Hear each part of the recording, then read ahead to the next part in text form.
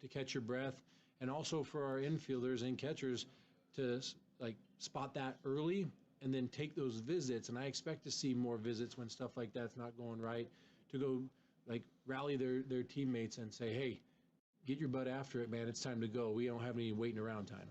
It's nice to be back at home with you, Mitch. Thanks for the time as always. Indeed it is. Go Beavs. Okay, that's Mitch Canham. The first pitch is coming. Wyatt Queen to throw it against Gonzaga on a late Monday afternoon. Some tickets still being sold, so come on out. The Beavers and Zags coming up on the Beaver Sports Network from Learfield. Pacific Power is proud to support Oregon State athletics by providing the safe, reliable energy that lights our campus, keeps our laptops charged, and powers opportunities every day. From the classroom to the weight room, from groundbreaking research labs to research stadium, Pacific Power is always there to help propel our students and our community forward. Pacific Power, powering your greatness. Let's go Beavs!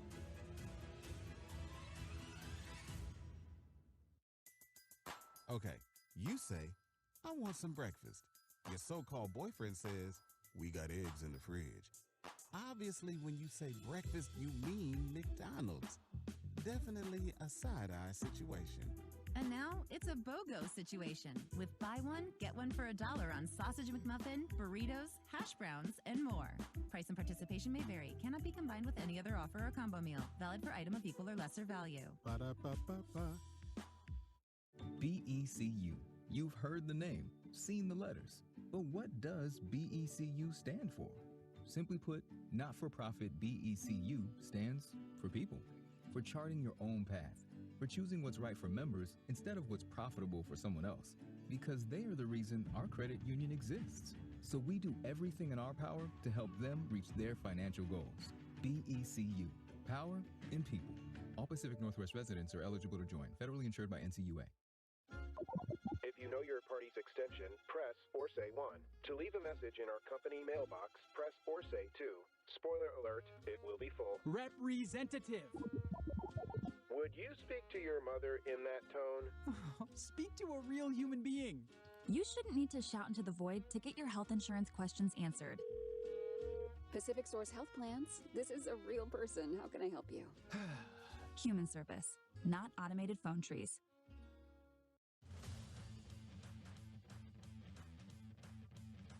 On the Beaver Sports Network from Learfield. Hurley hammers it. There's your 11-10 on its way.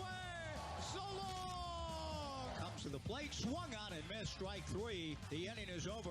Drive to right center field. Temesbury going back, looking up, on its way. So long. Beaver Baseball is brought to you by Oregon State Credit Union, the official credit union of OSU Athletics. Safeway. Stop into Safeway, your exclusive grocery partner of Oregon State Athletics. The Barbers, where guys go for great cuts. And by Pacific Office Automation. Problem solved. PacificOffice.com. Play ball! Now let's get ready for the first pitch. Right-hander Wyatt Queen working on Tai Yukamoto, and the count to the leadoff hitter for the Zags, the shortstop. First couple of pitches missing from Wyatt. The 2-0 pitch to Tai. Pesky hitter 264. Also misses for ball three. Wyatt Queen out of the gate a little bit off the plate. Now the 3-0 pitch is down the middle with Tai Yukamoto taking all the way. 3 balls and a strike. The best of the day has looked all day long. Right now at first pitch time at 5:35. The Beavers and Gonzaga. Yukamoto hooks one down the right field line, foul, and heading toward Casey corner. That runs the count full to 3-2. Tied 264, a homer, 11 runs batted in, and a really outstanding young man transferring into Gonzaga after 3 years at Pacific University, and has summered with the Corvallis Knights a couple of times. He swings and misses, foul-tipped and held, strike three, and a great job by Wyatt Queen to come back from a 3-0 count to fill up the zone and get a strikeout to open this late Monday afternoon affair under the sun here at Goff Stadium at Coleman Field. Just under 60 degrees, a big crowd making its way in through the Jack Riley Concourse. Hope that will be the case again tomorrow. Some tickets still available, beavertickets.com, and tomorrow at 1 o'clock the ticket window will open. for the matinee affair, the Beavers and Gonzaga. Gage Bestis, a right-handed hitter, takes a breaking ball for a strike from Wyatt Queen. 1 out, nobody on, just getting started here in Corvallis. And let me say again, here in Corvallis, it's great to be back in the Mid-Willamette Valley and the home of the Beavers, Goss Stadium at Coleman Field. The strike one pitch missing in the turf. 1 ball and 1 strike to Bestis. Queen working quickly, delivers a fly ball to center and playable. Cannon Reeder moves back a few steps. The ballpark keeps it. Reeder reaches up to make the catch. 2 down.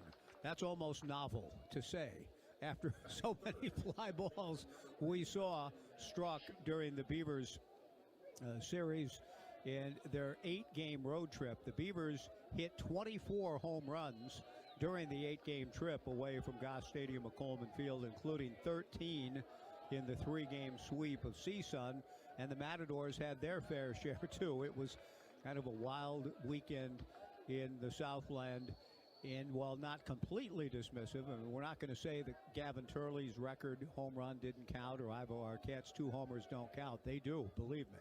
Hudson Shoup fouls one back, the best hitter on the Zags ball club at 370. The strike one breaking ball from Wyatt misses down and in. 1-1 the count. But we do need to take a look at some of those numbers and the prolific offenses for both teams with a little bit more than a grain of salt in terms of what it may mean overall in the big scheme of things. Wyatt ready, back to the plate, slider a little bit high, ball 2, 2-1. Hudson Shoup at 370, 2 homers and 26 runs batted in. 2 down, nobody on, top of the first inning. Wyatt Queen starting a midweek game for the 2nd straight week, and he was excellent at UCLA in setting the tone for the Beavers' 7-1 win at Jackie Robinson Stadium last Tuesday. The pitch to Hudson Shoup outside, ball 3, 3-1. Gonzaga, while losing the series to USC over the weekend, has been one of the hottest teams in the West. Their record at 18-17, and that doesn't necessarily catch one's eye, but they have been hot before losing 2 in a row to USC to lose the series, including the rubber game. They'd won 16 of their previous 19. Shoup fouling one away to run the count to 3-2. And now Queen comes back, and Hudson Shoup, just an outstanding hitter, takes a 3-2 breaking ball and strokes it back up the middle for a base hit. A 2-out single, and Mikey Bell, the cleanup hitter, coming up. Bell at 352, 8 homers, 27 runs batted in.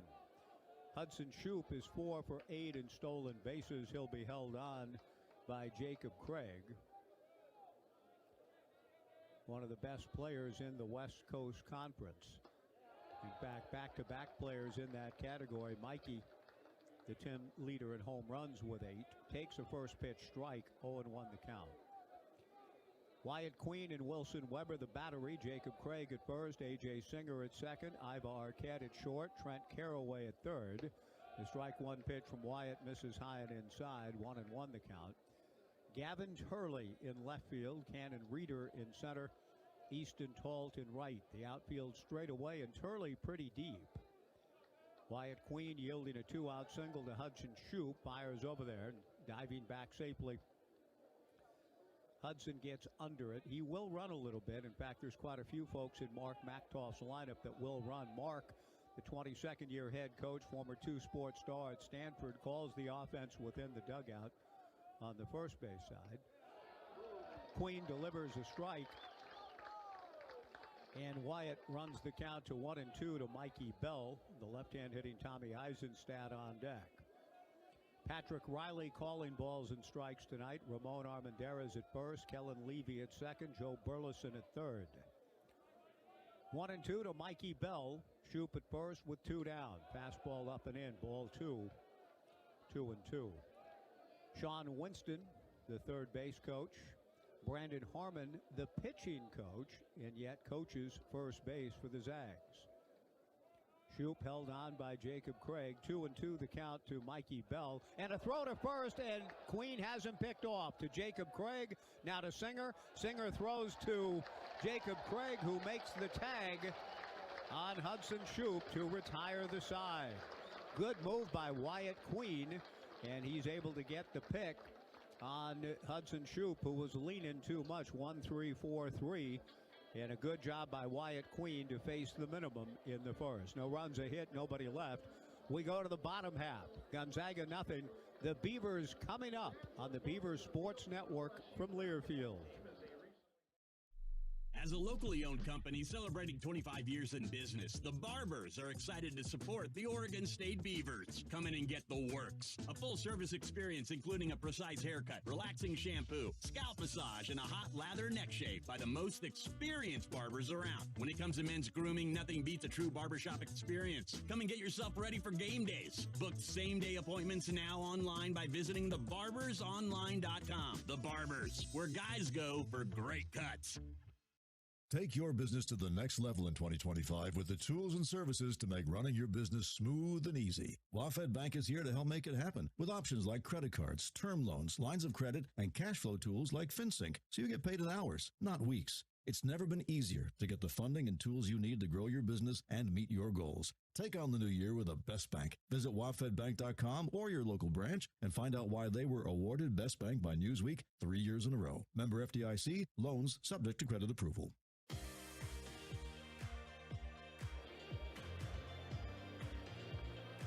Bottom of the first inning, no score. Good move by Wyatt Queen enables him to face the minimum in the top half of the first. And now right-hander Gabe Braybeck out of Ashland High School. And pitch for Andy Peterson, who's in the house tonight.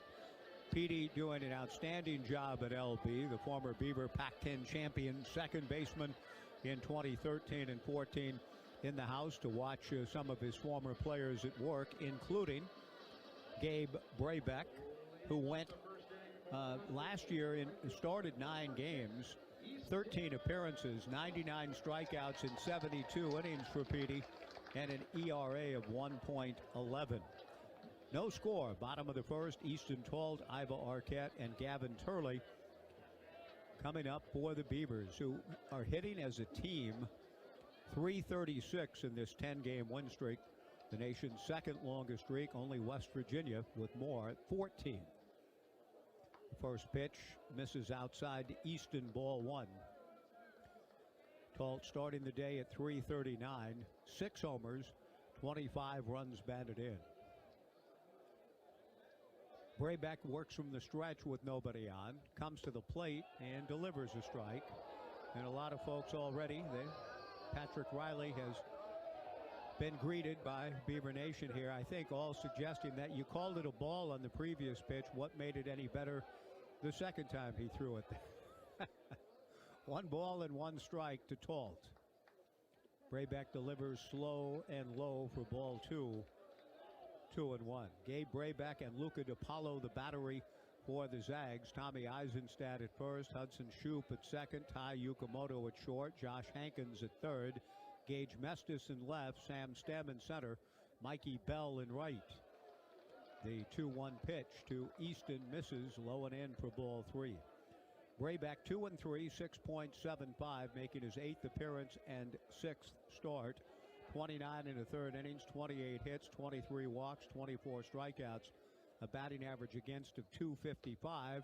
The 3-1 pitch to Tolt, and Easton takes, as he so often does, outside for ball 4, bringing up for the second straight week a National Player of the Week honoree. Last week it was the National Collegiate Baseball Writers Association Player of the Week honor that he carried with him from Hillsborough onto the 7-game road trip in Los Angeles. And today he was named the Golden Spikes Player of the Week as he steps in, coming off just an amazing weekend and game in particular in the Beavers' 15-12 win on Saturday. And he promptly drives one to the alley and right, but Mikey Bell has a play and moves over to make the catch. Well struck by Iva. One away, jumping on the first pitch and driving it. But again, we're going to see a much truer test of the game And Gavin Turley knows that well, but he can leave any yard at any time. And he's left ballparks 46 times in his career. And I see Dave from Tumwater up, helping to lead a standing ovation for Gavin Turley as he steps in for the first time back at Goss Stadium at Coleman Field after establishing himself as the Beavers' career home run leader in the 9th inning with a 2-run home run that turned out to be a pretty important one in the overall scheme. He takes off speed from Gabe Braybeck for a strike. Gavin at 362, 13 homers, 48 runs batted in. During the Beavers' 10-game winning streak, Gavin is hitting just under 400. The pitch to Turley fouled at the plate, and the count quickly, no balls and 2 strikes. Easton Tolt at first, 1 out, no score. Bottom of the first inning. Tonight's game brought to you by On Point Community Credit Union. Our thanks to On Point for its continued support on and off the diamond. On Point Community Credit Union, where people are the point. A throw to first, and Easton Tolt back. Easton 9 for 12 in stolen bases. The Beavers team leader in the stolen base category. Gavin Turley told me in our pregame conversation, reminded me that he had committed to the Beavers during his freshman year in high school. Another throw to first, and Easton Tolt back. And Gavin said he knew about the culture, he loved the coaches, but he didn't know about Beaver Nation and Corvallis being sort of the SEC of the West, and how much he's loved playing here in front of the great fans. He swings and rolls one foul past Ryan Gibson. The count remains no balls and 2 strikes. But to watch this young man's growth as a hitter and as a ball player has been one of the more enjoyable kind of storylines that we've all had a chance to watch together over the past quarter century. He was very strikeout prone in that freshman year and has been steadily taking down that number while using the entire field, and in the process, the home run king. He swings and fouls one back, and the count remains no balls and 2 strikes. And if you heard the interview before the game, you'll, I think, agree with me just how thoughtful, insightful, the perspective, just all of it. He's a complete ball player, but also just an excellent person who appreciates all that he's been given in this great game, and he continues to give to Beaver Nation. Pitch is in the turf from Gabe Brayback. Luca DiPaolo blocks it up. 1-2 to Gavin. No score. Bottom of the first inning. A.J. Singer on deck. Gavin Turley hitting .395 during the streak. Iva Arquette during the 10-game winning streak hitting .524.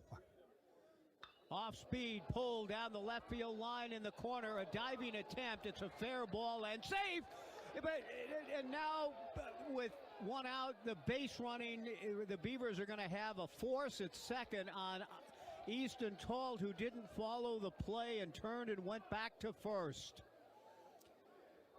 Easton has got to do a better job of reading it. He should be at second with a base hit. That's 2 games in a row where he's had problems gauging the situation with respect to how far he should go towards second base. Iva Arquette hit a ball 390 feet for a single, where Easton went back to try to tag up on when he should have been almost 2 second in that situation. And here, he assumed that Mestis caught the ball, but he should have stayed with it, tracked it, and seen the umpire signaling fair and safe. But he's a force out at second in one of the strangest of force outs of the 25 season or any other I can remember. Tolt is forced out, 7-4, so Turley aboard on a fielder's choice. 2 down, A.J. Singer at the plate. A throw to first, and Gavin Turley back. No score in the bottom of the first. Interesting, and a learning moment for Easton. I'm sure he's in the dugout now, either talking to Mitch or Joey or somebody about the next time such a situation should occur. The pitch on the way, missing down and away. And the count to A.J. Singer, 2 balls and no strikes. A.J. during this 10-game winning streak for the Beavers is hitting .400. And again, the Beavers as a club at 336. No score in the bottom of the first. A.J. awaits and takes a fastball for a strike.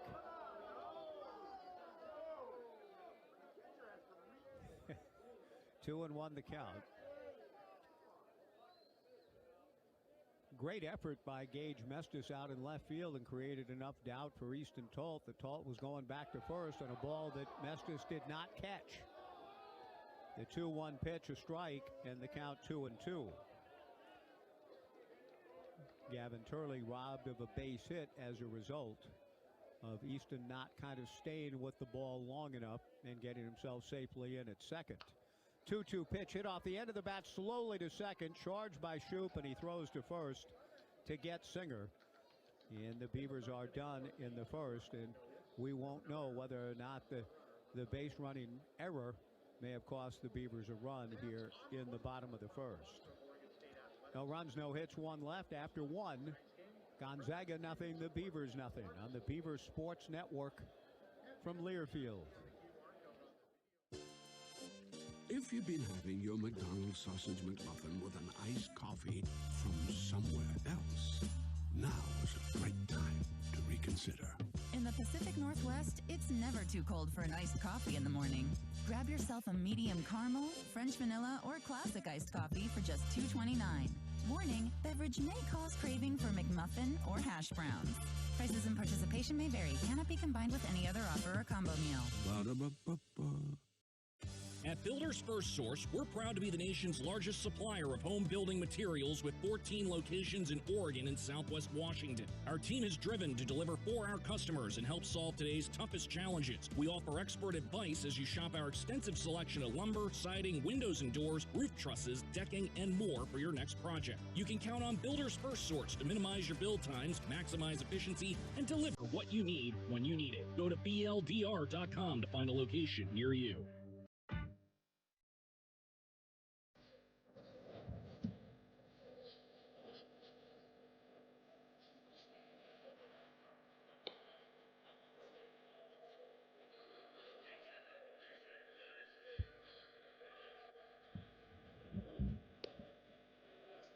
Stop in any of your 39 neighborhood Dairy Mart stores and get what you really want fast, real fast. To the second inning we go, no score. Hank Hager is hard at work here within the McGrath family press box trying to deal with exactly how to score a play that he said, and here we are again, only 116 years of Beaver baseball in. Baseball going back in some form to the 1820s. Not that Hank was alive watching games then, but he just said, and I agree, Tolt actually stepped on second on the Gavin Turley line drive, went back to first, but does the stepping on second just make him out on a bad base running play and Turley thus gets a hit? Maybe, and it's not a fielder's choice or a forced play, but a base hit and a base running out. It's a strange one. Wyatt Queen goes to work in the second, and a couple of good breaking balls in there for a strike to Mikey Bell, who's back at the plate after Hudson Shoup had been picked off to end the first inning. Another strike two pitch taken, strike three called, and Mikey Bell turns and looks at the home plate umpire Patrick Riley and says, "You just called me out on strikes?" And Patrick Riley said, "Yes, I did." And Mikey Bell said, "Well, I've been playing the game a long time, and I've never been rung up like that either." And the coaches, Mark Machtoff in particular, and I don't blame them, that was a missed call. That was not a strike. The Beavers catch a break. Mikey Bell, astonished, befuddled, bewildered, with apologies to the late, great Brian Wheeler. Bewildered, bothered, bewitched by that call. And he should be. Here's Tommy Eisenstadt, who takes a strike. I mean, a bizarro call on a third strike to open the top of the second, no score. Tommy Eisenstadt, left-handed hitter, takes a strike from Wyatt Queen. It took a lot of convincing.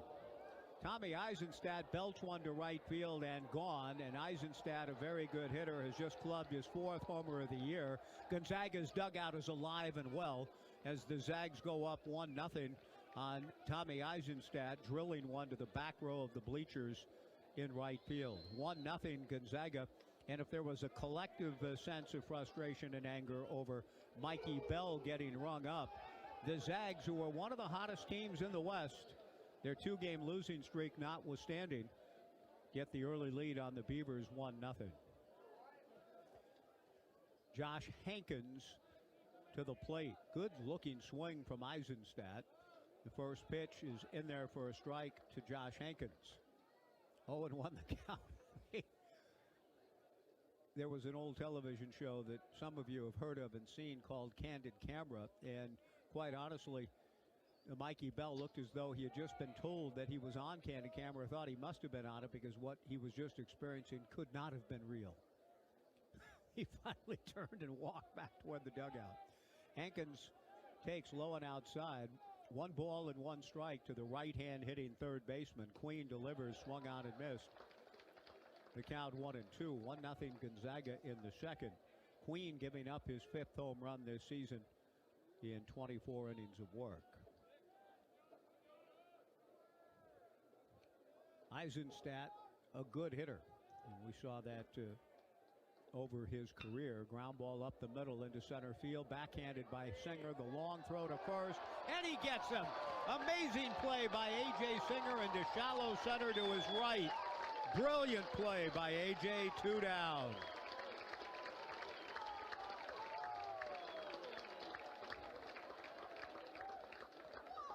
Ivar Arquette has been dazzling us all season, going to his left on plays. That was A.J. Singer to his right, in a very real sense, making as strong of a play as A.J. has going to his left. A tough chance for A.J. Singer, and he gets the job done. A tremendous play. 2 down. Sam Stem, the batter. Sam takes outside, ball 1. 1-0 to the Bulldogs center fielder. 167, a homer, 6 runs batted in.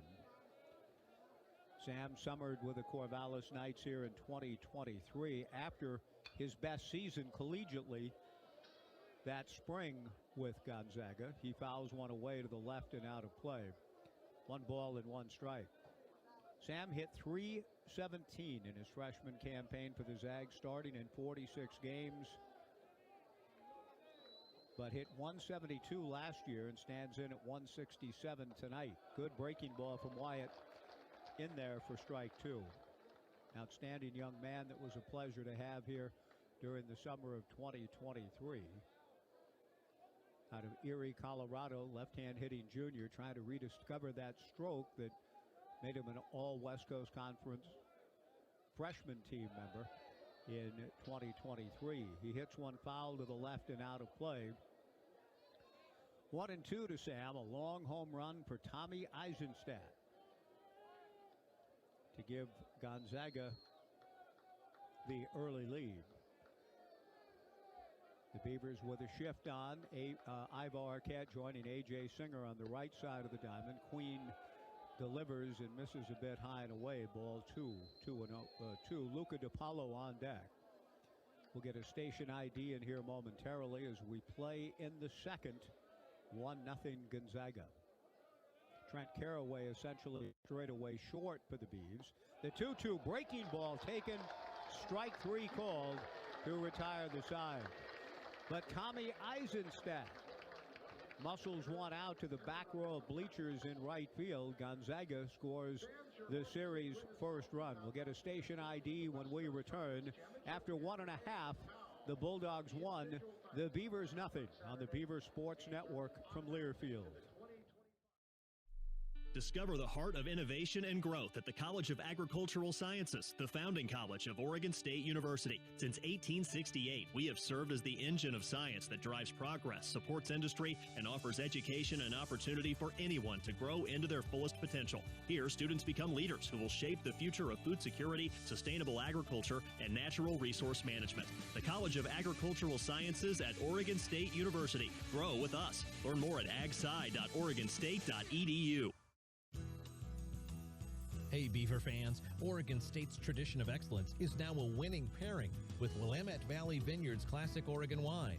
As a proud wine partner of Oregon State Athletics, we invite you to join us at any of our locations for world-class Pinot Noir, Pacific Northwest-inspired cuisine, and one-of-a-kind events. Learn more and plan your visit at WVB.com.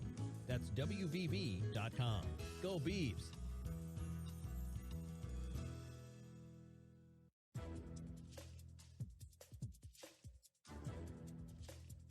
This copyrighted broadcast is an exclusive presentation of Learfield under the broadcasting rights granted by Oregon State University. Reuse of this presentation is prohibited without the expressed written consent of the university and Learfield. Announcers are provided by Learfield and approved by the university.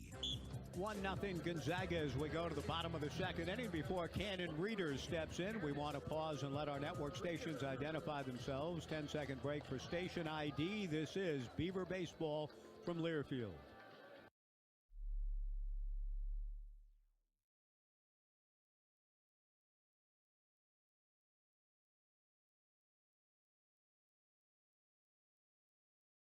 Gage Braybeck ready to go to Cannon. First ball swinging, a fly ball to shallow right. Hudson Shoup going out. Hudson calls and stays with it. Makes the catch. One pitch, one away. 1-0. Gonzaga, a future Pac-12 member. I ran into the commissioner, Teresa Gould, in the airport in Burbank as the Beavers were coming back following their sweep of CSUN. It was good to see Teresa with her husband Ron, and they visited with Mitch Canham and Rich Dorman and Ryan Gibson and Joey Wong and yours truly for a few minutes as they were coming in from seeing our spring football game, and we were heading back home. The pitch to Wilson in there for a strike. She did not tip her hand, of course, as to the completing of the media rights deal or the rest of the expansion plan for the conference, but she seemed very optimistic on both fronts that we're all going to like the news that's coming shortly. Wilson with a count of 0-1. Wilson Weber 325, 4 homers, 27 RBIs, takes in the turf from Gabe Braybeck. 1-0 Gonzaga, bottom of the second. Wilson checks a swing and a slider away, and the count 2 balls and a strike. Weber has been red hot during the 10-game winning streak for the Beavers. A 4.15 clip at 17 of 41. The 2-1 pitch, he's out in front, waves at it, doesn't get it. 2-2 the count. Gonzaga, a confident team right now. They began the year 2-12 after going 21-32 last year overall. 2-12 to open this year. Pitch to Weber, swung on and missed. Strike 3, 2 down. And because they're confident, the Beavs don't want to wait around too long before they kind of unleash what has been a relentless attack and get back after it and Caraway to the plate and give Gonzaga a team that they have drubbed in the last 3 games by a combined score of 47-18 in the last 3 head-to-head matchups, including scoring 20 runs in Spokane in the last meeting. Early in the ballgame, quiet so far, 1-0. Gonzaga, breaking ball strike to Trent Caraway, 0-1 the count. The Zags began the year 2-12, then won 15 of 17 to get 3 over. Lost at Santa Clara, beat USC in game 1 at UC Irvine, and then lost the middle game and the rubber game. Still a good clip, 16-5 over their last 21. They lead this one early, 1-0. Caraway takes a breaking ball from Gabe Braybeck down and away. 1-1 the count, 2 outs, nobody on. Braybeck delivers. Caraway swings and misses. 1-2 the count. Trent at 256, 5 homers, 26 runs batted in. Blasted 2 home runs in the Beavers' victory on Friday in the 16-11 win. The 1-2 pitch on the way, pulled foul in front of his own dugout.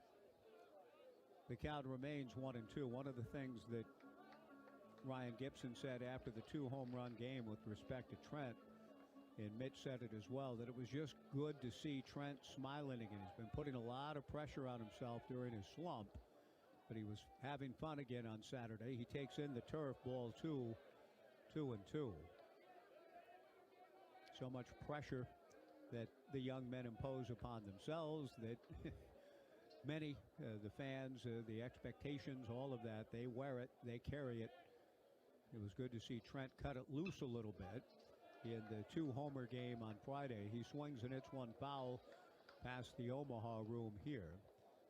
The count remains 2-2 on a pleasant Monday evening. We'll be here for a matinee affair tomorrow at 2:05.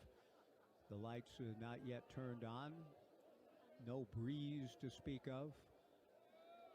2 balls and 2 strikes with 2 down, nobody on. The pitch to Carraway, fastball a little high and away. Ball 3, 3-2. One of the things Trent shared with me after the 2-home run game when we visited was that he's trying to see more pitches, be a little more disciplined and patient. The 3-2 pitch, he hits one off the end of the bat slowly to short. Tai Yukamoto fields and throws him out. The inning is over. The Beavers go in order. And after 2, Gonzaga 1, the Beavers nothing on the Beaver Sports Network from Learfield.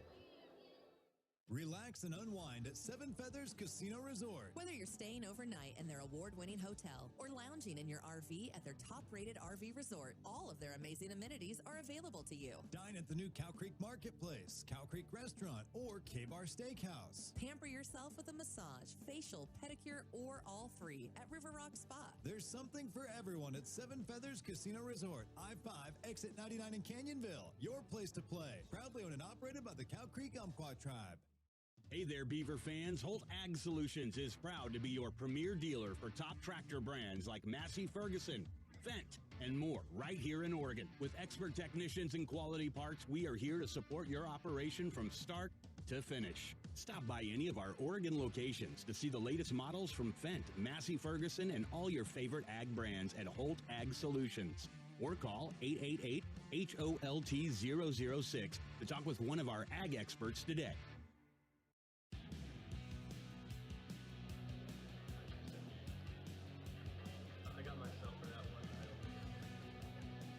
A short outing for Wyatt Queen as the Beavers want to, I think, keep Wyatt fresh for the big weekend series coming down the road in Eugene this weekend, Friday through Sunday. So we may see a little bit of the approach that the Beavers deployed in beating UCLA last Tuesday 7-1. Wyatt Queen goes 2 innings. He went 3 actually at Jackie Robinson Stadium, was followed up by James DeCramer, who had 3 very strong innings. Then Leif Palmer finished up what has been one of the better pitch games. In fact, I think the best pitched game in the 10-game winning streak the Beavers are currently on, when Leif Palmer finished matters up impressively with a strong 3-inning outing in the 7-1 win. James DeCramer comes in now as we go to the top of the 3rd inning. 1-0 Gonzaga. James went 3 innings against the Bruins and got the win, gave up just 1 hit. He walked 3 and struck out 2. Wyatt Queen goes 2 innings tonight, 2 hits, a run, a long home run by Tommy Eisenstadt, no walks, and 3 strikeouts in making 35 pitches. Now James DeCramer to go to work against Gonzaga here in the 3rd. Beaver Baseball is brought to you by your local Toyota dealers. Toyota, let's go places. James completes his warm-up tosses and will face Luca DiPaolo, followed by Peyton Knowles, and then Tai Yukamoto. DiPaolo was with the Trojans of USC for 23 and 24 and helped the Corvallis Knights win a West Coast League championship in the summer of 2022. James DeCramer to the plate. Fastball swung on and hit foul off to the right and out of play. DeCramer, part of the Corvallis Knights team last summer. 1-0 Gonzaga. Top of the 3rd inning.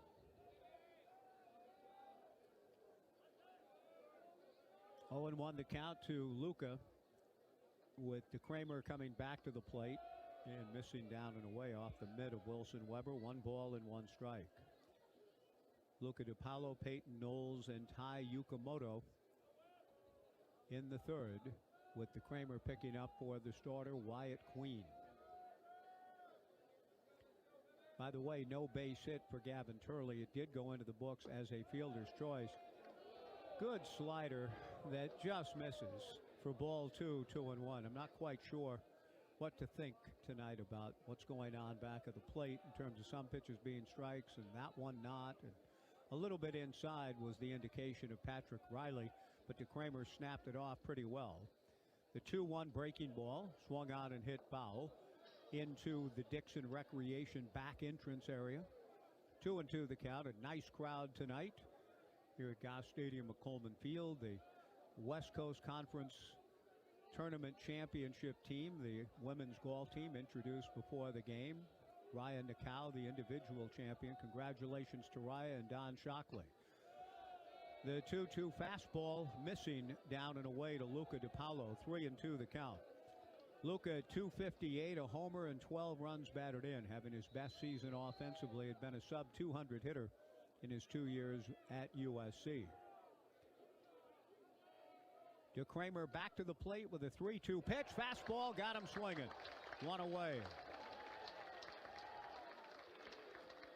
Really good pitch by James under the hands of a pitcher's pitch, to be sure.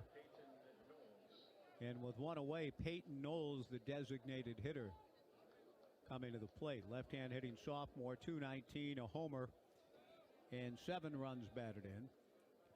A member of the West Coast Conference all-freshman team a year ago. A good year.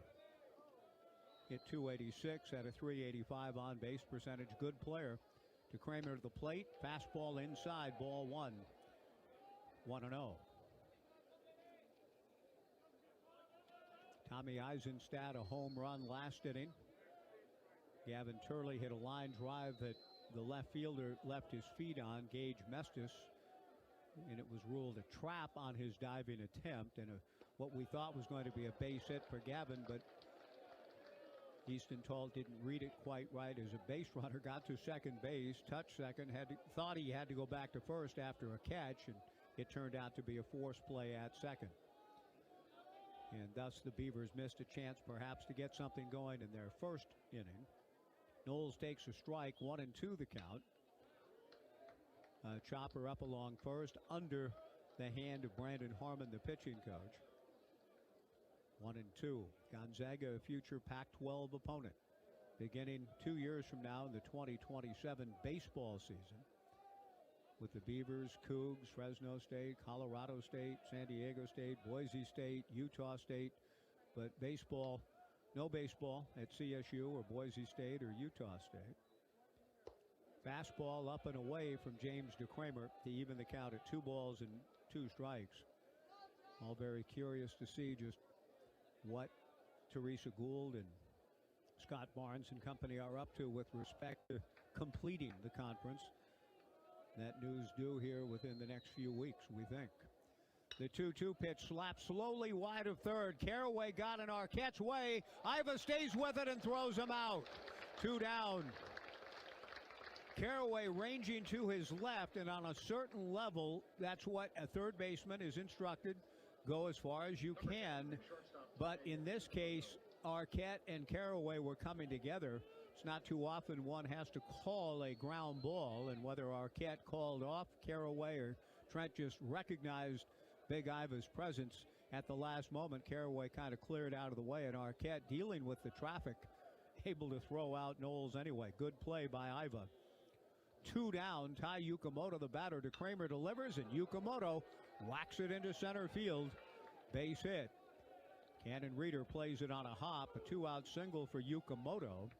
Teammates with DeCramer last summer here with the Knights, and a good swing put on by Ty. Yukamoto gets down to first base and gets kind of a slap on the back side from Jacob Craig. Slightly distinctive body types there at first, with Yukamoto getting his lead held on by Jacob. Yukamoto 3 for 4 in stolen bases. James DeCramer to the plate, and a first pitch breaking ball in there for a strike to Gage Bestis. Ty Yukamoto at 5'8", held on by the 6'5" Jacob Craig. 1-0 Zags, top of the third. Festus fly to Cannon Reeder in the first inning. A throw to first base. Yukamoto back.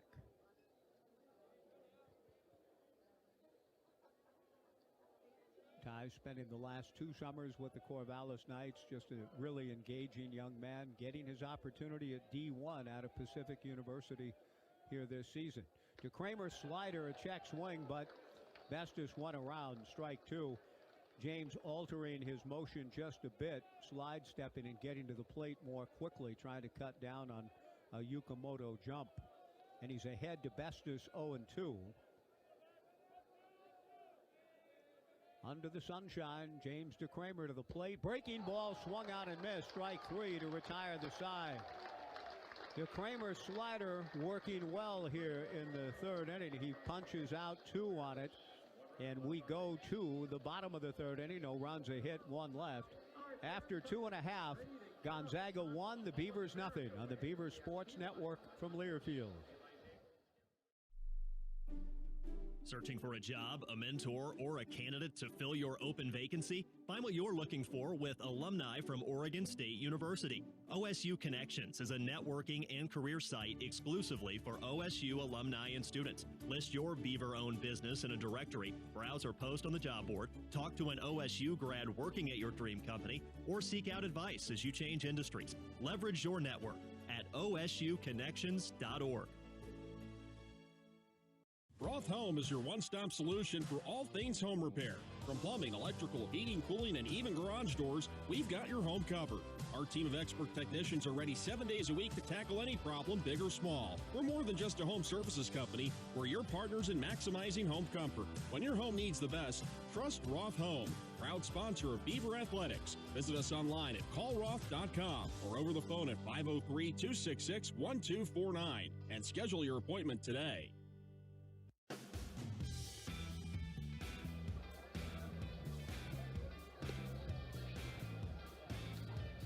Bottom of the third inning, 1-0 Gonzaga.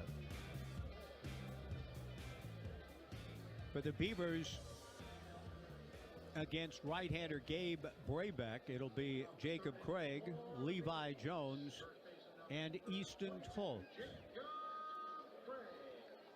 Jacob at 266, 12 homers, 28 runs batted in. Gabe Braybeck has put up 2 zeros on this red-hot Beaver lineup. The first pitch to Jacob misses low on the breaking ball from Braybeck. Ball 1, 1-0.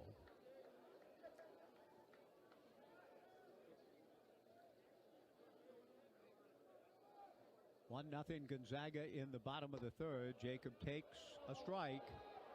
The count 1-1.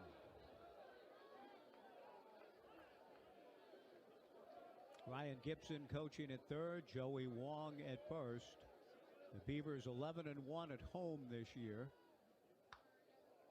Jacob hits a cue ball to his opposite number. The first baseman, Tommy Eisenstadt, runs it to the bag. 1 away. Braybeck doing a nice job here, keeping the Beaver hitters off balance in their timing. 1 away. And that brings Levi Jones to the plate, the designated hitter. Levi had a tremendous at-bat in the Beavers' victory in the Saturday game against CSUN. And the Beavers trailed 7-3. Levi Jones with a 2-run base hit to center to fuel the comeback. The Beavers went on. Gavin Turley not long thereafter blasted a 3-run home run to tie Travis Pizzana for the lead in home runs all time. The 1-0 pitch here swung out and missed by Levi. The count 1-1. But in terms of what appeared to be, and I know that I don't want to fall into the fallacy of the pitch on the way high, ball 2, 2-1. Post hoc ergo propter hoc, the famed fallacy and reasoning that after this, therefore because of this. But Gippy had a visit right before Levi delivered that clutch 2-out, 2-run single that opened the door to a 6-run frame and took the Beavers from down 7-3 to up 9-7. And on their way to cruise to an easy 16-11 win. Levi Jones takes a strike, 2-2 the count. Braybeck back to Levi. Off speed and low. The count goes full. 3 balls and 2 strikes. It was as pointed of an offensive timeout as I think I've ever seen when Gippy called time and went one-on-one with Levi, and Levi delivered the big hit. And now he gets on base. The 3-2 pitch down and in for ball 4. Beaver Nation well appreciates the importance of the walk to all that the Beavers do in their offensive attack. Levi representing the tying run at first. Easton Tolt, the batter. Easton drew a walk in the bottom of the first inning. Then ended up with a bit of a misadventure on the base paths as a runner, and officially in the books it's a 7-4 fielder's choice, with Gavin Turley hitting a line drive to left. And again, we see things during a baseball game that rarely, if ever, have we seen before, and that's the case here with Tolt in the first inning tonight. Easton takes a strike, 0-1 the count. 1-0 Zags in the bottom of the third inning. Change up in there for a strike, and Tolt is down in the count, 0-2.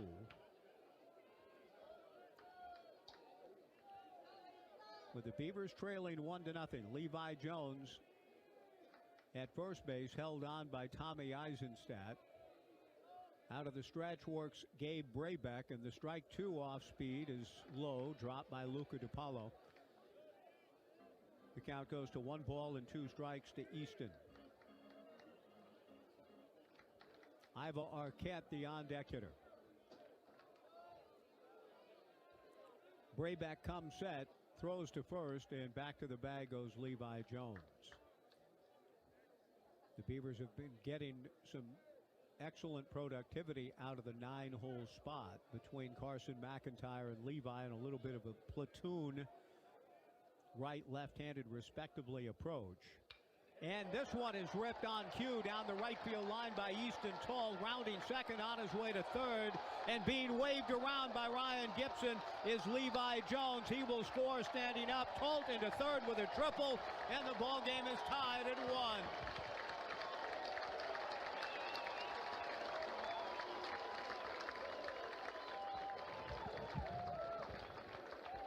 Easton Toll ripping one into the right field corner near the retired Pat Casey jersey, emblazoned in the corner at the 3:30 mark near the foul pole. Mikey Bell had a long run to make, and by the time he got to the ball, Levi Jones was coming in full steam to third. Ryan Gibson didn't hesitate and waved him around. Now Iva Arquette, the batter, trying to give the Beavers the lead, and he will. A ground ball wide of third, fielded by Hankins. Good play. He throws Arquette out, but on the play, Easton Toll down the line to score from third, and the Beavers lead it 2-1.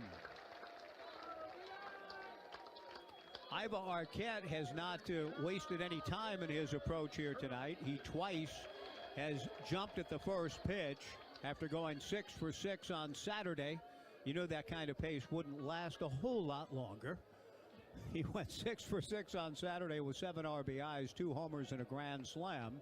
He's 0 for 2, but he picks up the RBI. The infield was playing back for Mark Machtoff's Zags, who are one of the better fielding clubs in the West. In fact, leading the West Coast Conference in fielding percentage. That was a good play by Josh Hankins. But the Beavers lead it 2-1. Gavin Turley, the batter, and the home run king swings and misses. No balls and 1 strike. 2-1 Beavers, bottom of the third inning. Out of the stretch works Gage Braybeck and bounces the breaking ball. The count 1-1 to Gavin. When we go to the fourth inning here, I'll be joined by Tyrell Warren Burnett. We talk about a very special day coming up next week on the OSU campus. It's Damn Proud Day for the entire mission of the university. The 1-1 pitch, Gavin swings and misses. The count 1-2. Turley hit the line drive to left field that Gage Mestis dived for, And Easton Talt just got a little confused as a runner in terms of whether it was caught or whether it was trapped. He thought it was the former and ran back to first. Turley hits one off his front foot foul. The count remains 1 ball and 2 strikes. Gavin has been such an engaging young man from day one, and he's been committed to this program for a long time. And he is moving his way steadily up the draft board. Not that that matters a whole lot to him right now. 1 ball, 2 strikes, 2 outs. His teammate Iva Arquette in the 1-1 conversation.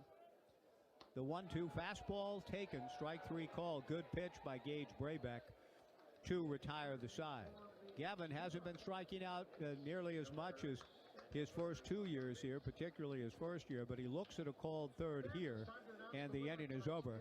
But according to most experts, Gavin has gone from around the 80 to 100 range as a draft pick into maybe even to the mid-late first round with the spectacular year and career that he's had and the best year he's had in his life here in 25.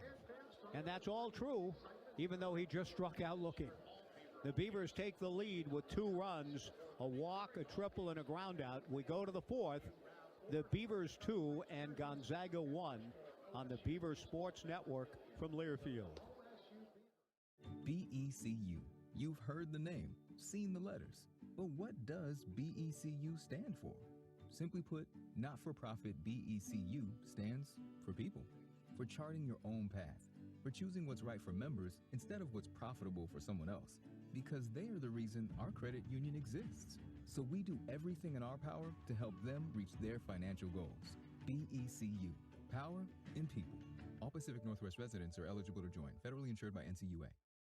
Mitch Cannon teaches his team the values of hard work, dedication, and swinging for the fences. That's the same philosophy at Umpqua Dairy. For over 90 years, they've produced award-winning ice cream. Just like the Beavers baseball team, Umpqua Dairy has picked up its fair share of national championships through the years. Check out their flavor of the month at umpquadairy.com and find their Oregon-made ice cream at your favorite grocery store. Umpqua Dairy and OSU baseball, a home run combination.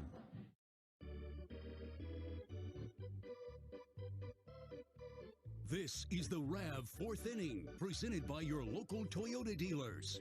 Now, back to the game. 3 innings at Goss Stadium at Coleman Field. The Beavers 2 runs, 1 hit, and no errors. Gonzaga 1 run, 3 hits, and no errors. It is indeed time for the Toyota RAV 4th inning, and we are finally back home after the 8-game trip, and that means that the RAV 4th inning stuff is in play. Go to osubeavers.com/RAV4th inning to register to win and follow along and see what happens throughout home games in the Toyota RAV 4th inning. Go Toyota and go Beavs. James DeCramer now staked to a lead. He won the game last Tuesday in Los Angeles. May have a chance to get another one here today. He goes to work on trying to protect the lead. He starts Hudson Shoup with a breaking ball down and in. Hudson singled to center in the first. Fastball down and away from James, and that runs the count to 2 balls and no strikes here in the top of the 4th inning. 2-1 Beavers. Hudson Shoup, Mikey Bell, and Tommy Eisenstadt. Eisenstadt homered for Gonzaga's run. 2-1 Beavs in the 4th. DeCramer to the plate, and the changeup is in there for a strike. 2-1 to Shoup. Hudson whacked a single to center field in the first. Old rivals have been playing each other since 1919, known as the Bing Crosby era in Spokane at Gonzaga. The 2-1 fastball in there for a strike, and the count 2-2. The records are scant in terms of Der Bingle's participation in baseball, but he was believed to be a team member when the Beavers paid a visit there in 1921. 2 balls and 2 strikes. DeCramer ready, comes to the plate, off speed, tap, foul. The count remains 2-2 to Hudson Shoup. 2-1 Beavers in the 4th. DeCramer and Wilson Weber, the Beavers battery. Jacob Craig at first, A.J. Singer at second. Iva Arquette at short. Trent Caraway at third. Gavin Turley in left. Cannon Reeder in center. Easton Talt in right. Breezes have picked up a little bit, blowing out towards left center field. DeKramer works on the left-hand hitting Shoop, delivers, slice foul the other way and out of play. I mentioned it would be our opportunity and a pleasure to welcome Tyrell Warren Burnett into the McGrath family press box. And Damn Proud Day is coming up, and Tyrell Warren Burnett is the senior director for annual giving at Oregon State, and next week marks one of the big days on campus all year long in that respect. The 2-2 pitch hit foul off to the left and out of play. Tyrell, thanks for coming by. Great to meet you. Glad to be here. And next week, the 30th, Damn Proud Day. You've been here at Oregon State now for 8 years. How important is this day in the overall scheme of things? Let's wait till after the next pitch, and you can kind of give a little bit of sense of the import of next Thursday here on campus. 2 balls and 2 strikes to Kramer to the plate. That's hit foul outside of third. Yeah, Damn Proud Day is a day where Beavers from across the world really show what they're damn proud about Oregon State, whether that's baseball, basketball, pracs, liberal arts, college of business. Is really a way to show their pride in Oregon State, and the day that shows like the amazing things that's happening at the institution. DeKramer back to the plate. The 2-2 pitch hit high in the air down the left field line. A long run for Gavin Turley into foul territory. And Gavin, becoming a complete ball player into foul grounds, makes the catch on the warning track. 1 away. That is a really nice play by a young man who's gone to work to become a complete ball player. Not just a home run hitter, not just a pull hitter, but a complete player. And that's another good play of many here in 2025 for Gavin Turley. 1 away, Mikey Bell the batter. Mikey struck out looking against Wyatt Queen in the second. 2-1 Beavers here in the fourth.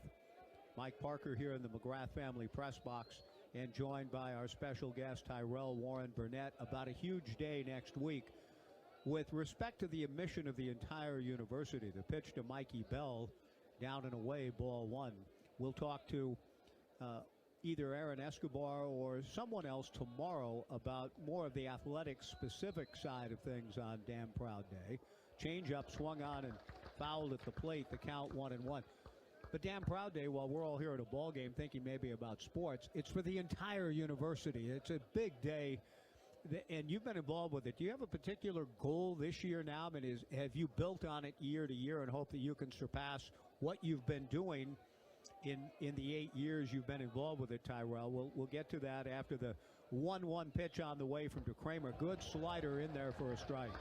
Yeah, I think one of the things that I've been proud about is just the sheer depth and breadth of the projects. There's over 200 different areas that you can give to, from athletics to academics.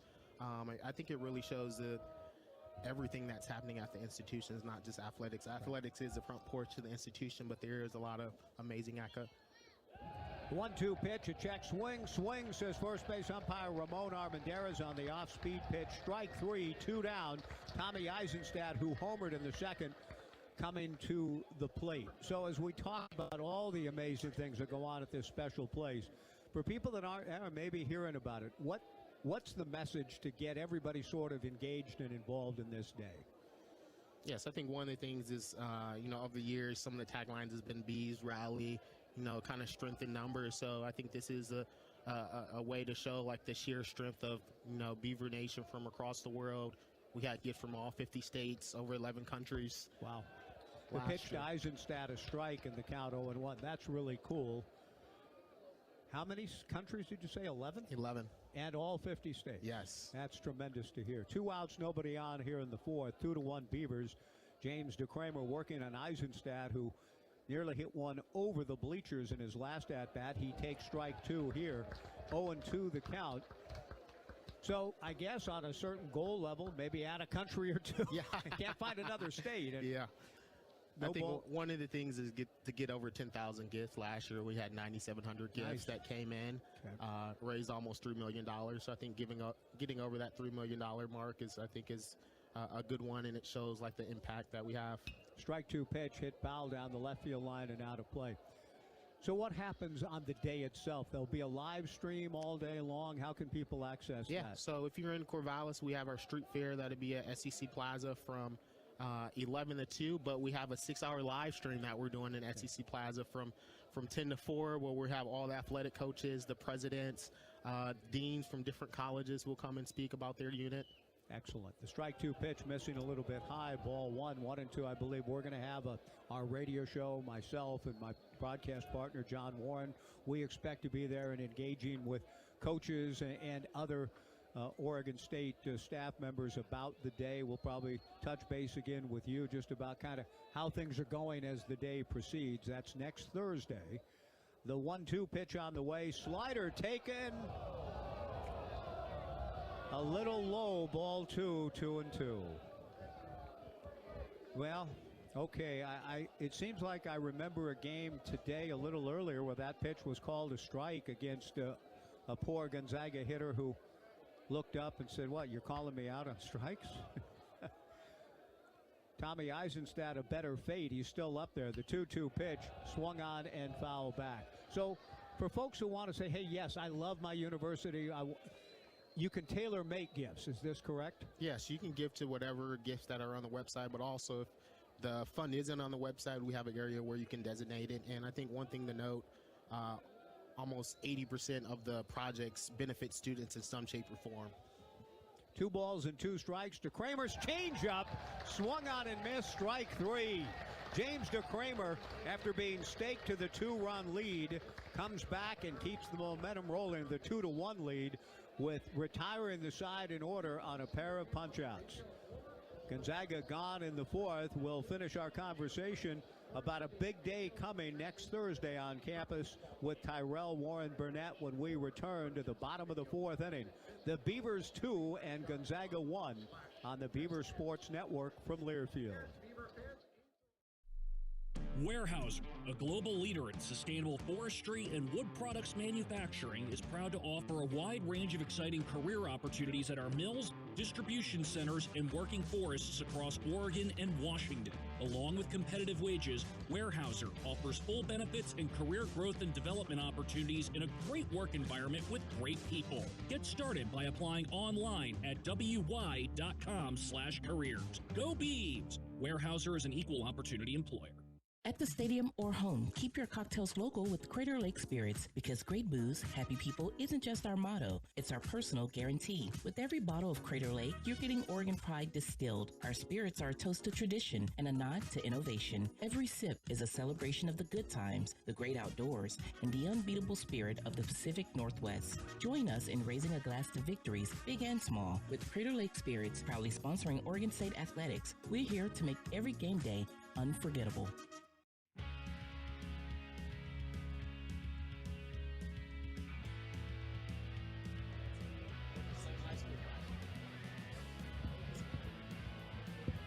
Bottom of the 4th inning.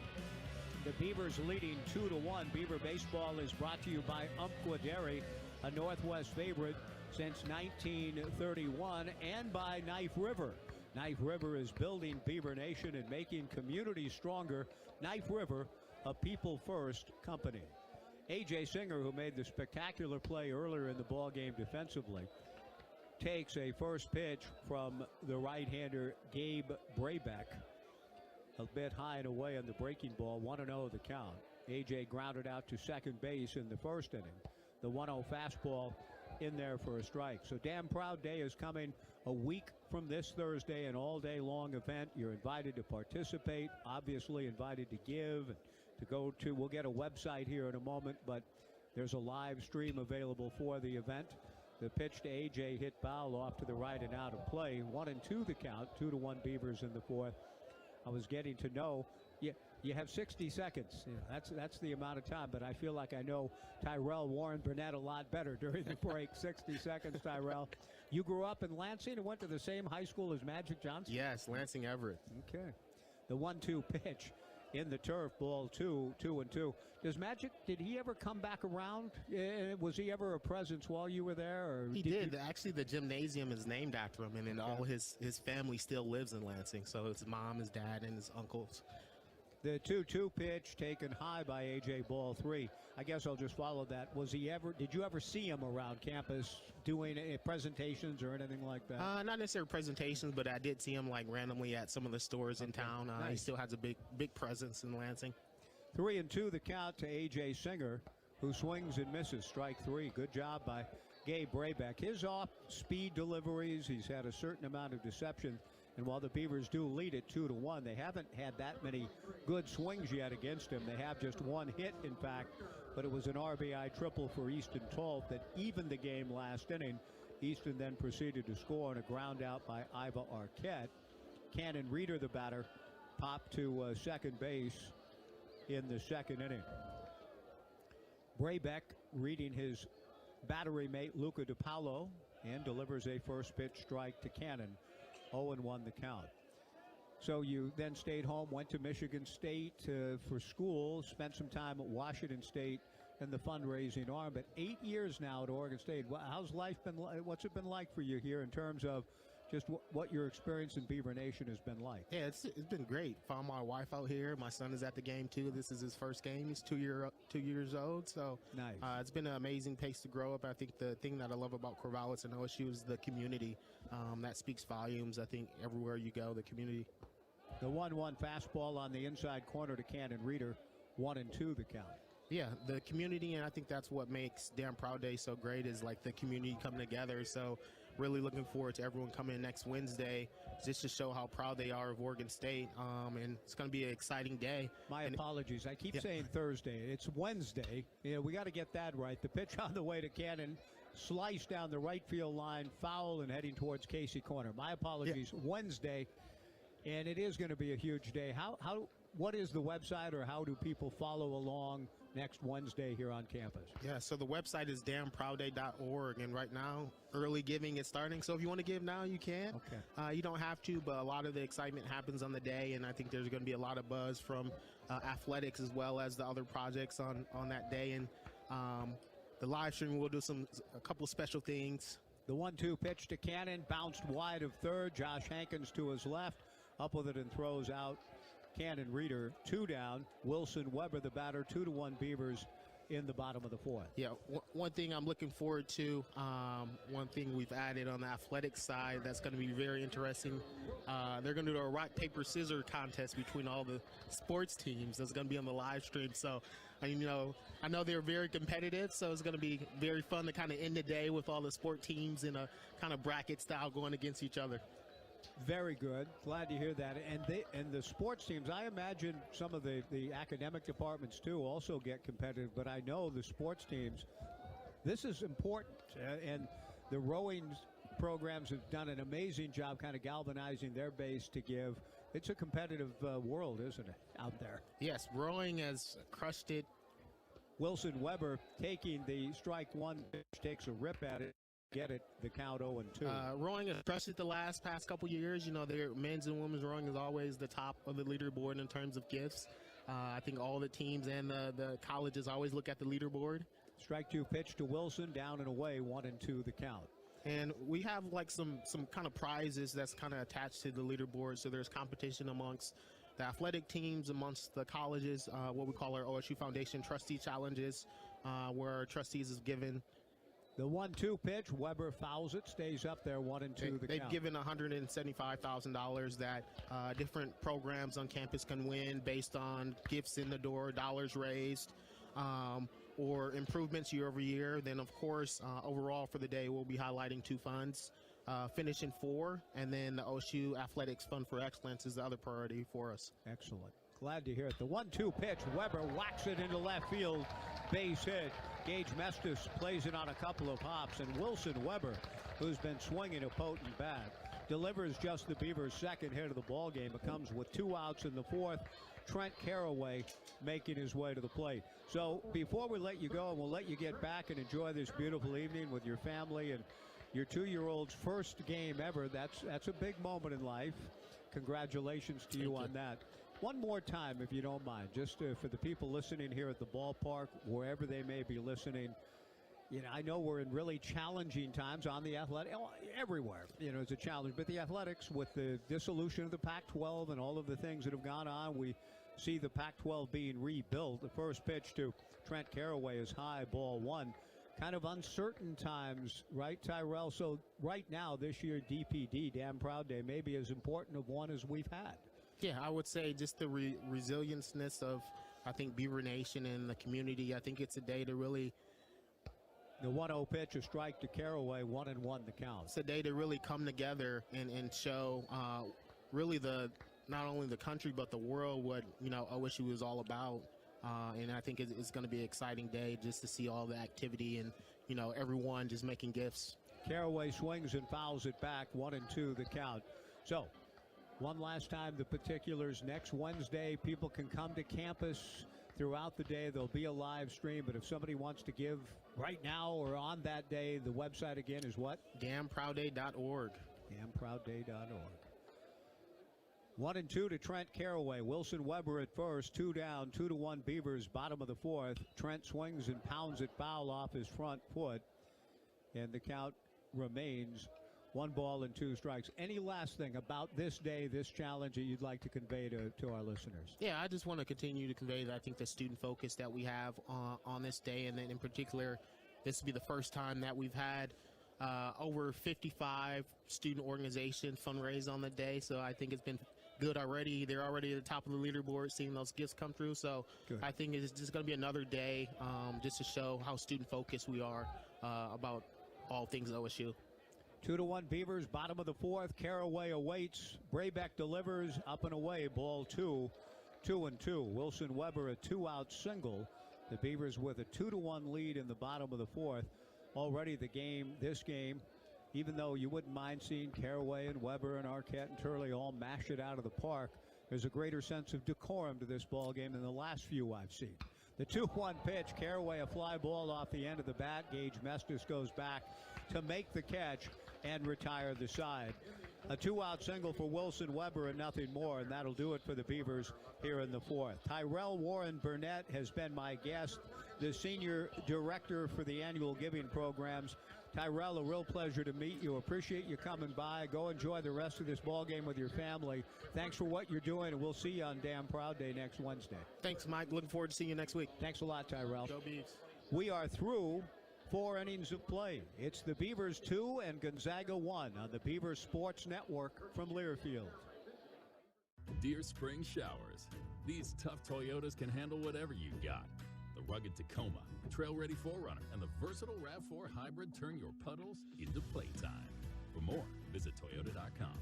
Toyota, let's go places.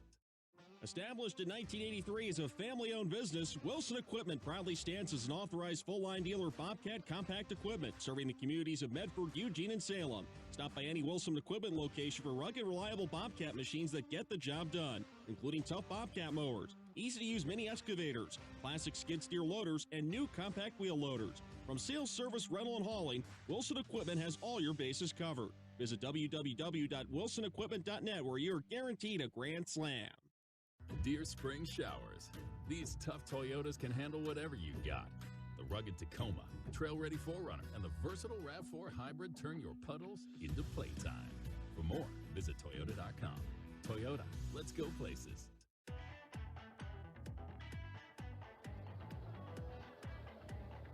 Are you 55 plus in our community? And if so, perhaps you've thought about being an Oregon State cheerleader somewhere along the way. Well, if so, P3 Health Partners, well, they can make it happen. Go to osubeavers.com/senior cheer squad to learn more. P3 Health Partners and the Senior Cheer Squad program. My thanks to Tyrell Warren Burnett, his 2-year-old boy, Tyrell Jr., in the ballpark with Tyrell's wife, Gina, who also works for University Housing and Dining. They're here enjoying Beaver baseball. We're glad you are, too, as we move to the fifth. 2-1 Beavers. James DeCramer retired the side in order in the fourth. He starts Josh Hankins with a breaking ball strike here in the fifth.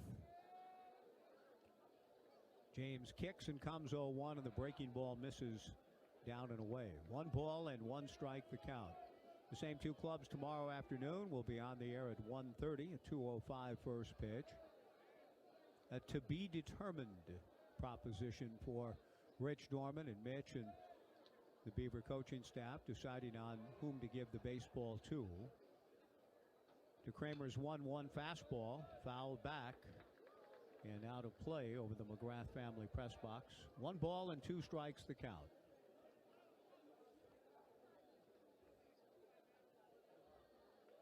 Gonzaga, under 22nd year head coach Mark Machtoff, the second all-time winner at Gonzaga, 615 wins. Steve Hertz, 637 wins.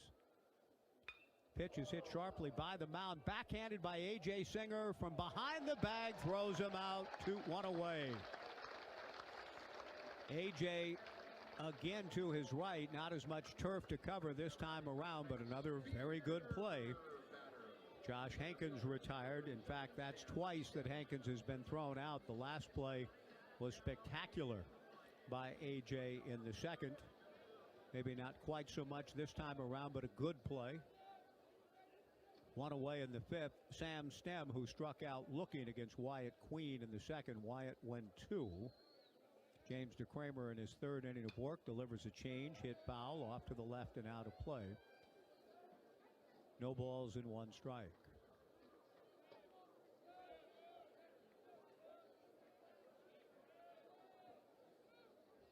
Gonzaga has been a solid program for many years. They have 2 players on Major League opening day rosters. DeCramer's fastball down and away, 1 ball and 2 strikes.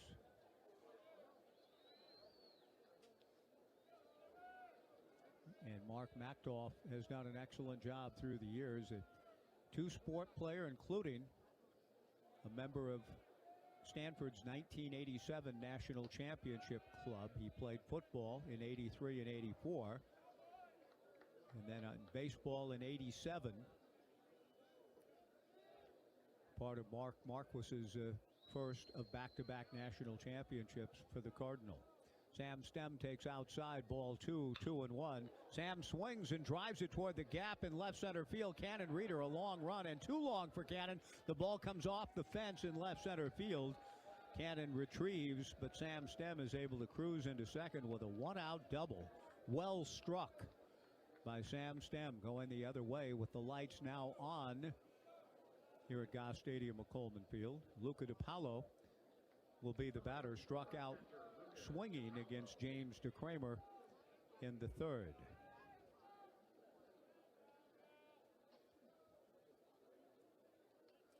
Gonzaga's had some really good players in the major leagues. 2 ball players this year on major league rosters at the start of the 2025 campaign. DiPaolo takes a slider for a strike and the count 0-1.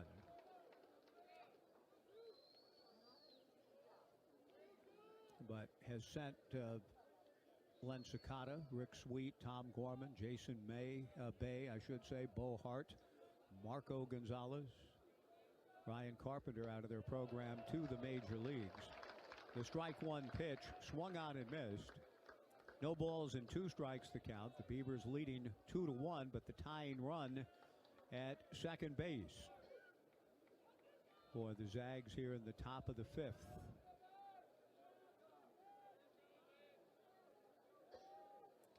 DeCramer delivers, breaking ball just inside. Ball 1, 1-2. That almost clipped DiPaolo. The Zags with an RPI of 134 coming in. The Beavers at number 11.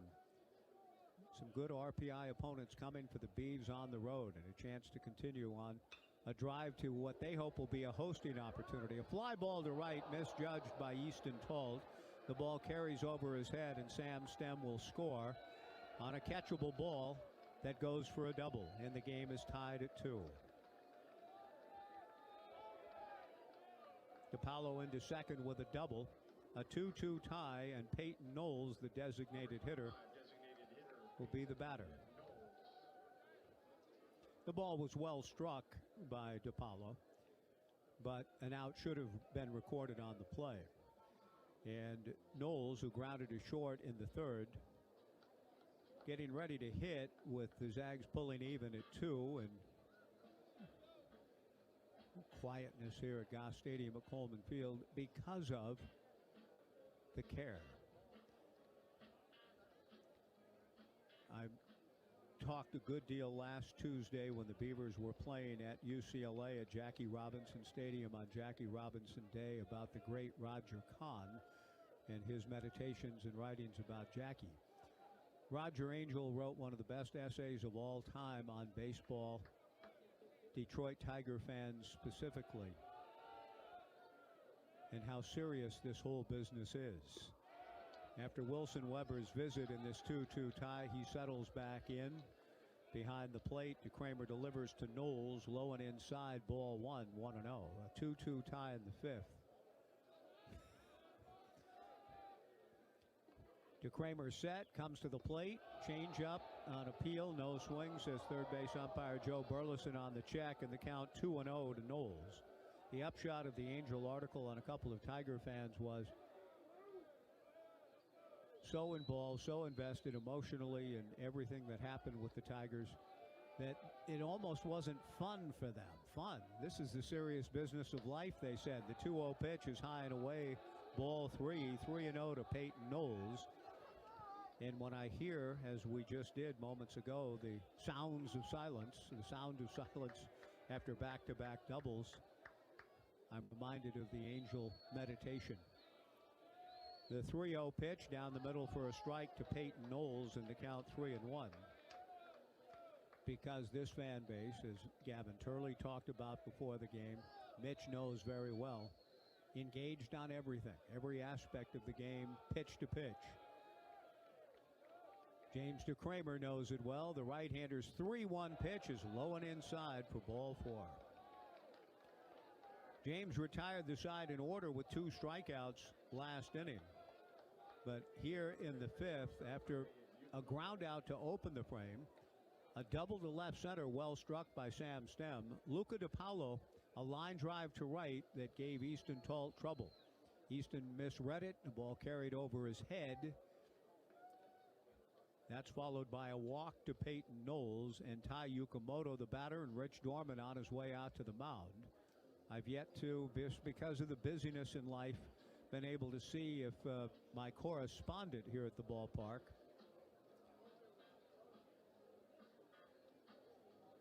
Joe Van Horn, he says no one is up in either bullpen.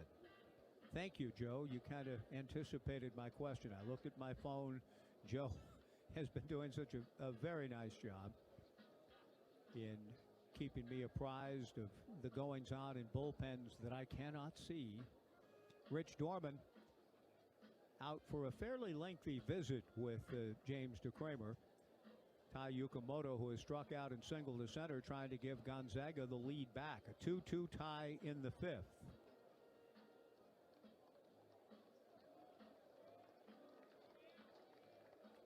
And speaking of the environment, Robert Hirsch has texted in to say that one of the graphics referred to Goss Stadium at Coleman Field as a hospital environment. Now, a little bit of what our phones get out of control and misspell things, right, when we're trying. I think they meant hospitable, right? Let's hope it doesn't become a hospital environment. Our mental health being challenged here at the moment as DeCramer goes to work, and the ball gets by Wilson Weber, and the runners advance 90 feet on a wild pitch. Maybe it will be what the graphic read before too long. We hope not. But after building the lead to 2-1, and DeCramer looked good to go, Gonzaga, one of the hottest clubs in the West, 16-5 over their last 21, now has runners at second and third with 1 out. The Beaver infield will play at normal depth. They'll concede the go-ahead run to try to keep a big inning from unfolding. DeCramer delivers high and away, ball 2. It's a pass ball, not a wild pitch. And whether Wilson was crossed up by it or not, we don't know, but he's being charged with a passed ball. Second and third, 1 out. A 2-2 tie. DeCramer, a strikeout kind of pitcher, would love to get one here, but he comes back and misses for ball 3. 3-1. Ty Yukamoto with first base open and Gage Bestis on deck with a good hitter's count. He showed a nice stroke last inning with a base hit to center. He takes high and away to load him up. And before we see what Gage Bestis does, whether James DeCramer's allowed to try to throw the double play ball and get out of it, we would like to pause and let our network stations identify themselves. Here in the fifth inning, a 2-2 tie. 10-second break for station ID. This is Beaver Baseball from Learfield.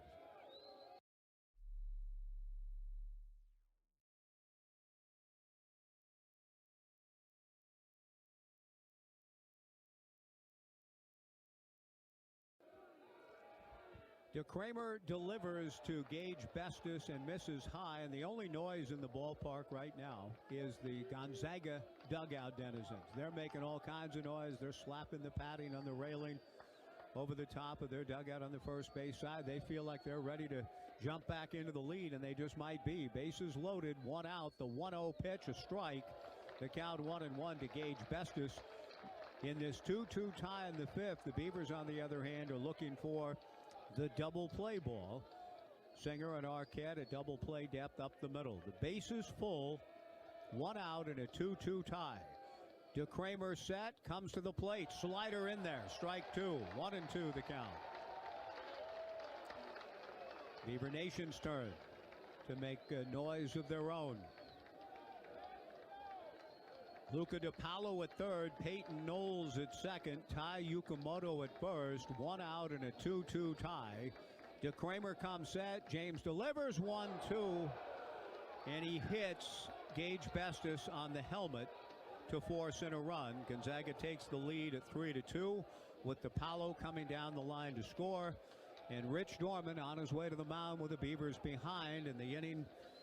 Again, baseball is an exacting game. It is at times an excruciating game in that the inning should have been 2 outs, nobody on. But a misplayed ball in right field, it doesn't take much when you're dealing with a good club. And everybody that the Beavers have played in 2025, they have good enough players that if you give them an extra out, teams will hurt you. And Gonzaga has hurt the Beavers as a result of an extra out. They've regained the lead, in fact. The bases loaded with one out, a 3-2 lead. A call to the bullpen goes out to the big man, the golden boy, Leif Palmer, coming out of the pen to try to settle things down here with the Zags taking the lead. The call to the bullpen presented by Wilson Equipment. Stop by any Wilson Equipment location for rugged, reliable Bobcat machines that get the job done. 3-2 Gonzaga. Leif Palmer will face the best hitter on this Gonzaga lineup, Hudson Shoup, with the bases loaded and one out when we return here in the fifth on the Beaver Sports Network from Learfield. Established in 1983 as a family-owned business, Wilson Equipment proudly stands as an authorized full-line dealer of Bobcat compact equipment, serving the communities of Medford, Eugene, and Salem. Stop by any Wilson Equipment location for rugged, reliable Bobcat machines that get the job done, including tough Bobcat mowers, easy-to-use mini excavators, classic skid steer loaders, and new compact wheel loaders. From sales, service, rental, and hauling, Wilson Equipment has all your bases covered. Visit www.wilsonequipment.net, where you're guaranteed a grand slam. If you've been having your McDonald's sausage McMuffin with an iced coffee from somewhere else, now's a great time to reconsider. In the Pacific Northwest, it's never too cold for an iced coffee in the morning. Grab yourself a medium caramel, French vanilla, or classic iced coffee for just $2.29. Warning, beverage may cause craving for McMuffin or hash browns. Prices and participation may vary. Cannot be combined with any other offer or combo meal. Ba-da-ba-ba-ba.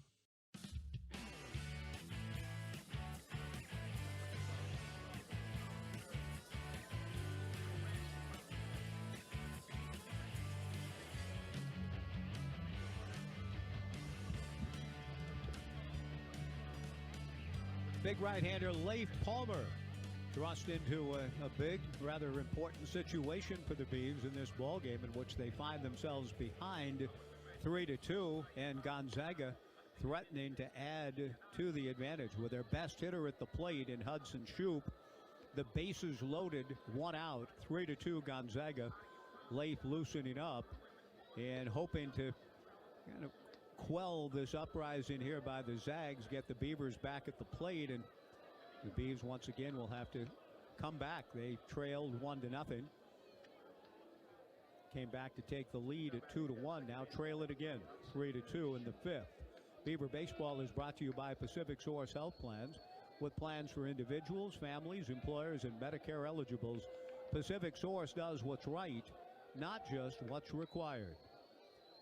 Big Leif to work out of the stretch with the bases loaded, 1 out. The first pitch to Shoop, fastball in there. Shoop appeared to be gauging the big man's first offer and taking all the way. Leif 6'6", 207, no balls and a strike. The infield remains at double play depth. 3-2 Gonzaga in the fifth. The strike one pitch is outside. 1 ball and 1 strike to Shoop. Back-to-back doubles followed by back-to-back walks, then a hit batsman.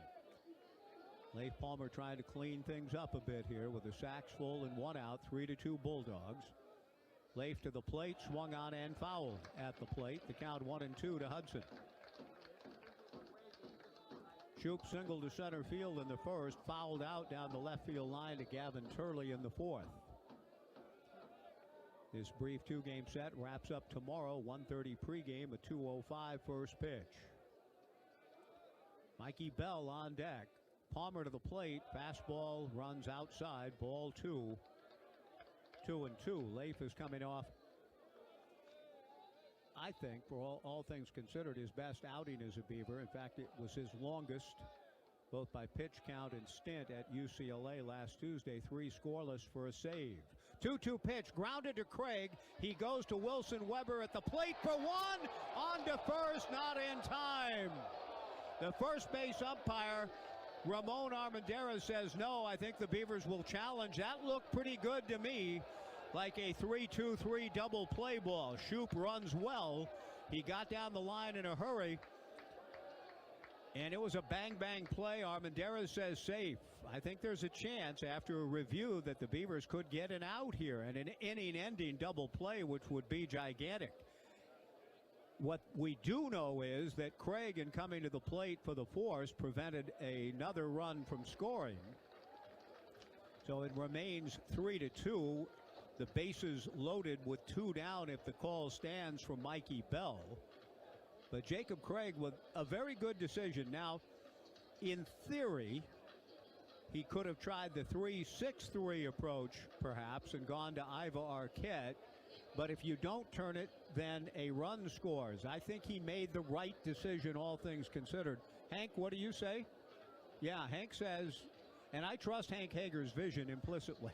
He says that he's out, and it looked to me with a naked eye from up here that he was out. Hank has a monitor in front of him here in the McGrath family press box, suggesting that Armendariz was incorrect with the call on the field, and if the umpires who are looking at it together agree, then the inning's over. And what a tremendous job that would be by Leif and the Beavers to minimize the potential big damage in the inning. Already, Gonzaga has scored 2 to take the lead back at 3-2, but there's, I think, a decent chance, it may be better than decent, of this inning being over on a 3-2-3 double play. Type of twin killing you don't see very often, but I think we just saw one. But the home base umpire, first base umpire Ramon Armendariz, said safe on the field.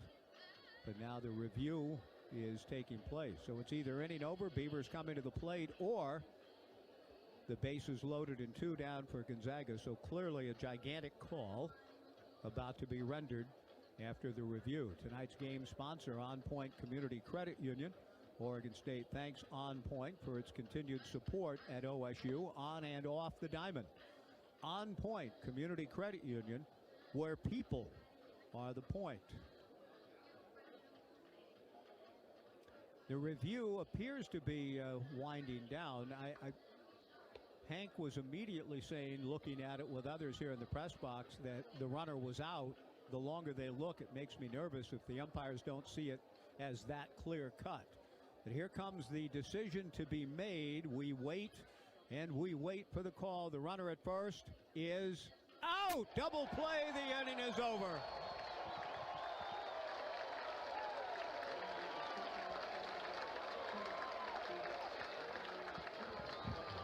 It certainly looked that way to me with the naked eye. Mark Machtolf, the head coach for Gonzaga, comes out.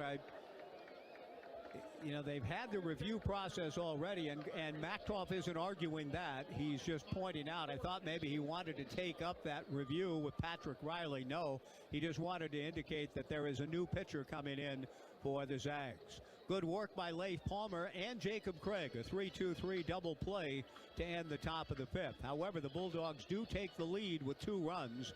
We go to the bottom of the fifth. Gonzaga 3, the Beavers 2 on the Beaver Sports Network from Learfield.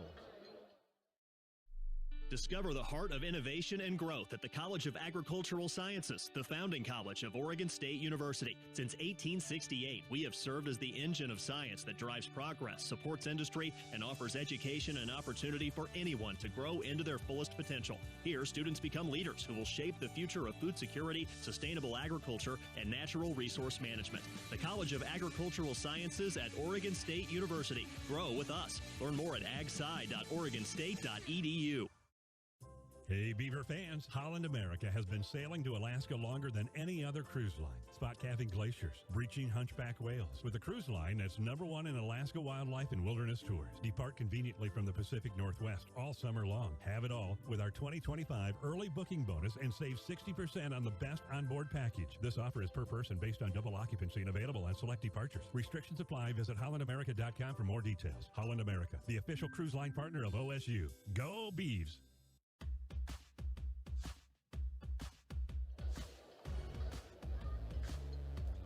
That new pitcher that Mark Machtolf was pointing out to home plate umpire Patrick Riley is right-hander Garrett Gores. As we go to the bottom of the fifth inning, the Beavers trailing Gonzaga 3-2. Oregon State Athletics has partnered with your local Toyota dealers to create an official fan club for your favorite pet. And that fan club, of course, is Benny's Buddies. Each member gets an official social media filter. Toyota and Oregon State give away collars, treats, leashes, toys, and so much more. Sign up your pet today at osubeavers.com/Benny's Buddies. And we received a call on our local show in the Mid-Valley earlier today, the Joe Beaver Show. The call came from Carter from Carlton to indicate that Captain Hardy, that's Carter's sister, Captain Hardy is the Benny's Buddies Pet of the Month. So congratulations to Captain Hardy. Thank you, Carter from Carlton. And we appreciate the heads up on that. Jacob Craig, who made the fine defensive play 3-2-3 to end the top of the fifth inning, swings at the first pitch from Garrett Gores and takes it right back up the middle through the box for a base hit to center field. Jacob immediately on base as the tying run. The last 2 pitches of this ball game involving Jacob Craig heavily. 3-2-3 double play. The next pitch, a base hit for Jacob up the middle. Levi Jones, who drew a walk and scored in the third, the batter. The Zags have out-hit the Beavers 5-3. And it feels as though it's time for the Beavers' red-hot, relentless attack to kind of discover that mode here at home now. A base hit for Craig. We'll see if that may open the doors. The first pitch to Levi misses just outside from Garrett Gore. Gore is behind the count 1-0. A young man out of Gonzaga Prep in Spokane. And by way staying home, he said he grew up a Zags fan by way of Spokane Falls Community College. The NWAC MVP last year. Good pitcher, delivers to Levi, who swings and misses.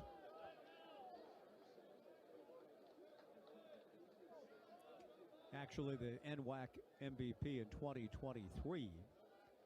In his second year at Spokane Falls, and then in 24 last year with the Zags, 12 2/3 innings of work. The pitch to Levi popped up into shallow left center. Yukamoto going out. Mestis coming in. Mestis, the left fielder on the run, makes the catch. Good play by Gage. He's dealing with kind of a tough sun field out there, but he picked up the ball and was able to make the catch. One gone. Easton Talt to the plate. Talt drew a walk in the first inning, tripled home a run in the third. Had a little difficulty on the base paths in the first, and then picking up a baseball on the fly for the Zags' 2-run inning. In the top of this 5th inning, so you know he's anxious to try to get up there and contribute again with the bat, as he's done so well throughout the 25 campaign. Jacob Craig at first, 1 out. Easton takes a strike from Gores. 0-1 the count.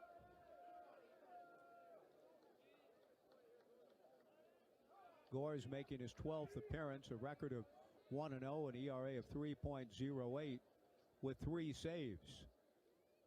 The right-hander set, delivers down and away to Easton, and the count 1-1. Gores in 26 1/3 innings, 21 hits, 11 walks, 31 strikeouts, a batting average against of .219. Jacob Craig, the tying run at first. Bottom of the 5th inning, 3-2 Bulldogs. The 1-1 pitch to Talt rolled off his front foot foul, and Easton goes jogging halfway down the third baseline in foul territory, kind of limping it off as he heads back to the plate with a count of 1-2. Iva Arquette on deck. The Beavers winners of 10 straight coming in. They're 11-1 in this ballpark. 27-2 last year at home. They won their last 3 games of the 23 season here. So that computes to 41-3 over their last 44. And they've got to come from behind here at home tonight to win. A long way to go, down 3-2. Easton Talt is being given plenty of time to try to let that pain dissipate in his right foot. Quite a bit of time, in fact. That one he pounded down pretty firmly off that front foot. The left-handed hitter climbs back in. Craig at first, 1 out, 1-2 to Talt. Iva Arquette next. Garrett Gores throws to first, and Jacob Craig back to the bag.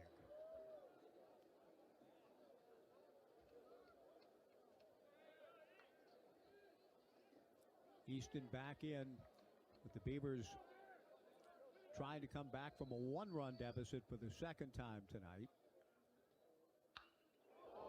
Talt pulls one foul over the head of Joey Wong, who still has some agility.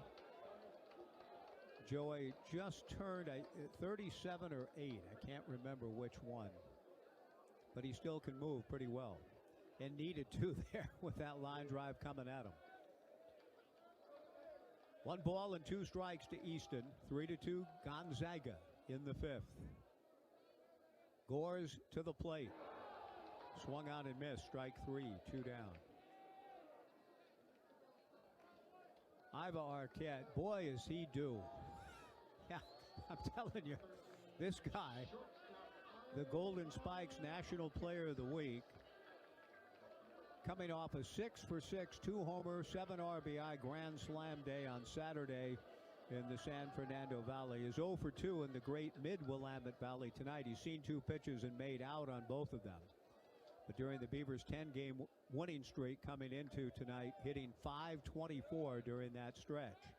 A throw to first, and Jacob Craig back. By Iva's incredibly high standards, indeed, he is due about now. 0-for-2 tonight on 2 pitches. 3-2 Gonzaga, bottom of the 5th. Gavin Turley on deck. Garrett Gores comes set. And the first pitch, Iva again jumps on it, fouls it back. He hasn't taken a pitch yet. He's seen 3 pitches and taken hacks at all 3. He's behind the count 0-1. Fly to right in the first, an RBI ground out in the third to give the Beavers a lead at 2-1. But once again, the Beavers find themselves down a run here in the bottom of the 5th. 0-1 to Arquette. Gores from the stretch delivers. Good breaking ball in there. Strike 2. 0-2 the count.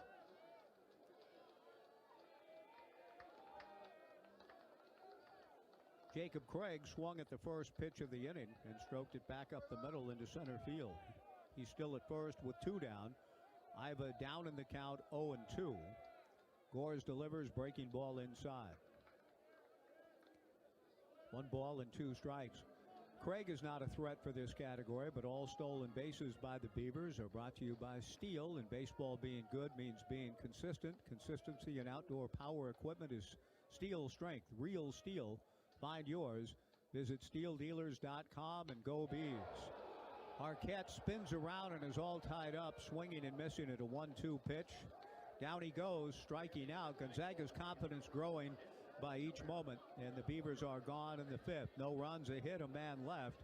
At the end of 5, the Bulldogs 3 and the Beavers 2 on the Beaver Sports Network from Learfield. Do you have a young baseball fan in your life? Les Schwab Tire Centers has partnered with the Oregon State Beavers for your chance to win 4 tickets to a Beavs baseball game and seats right behind home plate. Winners also get a Beaver swag bag and a chance for their young baseball star to be on the field inside historic Goss Stadium during the national anthem with a close-up on the big screen. Enter to win right now at osubeavers.com/Les Schwab. That's osubeavers.com/Les Schwab. Presented by Les Schwab Tires, proud member of Beaver Nation. Blue Sun Inc. Employment Services is your local nonprofit dedicated to providing employment opportunities to veterans and those facing physical and economic challenges within our community. Founded by a veteran in 2013, Blue Sun Inc. has helped more than 2,300 people find employment opportunities, resulting in more than $19 million in wages going back into the local economy. To learn more about Blue Sun Inc. and how you can help provide employment opportunities, please visit BlueSunInc.com. Blue Sun Inc. Employment Services, proud to partner with Oregon State Athletics. Go Beavs!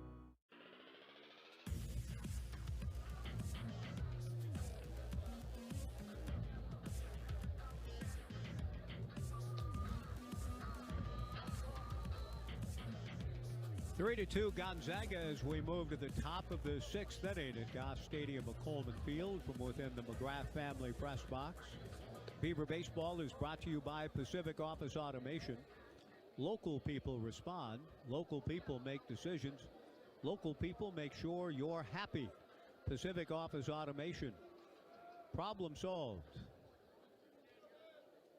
I have known our local people here in this ballpark to be a little happier than they seem to be at the moment as we go to the 6th. But the Beavs, who've won 10 games in a row in a variety of ways and so winning, involved in something a bit different than the general run of games in the Southland. Leif Palmer to work here in the 6th. Delivers a first pitch fastball strike to Mikey Bell. 0-1 the count. Namely, a kind of a tight pitcher's duel here. 3 to 2 in the 6th. The games were wild and woolly to say the least in Northridge. The strike 1 pitch from Leif misses down and in. 13 to 8 on Thursday. 16 to 11 on Friday. 15 to 12 on Saturday. This has a little bit more, with apologies to one of Fields' great early vehicles. This feels a little bit more like the old-fashioned way of going about it. Good slider for a strike. The hitter, in the judgment of Patrick Riley, went around on it on Leif's pitch, and the count 1-2. Leif shared the story after his outstanding outing against UCLA about changing grips on a slider and what a big difference it's made. The 1-2 fastball hit foul off to the right toward Dixon Reck and out of play. And it struck me again. He said that Rich Dorman, his pitching coach, was watching a Dodger game in the World Series last year, saw Blake Trinan's grip. One of the television cameras picked up Trinan's grip on a slider. Dorman hadn't really seen that per se before. He went to Leif and said, try this grip, and behold, the slider came. Palmer delivers a fastball down and away, the count 1-2. The Leif, who is a mid to upper 90s power pitcher, needed to improve the secondary pitch, his slider, and shape it better and throw it with more conviction. And the Blake Trinan grip helped him get there, but that was espied by Rich Dorman watching the World Series. The 1-2 slider taken, strike 3 called, 1 away. Thank you, Blake Trinan. Thank you, Rich Dorman. Thank you, Leif Palmer. That's a McDonald's strikeout to lead things off here in the 6th. The constant tinkering, constant game of adjustments for all of these players. And Leif, it was almost like, oh, this is working. Tried many different things. The famed eureka moment I've talked about over the years with Tom Seaver. Tommy Eisenstadt, who homered back in the second, struck out in the fourth, hits one foul, walled away to the left, out of play, 0-1 the count. One out, top of the sixth inning, 3-2 Bulldogs. Leif Palmer inducing an inning-ending double play to minimize damage last inning, trying to put another 0 up. A line drive at Ivar Arquette, 2 down. Josh Hankins will be the hitter. Hankins has put the ball in play impressively twice and has been retired by A.J. Singer both times. A spectacular play by A.J. in the second. 2 down, nobody on. Leif Palmer trying to retire the side in order with the Beavers trailing 3-2 and get the Beavs back to the plate and get those bats rattling and rolling again. First pitch fastball in there for a strike to Hankins. The great Tom Seaver trying to develop a changeup, just tried different grips and was just playing catch in the outfield during a BP round fairly early in his career. The strike one pitch, fastball lined into right field, base hit. Easton Told over to play it on a couple of hops. Josh Hankins takes a turn and will hold. A 2-out single for Hankins, 4 for 4 in stolen bases. With 2 down, he may be a threat. Sam Stem, the batter. Sam has one of the game's important swings with 1 out and nobody on, and the Beavers leading 2-1 last inning. Sam launched one to the gap in left center field for a double. Luca DiPaolo proceeded to double, and Luca ended up scoring on a bases-loaded hit batsman. Here we are in the sixth, 3-2 Gonzaga. Palmer to the plate, fastball runs outside, ball 1. Seaver says he remembers the moment playing catch with a teammate during BP, and he just scored, jumped up and yelled, Eureka, I've got it. The 1-0 pitch, pop foul back of the plate. This one heading for the entrance area to Goss Stadium at Coleman Field. 1-1 to Sam Stem. The right place, the right moment at the right time. Seaver found the right grip. Now, he was one of the great pitchers of all time. 98% on the Hall of Fame ballots. But it took him a while to come around to the good change. The 1-1 fastball swung on and missed. Weber throws down to first. Hankins gets back to the bag. 1 ball and 2 strikes to Sam Stem, who looks into the dugout at his veteran coach Mark Machtoff. 3-2 Gonzaga, top of the inning. The Beavers have used Wyatt Queen, James DeCramer, and Leif Palmer. That was the trio at UCLA last Tuesday. The pitch on the way. Sam does a nice job fouling the fastball back to stay alive. 1-2 the count.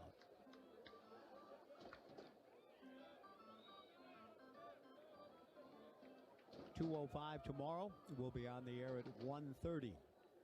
Hope you make your plans to join us here at the ballpark. There are still tickets available. Reserve seats, general admission, standing room only tickets, all available for tomorrow. Palmer delivers. Breaking ball pulled foul over the head of the pitching coach, Brandon Harmon. On the first base side, the count remains 1 ball and 2 strikes.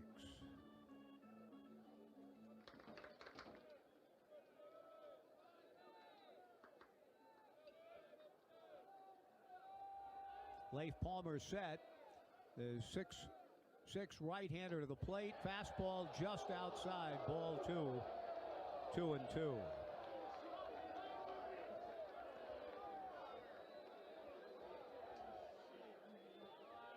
The Zags have been a member of the West Coast Conference since 1996, part of the Pac-10 North from 82 through 95, and then the WCC the year after. Coming to the Pac-12. And now a pitch clock violation on Leif Palmer that runs the count to 3-2. Sam Stem has done a good job from 1-2 to 3-2, and that means the runner Hankins can go on the pitch. He does. The 3-2 pitch hit high in the air to center, deep but playable. Cannon Reeder going backpedals to just shy of the warning track, makes the catch to retire the side. No runs, a hit, one left. We go to the bottom of the 6th inning. Monday Night Baseball in Corvallis. The Bulldogs 3 and the Beavers 2 on the Beaver Sports Network from Learfield. Hit a home run today by joining Oregon State Credit Union, where your money works harder for you. Enjoy member-focused financial advice and saving money with competitive rates and fees. We started at Oregon State University and we're still the official credit union of Oregon State Athletics. Join Oregon State Credit Union today. Visit one of our 15 branches or join online at OregonStateCU.com/join. Hey Beaver Nation, here at Mr. Plywood we know what it means to build. Locally owned and operated for over 50 years, Mr. Plywood goes beyond building decks, storage sheds, and fences. We help build the community. We offer family-style customer service with a friendly and knowledgeable staff that will help you with your next project. If you need hardwoods, plywood, fasteners, or help planning your next project, come down and pay us a visit. We would love to help you on your next project.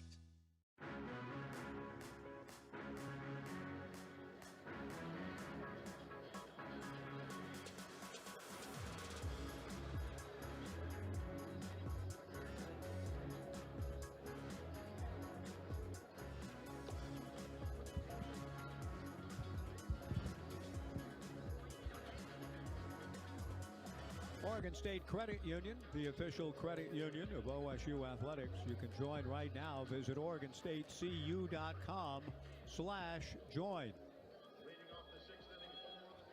Bottom of the 6th inning, the Beavers trailing Gonzaga by a score of 3-2. Gavin Turley will lead things off for the Beavers. Gavin, like Iva, seems to be due. He's 0 for 2.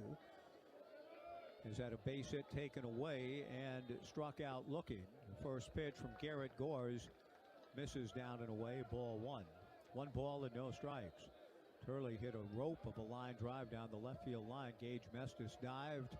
Easton Tolt, the runner, got confused whether it was caught or whether it had been trapped. It had been the latter, but Easton thought it was caught and ran back to first, and the ball came back into second for the Force. Breaking ball strike to Gavin. The count 1-1 from Garrett Gores.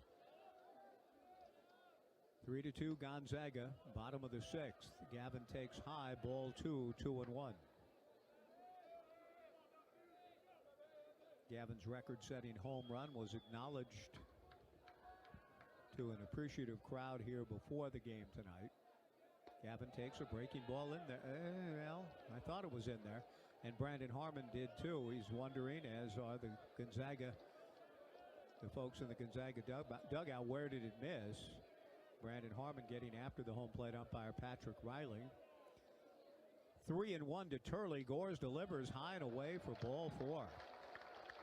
That's a good start for the Beavers in the bottom of the 6th. I do think the pitcher Gores got squeezed on the previous pitch. But the Beavers will take it gladly, and Gavin Turley, whose command of the strike zone has improved so remarkably in his career, drawing the leadoff walk. And now Mitch Canham wants an offensive timeout. Mitch is calling this one. Gippy, the memorable one in Northridge last week with Levi Jones, where he went one-on-one with Levi. Levi delivered the 2-run single with 2 outs to fuel the big comeback. Mitch wants to talk to everybody here, with A.J. Singer at the plate, Gavin Turley, the tying run at first, Cannon Reeder, the on-deck hitter. Mitch asking for an offensive timeout. Home plate umpire Patrick Riley wanders over to listen in, or perhaps to expedite the meeting. Didn't seem like it was going on very long in my estimation.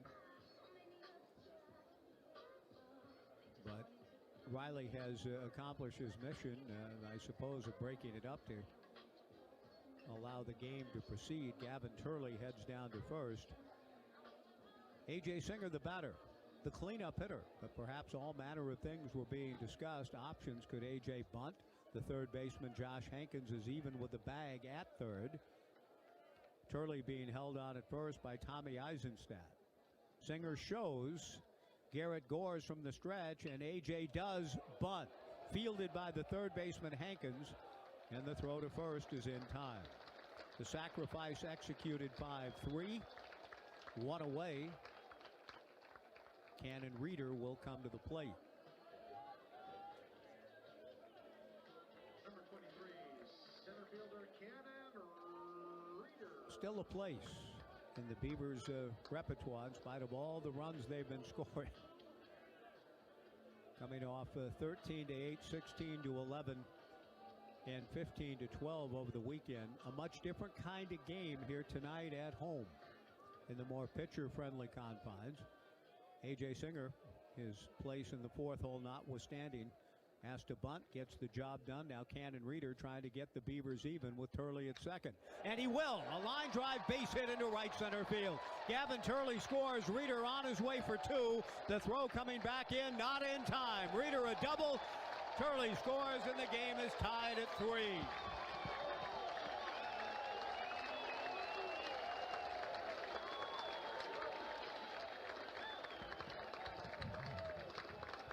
Now you get them on, you get them over, and you get them in. It's an old-fashioned recipe for Beaver baseball. The bunt looks pretty good right about now, even if my friend Dwight and others believe that the game ought to be tucked forever. That play, that stratagem, tucked forever away. But here it worked out well. The Beavers executed well. A.J. Singer with a bunt on the first pitch that he sees. Cannon Reeder on the first pitch that he sees drives a double to right center. A 3-3 tie in the sixth. Wilson Weber trying to give the Beavers the lead back. Garrett Gores to the plate. Weber a high fly to right field. Mikey Bell is on it. Cannon Reeder gets on the bag. Mikey the catch. Loops a high throw towards third. Reeder gets down and is safe. Moving up 90 feet with 2 down. An accurate throw from Mikey Bell, not quite Dave Parker, Roberto Clemente-esque, but,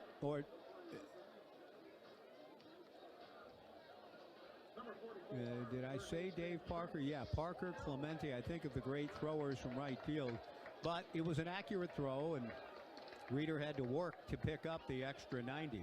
Weber the flyout. The Beavers have offered on the first 3 pitches the last 3 batters. Trent Carraway is wont to do the same, and he does, but he's cheated. Breaking ball, a check swing, swung on and missed. That's 4 straight pitches on which the Beavers have taken an approach to go after the first. A sacrifice bunt by Singer, an RBI double by Reeder. Wilson Weber flying out to right. A 3-3 tie in the sixth. Trent Carraway swings and fouls it at the plate. The count, no balls and 2 strikes. A 3-3 tie, bottom of the sixth inning. Cannon Reeder picking up the extra 90, and good base running on his part. Gores has only thrown 1 wild pitch on the season. Carraway looking for the 2-strike approach now, trying to give the Beavers the lead back. On this pleasant Monday here in the Mid-Valley, Gores works out of the stretch. The pitch to Carraway taken high, ball 1, 1-2. Trent is grounded to short and flied to left. 1 ball and 2 strikes. Carraway trying to pick up Reeder, getting down the line from third. He swings and chops one back of third. It's a fair ball, backhanded by Hankins. The throw to first is in time, and the inning is over. The Beavers play for a run, and they get a run on the sacrifice bunt and ensuing RBI double for Cannon Reeder. Cannon left stranded at third. We are through 6. The Beavers are turning to the bullpen to Old Man River. Joey Munt coming in out of the pen as we go to the 7th. He must know something. He may not say a whole lot, but he must know something at his advanced age. Joey Munt coming in. We go to the 7th, a 3-3 tie on the Beaver Sports Network from Learfield. A lot goes into Oregon State athletes reaching peak performance for game day, including the right nutrition. At Wilbur Ellis, we know that healthy crop performance requires the same attention to nutrition as an athlete. That's why we use benchmark data points to maximize crop productivity through nutrient efficiency. For 100 years, family-owned Wilbur Ellis has been partnering with Oregon's farmers to grow healthier crops. That is the winning ag experience for Beaver Nation. Locally provided by Wilbur Ellis. Whether it's OSU Game Day or you're getting ready for OSU Game Day, make sure Dairy Mart is on your playlist. With 39 neighborhood stores throughout the Willamette Valley, Dairy Mart has everything you'll need for a great game. Beer and pop, ice, chips, healthy, fresh-to-go snacks, even hot deli items, and your favorite Lock Me dairy products. Stop into your local Dairy Mart and get what you really want for Beavers Game Day. Dairy Mart is here, man. Dairy Mart's right here.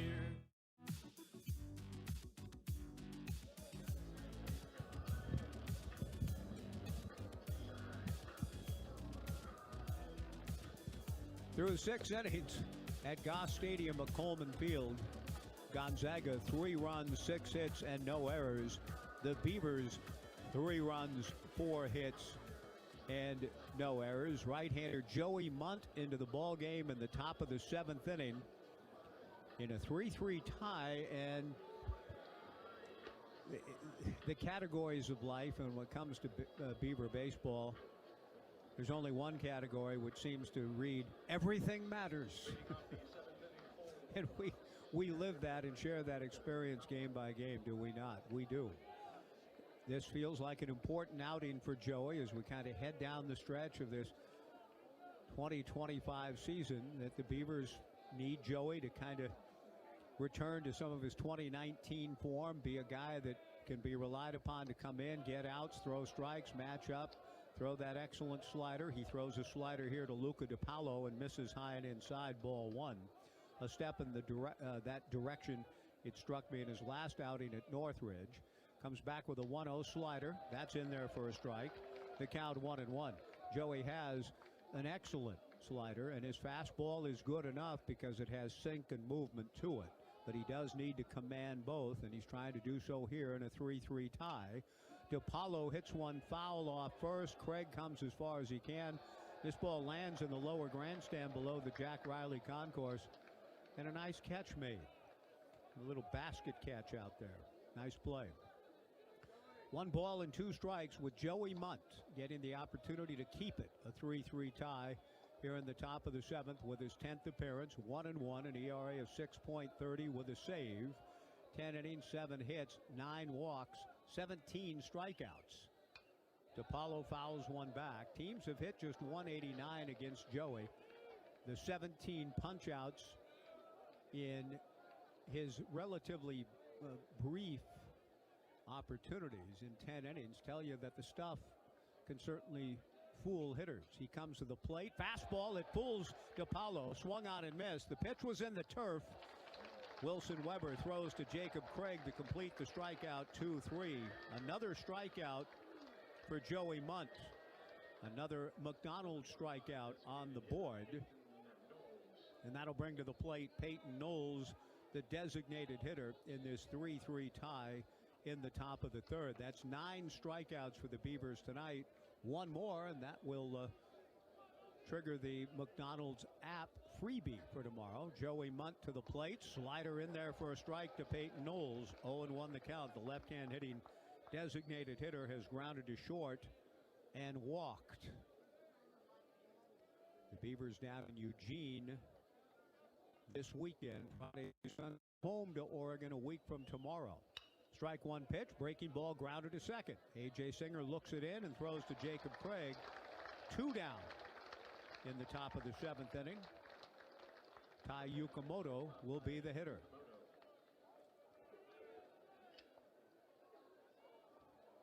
Then the Beavs hit the road for Hawaii. And as I mentioned, there's some good road opportunities coming with respect to the RPI. At Oregon this weekend, they're number 45. Breaking ball grounded off of Joey Munt's leg, deflected to Carraway, who throws to first for the out. The inning is over, 1-5-3. Big Joey comes striding off the mound with a smile on his face. He made a good play to kick it over to Caraway, and Joey retires the side in order in the 7th. We go to the bottom half. Our thanks to Brother Jasper from Manhattan College for the 7th inning stretch. We go to the bottom of the 7th. Thank you, Brother Jasper. The fans on their feet. Gonzaga 3 and the Beavers 3 on the Beaver Sports Network from Learfield. Want to make a difference for Oregon State University students and alumni? It's as easy as becoming a member of the OSU Alumni Association. Whether you're an OSU graduate, a family member, or a big fan and believer, become a member today and get access to exclusive perks while supporting the university you love. Purchase a membership for yourself or as a gift at fororegonstate.org/join. That's fororegonstate.org/join. Today's game's Benny's Buddies Pet Spotlight. The official fan club of your favorite pet, brought to you by your local Toyota dealers, is Benny's Buddies member Faith the horse from Philomath. Faith enjoys galloping around with her mom Mallory and attending rodeos during the summer. Sign up your pet today at osubeavers.com/Benny's Buddies. Each member gets an official social media filter, and Oregon State will be giving away collars, leashes, treats, toys, and so much more.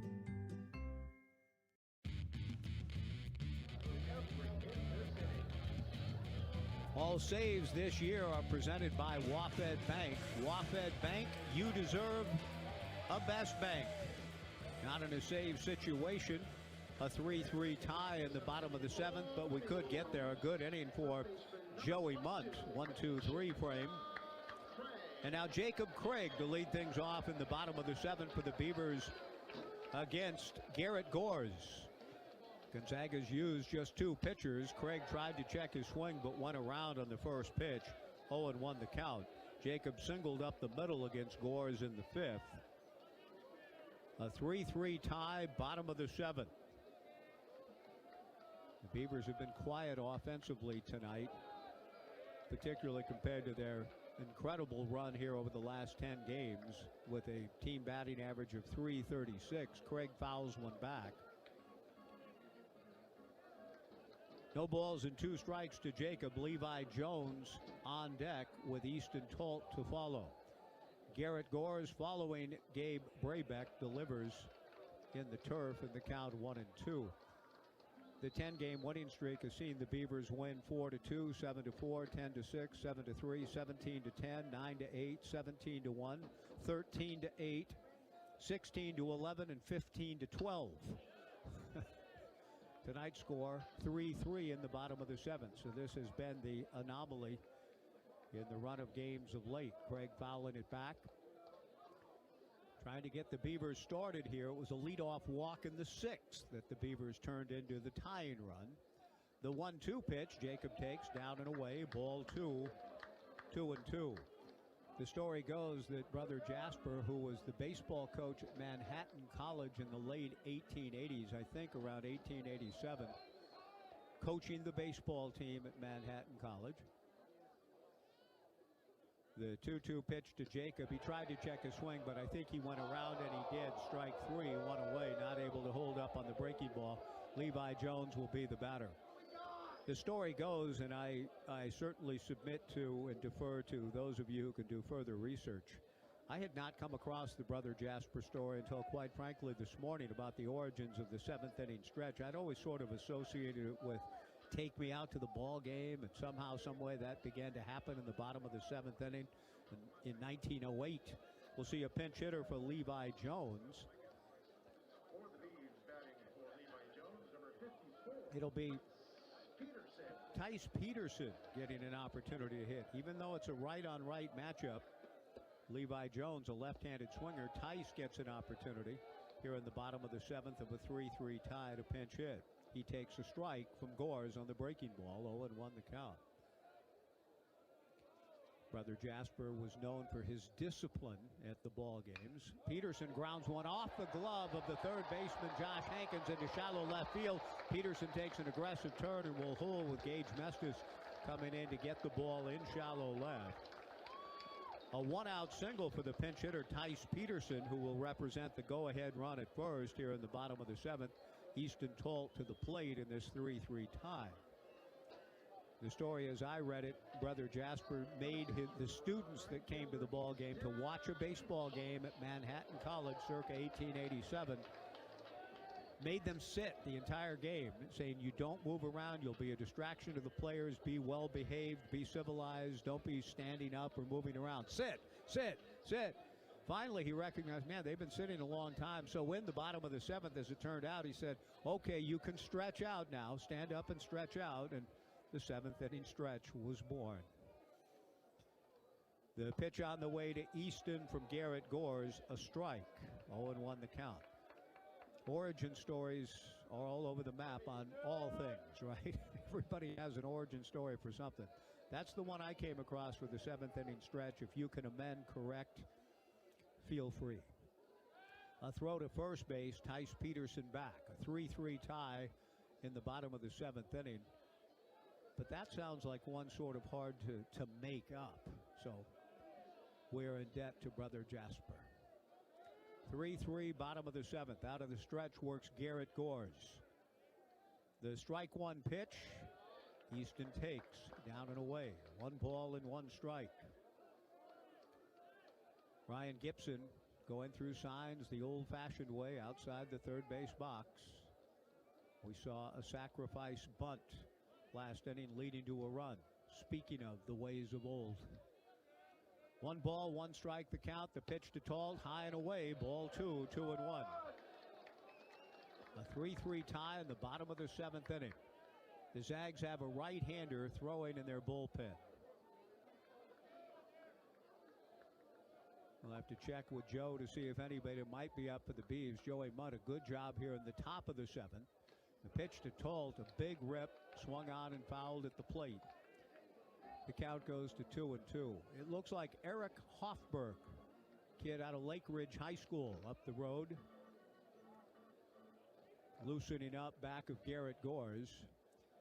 That foul tip by Easton Tolt may have gotten a piece of somehow just a little bit of exposure on the mitt, the left hand of the catcher Gores. And he's given a little bit of time. The trainer comes out. Mark Macdoff comes out. The home plate umpire, Patrick Riley, giving Gores a chance to kind of wiggle those fingers and try to dissipate the pain a bit. The count, meanwhile, to Tolt, 2 balls and 2 strikes with Tice Peterson at first, 1 out. 3-3, bottom of the seventh. Iva Arquette on deck. Gores to the plate, and Tolt pops one up into shallow center field. Sam Stem calling for the baseball and makes the catch in straightaway center. 2 down. Iva Arquette to the plate.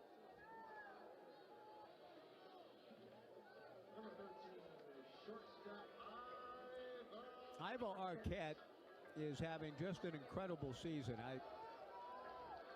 Transferring in from Washington, getting ready late next week to return to his home state. We'll have so many family members and friends and so on coming out to see him, cheer him on next week when the Beavers travel to Hawaii late next week. Trying to do something big right here at Goss Stadium at Coleman Field. He lines one into center field for a base hit. Tice Peterson will dig for third and get there.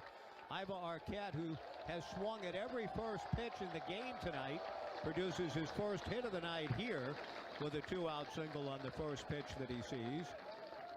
Runners at the corners and 2 down, and Gavin Turley gets a shot. Gavin drew a walk in the 6th, will come to the plate now in this 3-3 tie, and you feel that sense of anticipation building.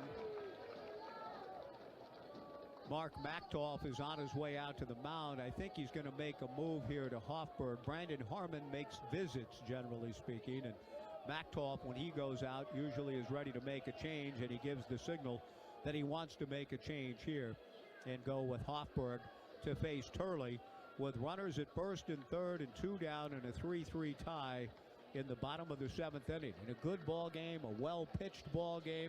It's refreshing to say that. But Gavin would like to change the flavor of the game when we return to action here in a moment.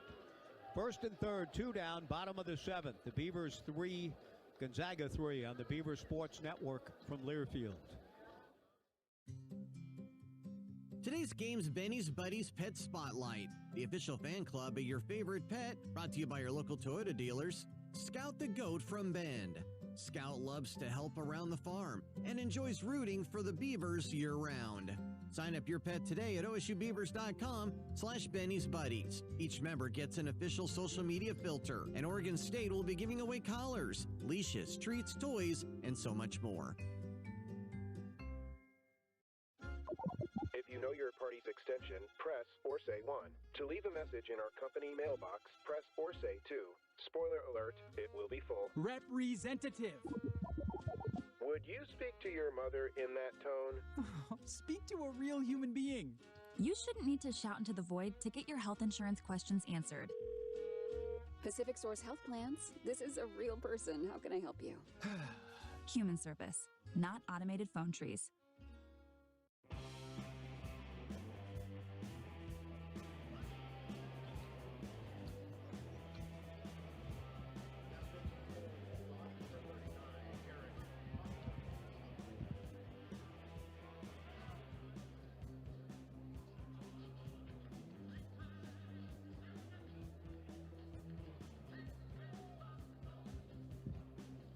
Hoffberg is indeed the new pitcher for the Gonzaga Bulldogs here in the bottom of the 7th inning. 6'3", 200-pounder from Lake Ridge High School. And he does not have an enviable task, but he is charged with trying to get the Beavers out in the bottom of the 7th with runners at first and third and 2 down, and Gavin Turley, the batter. Eric was all freshman and honorable mention last year. 48 strikeouts in 27 innings in his freshman campaign. And Hoffberg in now to deal with Gavin Turley. First and third, 2 away with 45 punchouts this year in 35 innings of work and 4 saves. The closer is on in the bottom of the 7th. Gavin steps in this 3-3 tie, bottom of the 7th, first and third, 2 down. Breaking ball just missed. Ball 1 from Eric Hoffberg, the third pitcher of the evening for Gonzaga. The Zags have pitched well. Gabe Braybeck, Eric Gores, and now Hoffberg. Peterson at third, Arquette at first. The 1-0 pitch, Gavin swings and hits it foul. Off to the right and out of play. 1-1 to Turley. As Gavin was coming to the plate, there was that sense of anticipation building for the home run king stepping up. 13 homers on the year, 46 in his career to become the all-time leader. 1-1 to Turley, first and third, 2 down. Gavin takes in the turf, ball 2, 2-1. And that was something that Gavin spoke of in the big picture that he has sensed all year long. Even though he hasn't been fixated on home runs, he knew the record was in his sights and coming. And he could feel it building, and when he finally did get it the other day in his last at-bat in Northridge, he was pretty emotional about it. He checks his swing and a slider taken for a strike. And Gavin is inquiring, are you calling that a strike? Gavin thought the pitch was outside, and Patrick Riley, who's been tonight, 2 balls, 2 strikes, 2 on, 2 out, a 3-3 tie in the 7th, said, yes, sir, it was a strike. The 2-2 pitch is swung on and missed for strike 3. The inning is over. Boy, that called strike on the 2-1 pitch, kind of a change. Gavin thought he had 3-1 and getting into a hitter's count, and he ends up getting beaten on a good breaking pitch in the turf. And Gonzaga survives a Beavers threat in the 7th. No runs, 2 hits, 2 left. We go to the 8th. Gonzaga 3, the Beavers 3 on the Beaver Sports Network from Learfield. Pacific Office Automation is an official sponsor of Oregon State Athletics. Let us help you create your total office solution with copiers and printers, security systems and cameras, managed IT and cloud services, unified communications and telephones, including carrier services, plus temperature sensing kiosks and more. The one source for all your office technology solutions. Go to PacificOffice.com. Pacific Office Automation. Problem solved. The game clock is winding down, and so is that plate of piping hot steak nachos. Your eyes are on the last play, but they're also on that last chip, piled high with succulent steak, lending its deep flavor to all the fixins. Just as you reach in, so does your buddy. Game on. Beef, it's what's for dinner. Brought to you by the Ranchers and Farmers of Oregon and the Oregon Beef Council.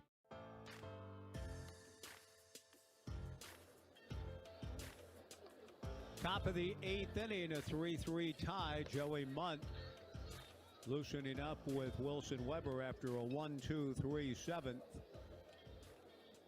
Tonight's game sponsor, On Point Community Credit Union. Oregon State thanks On Point for its continued support at OSU on and off the diamond. On Point Community Credit Union, where people are the point. 3-3 tie, top of the 8th. Gonzaga due to send up Gage Bestis, Hudson Shoup, and Mikey Bell. And before Gage steps in against Joey Munt, we want to pause and let our network stations identify themselves. 10-second break for station ID. This is Beaver Baseball from Learfield.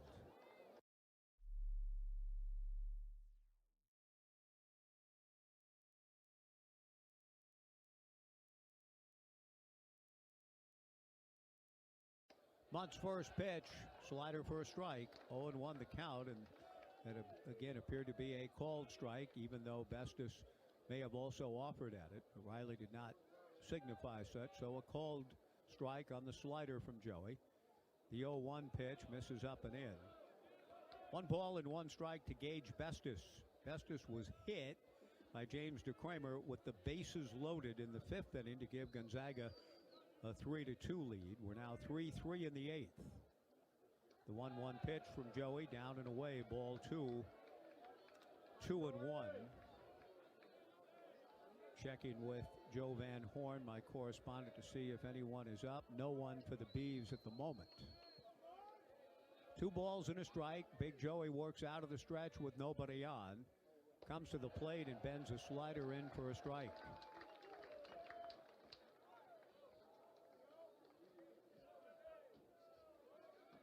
The count, 2 balls and 2 strikes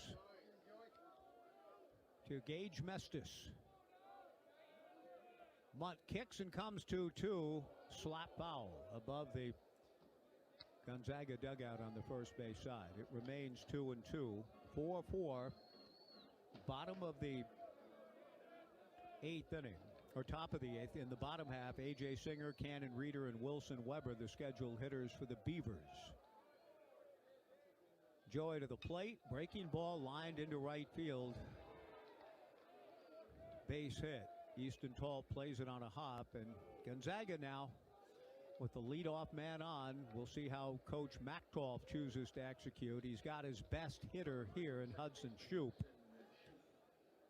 But it is a 3-3 tie. They have their ace out of the bullpen and Hoffberg on the mound.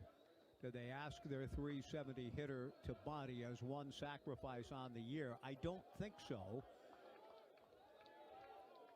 We'll see. Hudson has singled to center, flied out, and grounded into a 3-2-3 double play. He's not bunting. He takes a strike. The count 0-1. Hudson looks over his right shoulder into the Gene Tanzelli dugout on the first base side.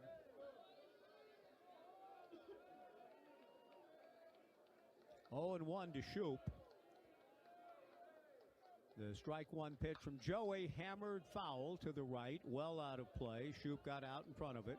And the count now 0-2. Mikey Bell on deck. 1:30 pregame tomorrow.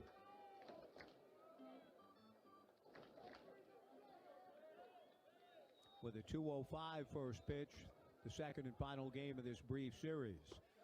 The strike 2 fastball is high. Wilson Weber bluffs a throw down to first. Bestis is a good runner.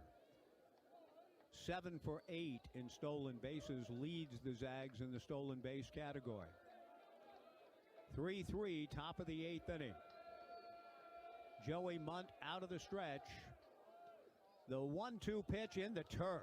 Good block by Weber. And that evens the count at 2-2 to Shoop. Hudson is a dangerous hitter and very tough to strike out. Once every 15 at-bats, one of the best in the West Coast Conference and in the country for that matter. He swings and pulls one foul in front of his own dugout to keep the at-bat alive.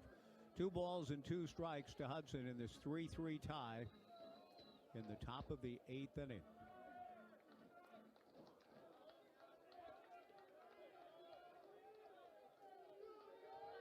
Joey looking at his communicative device, delivers 2-2, and a ground ball, a diving stab by Jacob Craig to his right, and runs into the bag for the out. 1 away. Jacob has defended the yard well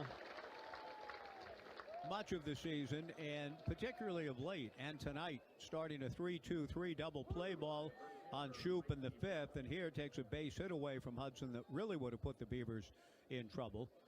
Instead of first and third, nobody out.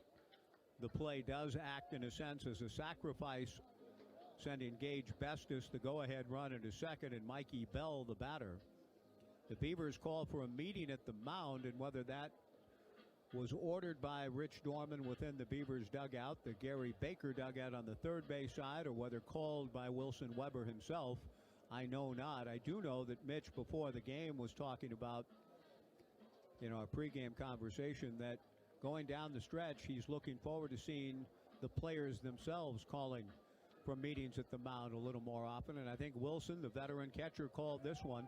The infield of Jacob Craig, A.J. Singer, Ivar Arquette, Trent Carraway joining at the top of the hill here at Goss Stadium at Coleman Field for counsel and encouragement to Joey Munt, the 6'4", 224-pound, 25-year-old right-hander. 3-3, top of the 8th. Mikey Bell, the batter. Slider, a strike, and the count 0-1. Mikey has been up thrice and struck out 3 times. No balls and a strike. The 0-1 pitch, fastball just outside, and the count 1-1. Grumblings and mutterings from both sides now. 1-1 the count in the 8th. Gage Bestis, the go-ahead run at second with 1 out. Joey ready to the plate. Breaking ball swung on and missed, and the count 1-2. The left-hand hitting Tommy Eisenstadt, who homered earlier, on deck. Kellen Oakes throwing back of Joey Munt. Joey to the plate, misses high with a slider, ball 2, 2-2. A leadoff single for Gage Bestis. He's at second with 1 out. 3-3, top of the 8th. Gonzaga, a hot team the last several weeks, playing well tonight. The 2-2 pitch is outside. Ball 3, 3-2. Joey nodding affirmatively to something that Wilson Weber is communicating to him. A 3-2 pitch coming to Mikey Bell. Joey delivers, swung on and missed, strike 3, 2 down.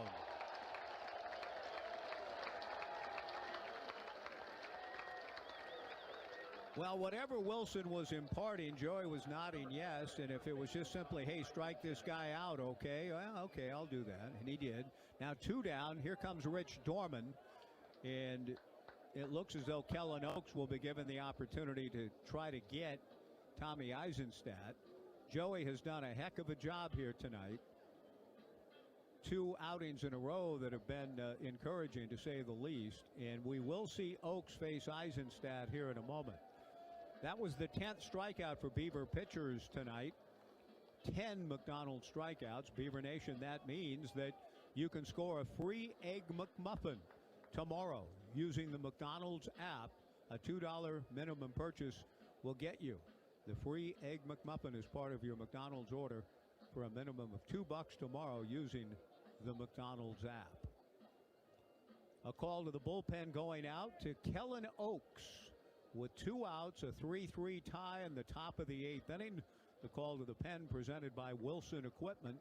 Stop by any Wilson Equipment location for rugged, reliable Bobcat machines that get the job done. Here's the ovation for Joey Munt.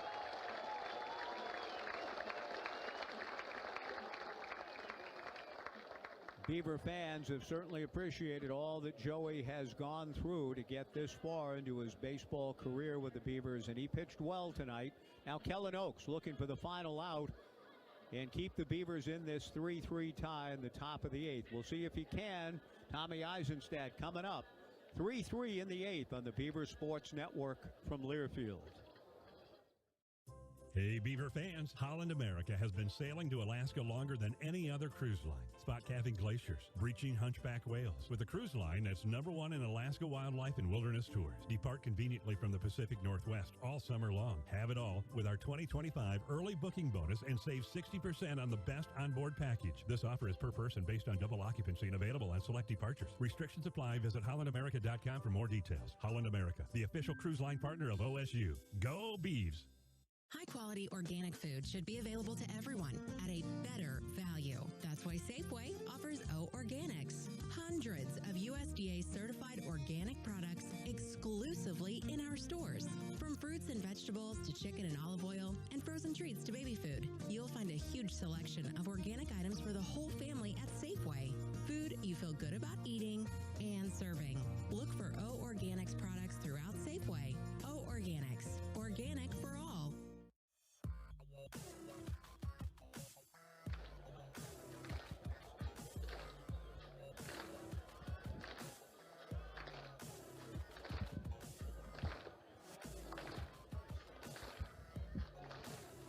Right-hander Kellen Oaks trying to get the final out of the top of the 8th inning.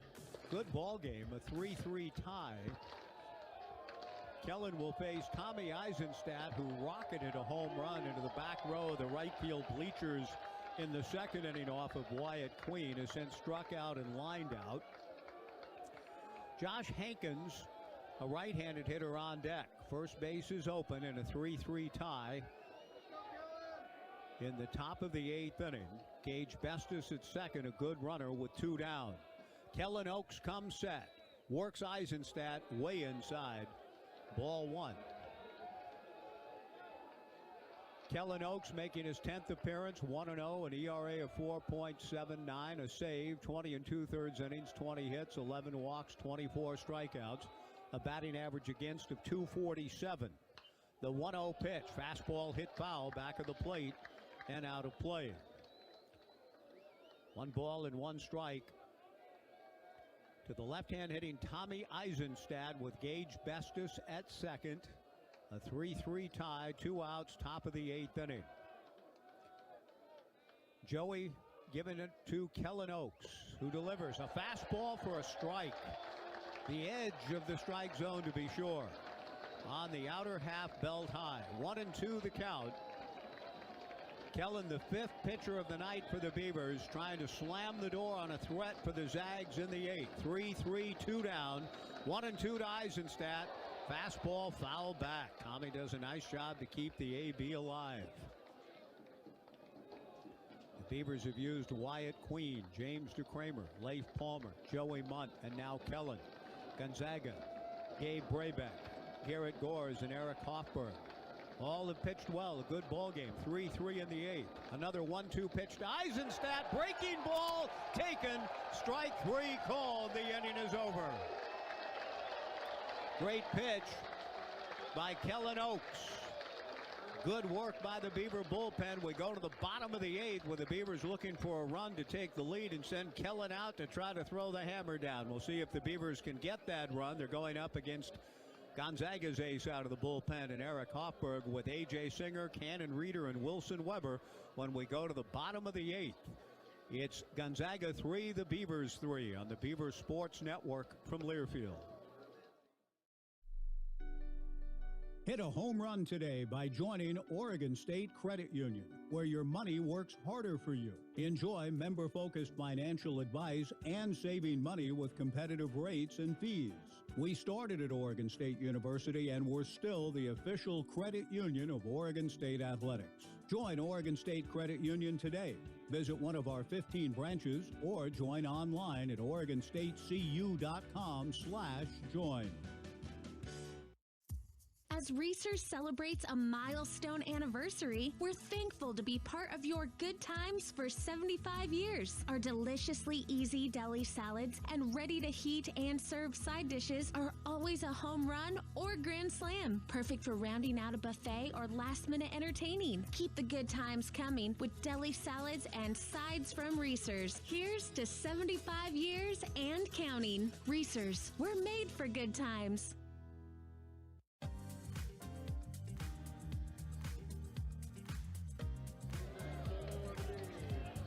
A 3-3 tie to the bottom of the 8th inning. All health plans do what's required. Pacific Source Health Plans does more than that. They provide human service, not automated phone trees, and they offer extra support for members who may be struggling. Pacific Source Health Plans going beyond what's required to put members first. Eric Hoffberg to the plate, and the first pitch to A.J. Singer is a strike. A.J. has grounded to second, struck out, and had an important sacrifice bunt that set the Beavers up for the tying run. He looks at a breaking ball from Hoffberg away. 1 ball and 1 strike the count. Eric Hoffberg, his 16th appearance with 4 saves, a batting average against of just .218. 16 walks in his 35 innings of work. Singer tried to check his swing but fouls the baseball into the mitt of Luca DiPaolo. 1-2 to A.J. Cannon Reeder on deck, Wilson Weber to follow. 3-3. Bottom of the 8th. Good ball game here of the first of 2 at Goss Stadium at Coleman Field. The 1-2 pitch is in the turf, glancing off the mid of Luca DiPaolo. 2 balls and 2 strikes. Decidedly different kind of game and a different kind of setting and climate. The Beavers 13 homers in 3 games at CSUN, 24 homers on the 8-game road trip. Singer looks at a slider, strike 3 called, 1 away. Cannon Reeder will be the batter. Hoffberg's looking pretty good. He struck out Turley swinging. He strikes out Singer looking.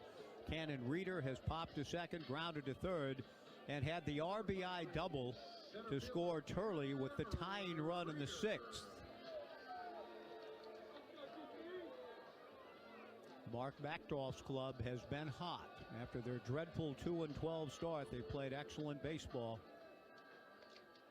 and had a stretch of winning 15 of 17 before finally cooling down a bit. Lost to Santa Clara to make it 15 of 18, and then went to USC last weekend, won the opener of the series. So a stretch of 16 out of 19 before losing the last 2 games before coming here. Cannon Reeder taking the first pitch from Hoffberg high and away. The 1-0 pitch to Cannon misses up and in. Ball 2. 2 balls and no strikes.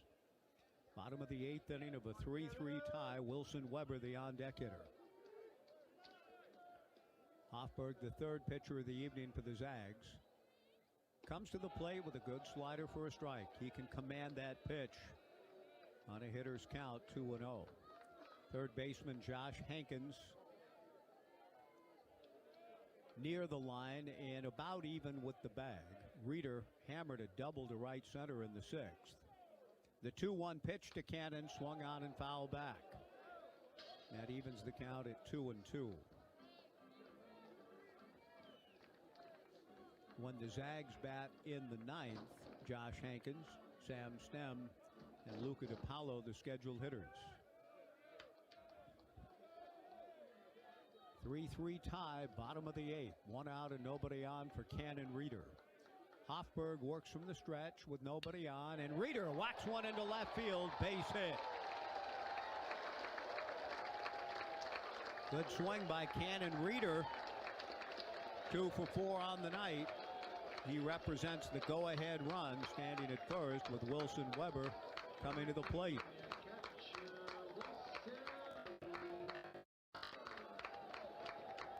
Weber has struck out, singled, and flied to right.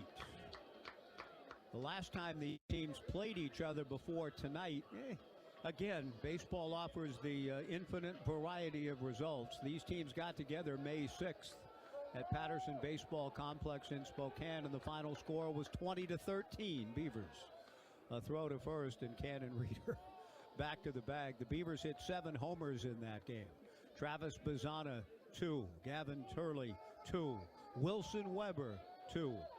And Brady Casper with a homer and 6 RBIs.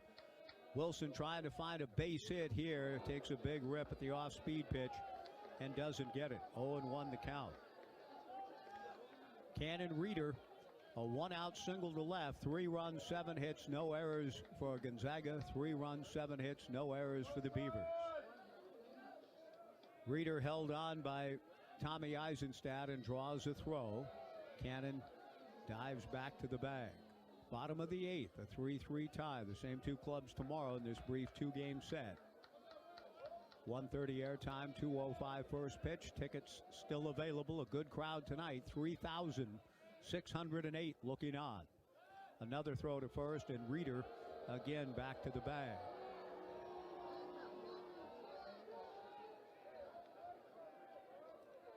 Gonzaga, very strong defensive club, leading the West Coast Conference in fielding percentage. 0-1 to Wilson Weber. Hoffberg delivers. Weber a fly ball to center and playable. Sam Stem moving back on it and makes the catch. 2 down.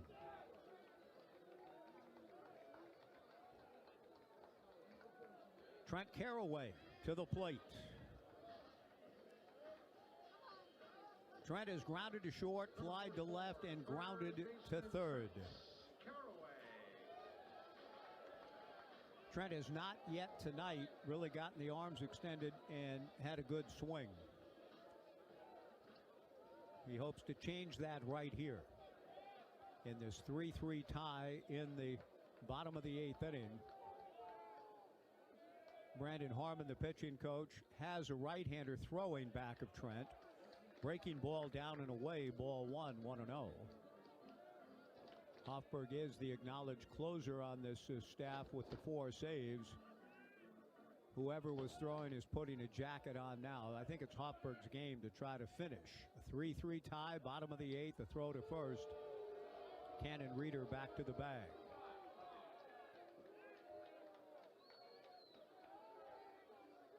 $3,608 tonight. Tickets will be on sale tomorrow, an hour before the game on site. You can get them at beavertickets.com beforehand, otherwise at 1 o'clock. Slider just outside to Trent Caraway, ball 2, 2-0. Jacob Craig on deck. Caraway in a good hitter's count. And for the young man who has been working his way through kind of a rough patch for much of this 25 season, with a chance to do some damage here. He waves at a 2-0 pitch and doesn't get it. And that just tells you a little bit about still being a little bit off. And Trent, that's the word he used with respect to even some defensive issues he had a while back. Just he said, yeah, I'm a little off. I was a little off. Trying to break through it. 3-3, bottom of the 8th, 2 outs. The 2-1 pitch swung on and missed. In the count, 2-2.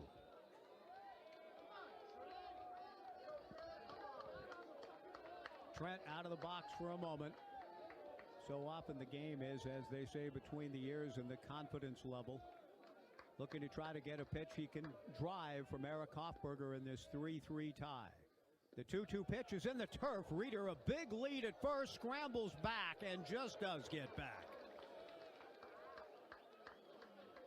3-2 the count.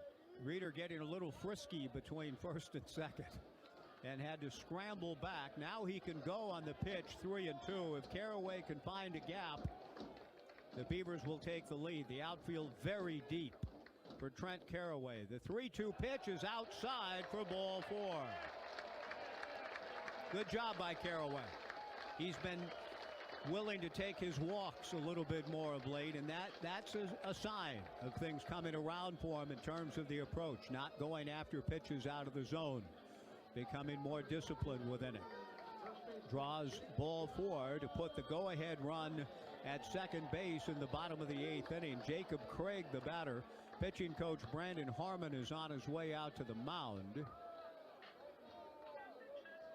And this appears to be, with no one throwing in the Gonzaga bullpen, a chance for Coach Harmon to talk with his right-hander Eric Hoffberg about the approach now to Jacob Craig. The Beavers with 2 on and 2 out and a 3-3 tie in the bottom of the 8th inning.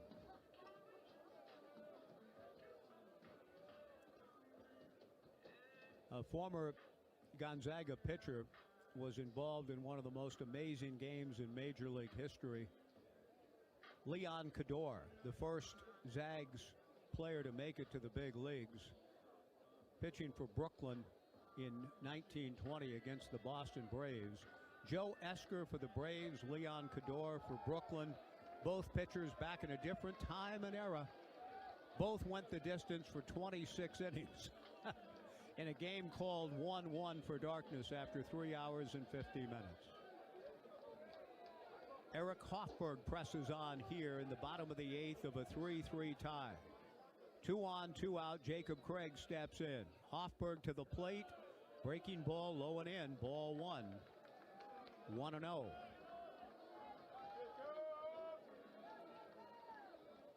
Jacob has grounded out, single to center, and struck out. Cannon Reeder, the go-ahead run at second. Trent Caraway at first. 2 down, 3-3, bottom of the 8th. The 1-0 pitch bends in for a strike. The count 1-1 to Jacob Craig.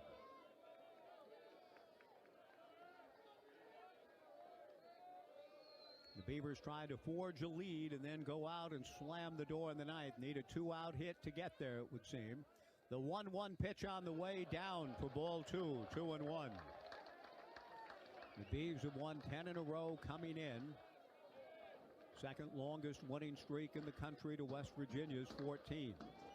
2 balls and a strike to Jacob Craig. A hitter's count with Reeder at second, Caraway at first, and a 3-3 tie.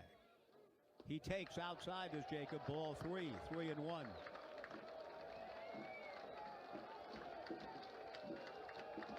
Tice Peterson on deck. 3-1 to Jacob Craig in this 3-3 tie in the bottom of the 8th inning. 2 on and 2 outs. Reeder from second, Caraway from first. Big swing and a miss by Jacob to run the count full to 3-2. Jacob takes a stroll outside the box. The runners will go on the pitch. Cannon Reeder from second, Trent Caraway from first, 2 down. Hoffberg ready. The 3-2 pitch to Craig is in the turf for ball 4 to load him up.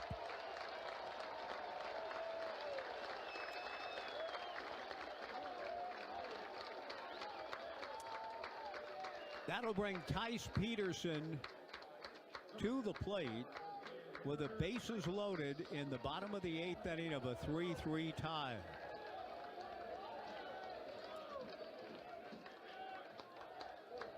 Tice with a pinch hit, base hit last inning. The bases loaded and 2 down in a 3-3 tie in the bottom of the 8th inning. The pitch to Tice, a strike, and the count 0-1.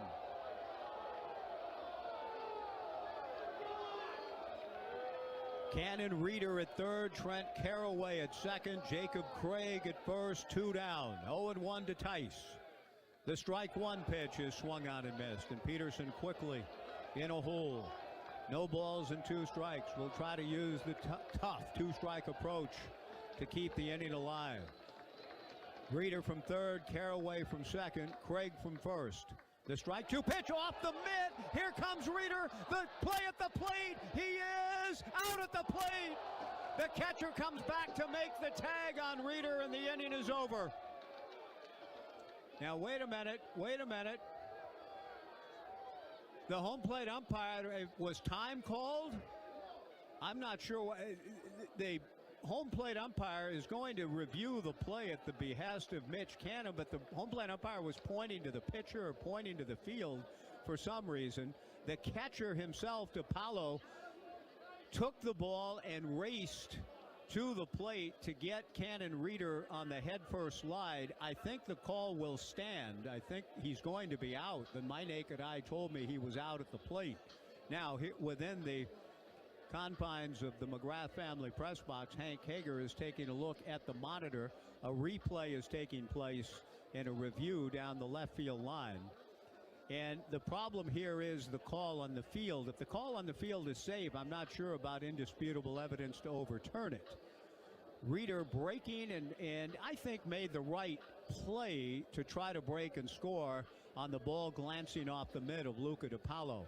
With Peterson down in the count 1-2, Hoffberg a strikeout pitcher, it was probably going to be tough to expect Tice to get a walk or even a good pitch to hit with the right-hander Hoffberg in control of the account. So Reeder saw that as his best opportunity to race in and try to score the go-ahead run, but he was called out at the plate. A mad scramble by DiPaolo to get to the ball, and I think DiPaolo did get back and apply the tag on Reeder for the final out of the inning. That was the call on the field, and now the play is being reviewed. And it will depend on the angles. Did Cannon get a hand in under before the tag was applied by DiPaolo? It was a very interesting play in that DiPaolo was diving back from foul territory towards the plate while Reeder was diving head first with his hand out coming from the other way down the third baseline. You don't see a play like that very often. And it is in super slow motion down to our left. Very close, but I worry about the fact, again, that the call on the field is out. And I think that's going to stand, but we'll find out here in a moment. It's either the Beavers in front and the inning continuing, or we go to the ninth tied at 3. Here comes the call. We wait. The runner Reeder at the plate is out at the plate, and the inning is over. I didn't expect that to be overturned. Gonzaga fired up. They should be. They get out of it. Great play by the catcher, Luca DiPaolo. Gonzaga players are chirping over towards the Beavers dugout. That's okay. Game isn't over. We go to the ninth. The Beavers do leave 2 men on. A 3-3 tie to the ninth on the Beaver Sports Network from Learfield.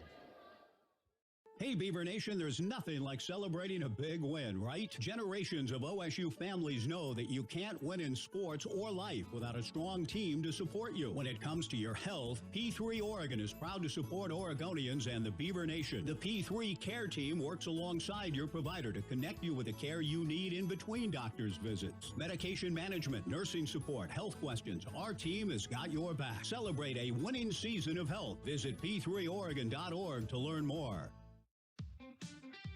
Did you know that Oregon potatoes are an excellent source of energy for any activity? That's why Oregon potatoes are an integral part of the Power Pack diet specifically designed for Oregon State athletes. They give them the endurance they need to train and to play at their best to go the distance. So if you want to perform at your best, make sure to add Oregon potatoes to your diet. As alumni, supporters, grower, and the official state vegetable of Oregon, the Oregon Potato Commission is proud to support the Celebrate Oregon Agriculture Program and Beaver Athletics. Go Beavs!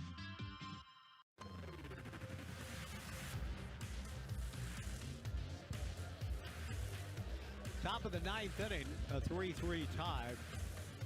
And while I say that it was the right decision for Reeder to come, there was a slight bit of hesitation before he did break. Had he broken immediately upon seeing the ball glance off the mid of Luca DiPaolo, he would have scored.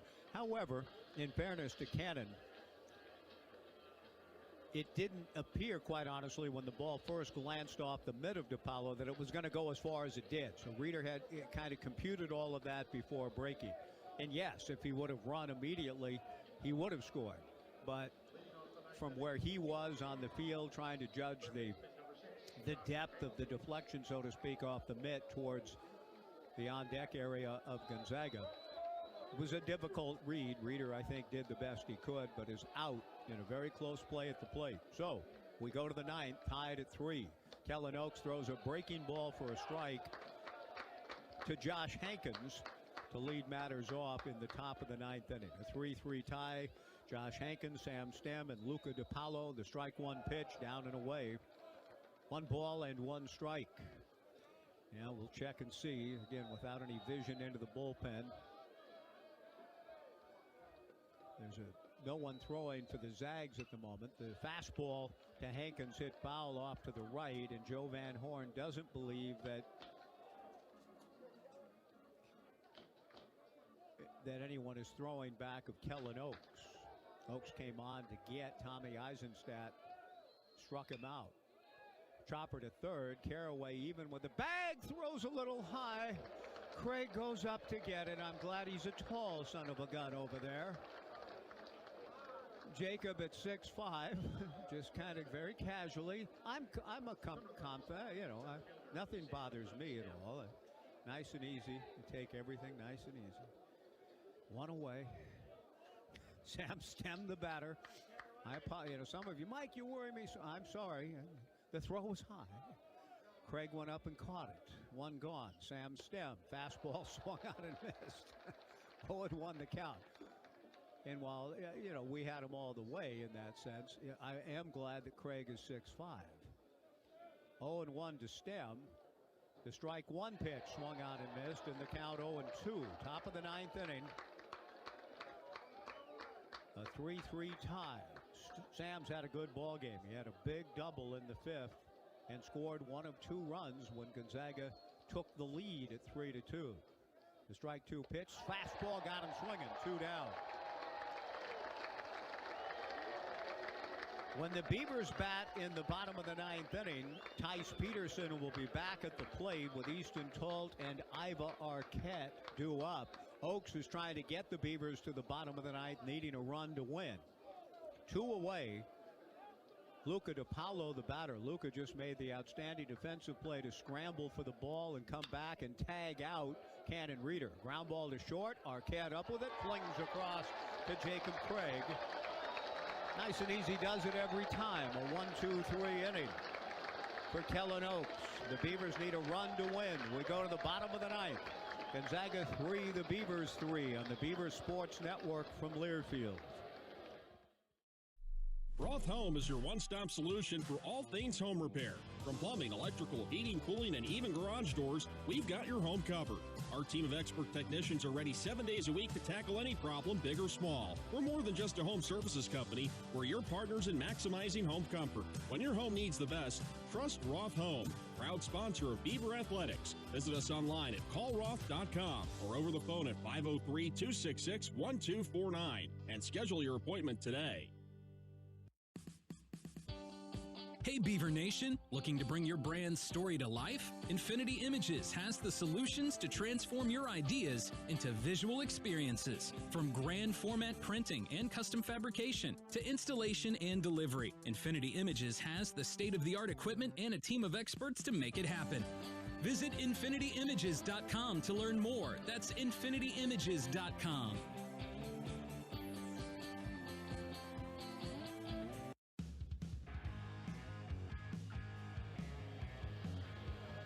Bottom of the ninth inning, a 3-3 tie. Tice Peterson, Easton Talt, and Iva Arquette, the scheduled hitters for the Beavers against Gonzaga right-hander Eric Hoffberg, who Mark Macdoff called upon in the seventh, the decided ace of the staff with the 4 saves and power arm out of the pen, has gone from the seventh here into the bottom of the ninth. Tonight's game sponsor, On Point Community Credit Union. Our thanks to On Point for their continued support at OSU on and off the diamond. On Point Community Credit Union, where people are the point. Tice Peterson was at the plate. The count had gone to 0-2. The ball trickled on the 0-2 pitch off the mid of Luca DiPaolo. Cannon Reeder, after a slight bit of hesitation, broke and was out at the plate on a very close play. Tice gets a clean slate.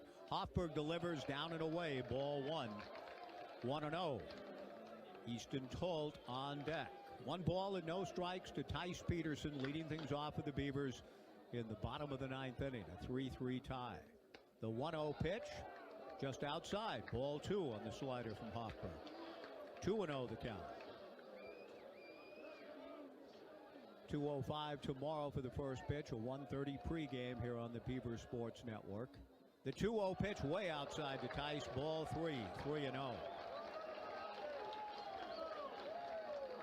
We get ahead of ourselves here, but you wonder if ball 4 comes, how Gippy and the Bees would play it with Easton Tolt, a guy with 6 home runs, but a very good bunter. 3-0 to Tice. The 3-0 pitch is down the middle for a strike, and the count 3-1. Playing things out, and Arquette would be walked intentionally if you did that. Then you'd have to cope with Turley. So there's a lot of things to play out here in the bottom of the 9th of a 3-3 tie. The 3-1 pitch is inside on the breaking ball for ball 4. The winning run, Tice Peterson heads down to first.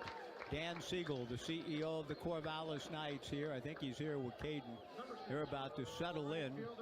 I mean, Dan's been here the whole game, but he took a little break. He settles back in to his seats just below the McGrath family press box. That'll be it for Tice. We'll see a runner. Carson McIntyre will run for Tice, representing the winning run in the bottom of the 9th inning. And now we'll find out how Gippy and Mitch are thinking about playing this. And Easton is squaring very early, and he is bunting. He bunts it back towards the pitcher. The throw to first is in time. So the Beavers waste no time in terms of how they want to go about it. Easton Tolt with a sacrifice bunt, 1-3, gave himself up early, gets it done. McIntyre, the winning run at second. Ivar Arquette almost certainly will be walked. He as a runner doesn't matter. The winning run is at second, so Arquette, I'm sure, is going to be walked intentionally, and he is. So Iva takes first, and that's a play that, while the fans are booing, and Mitch Canham and Ryan Gibson certainly reckoned upon that. Gavin Turley with a chance to win it here for the Beavers with 1 out in the bottom of the 9th inning. That is the gamble that the Beavers just took. Their hottest hitter in Arquette doesn't get a chance to swing it, with the Beavers having Tolt sacrifice. But again, Mitch and Ryan knew that would be how it was going to be played, and that's the choice they made. So now Gavin Turley, the batter, in a 3-3 tie in the bottom of the 8th inning. Turley could win it with a base hit. McIntyre at second, Arquette at first. The pitch to Gavin, foul back on the breaking ball. 0-1 the count. Turley tonight, the game after becoming the Beavers' home run king, has had a base hit taken away on a weird base running maneuver back in the first. Not on his part. He has struck out, walked and scored, and struck out again. McIntyre, the winning run at second, a 3-3 tie in the bottom of the 9th inning with 1 out. The pitch to Gavin. Good fastball from Hofberg. Swung on and missed. 0-2 the count.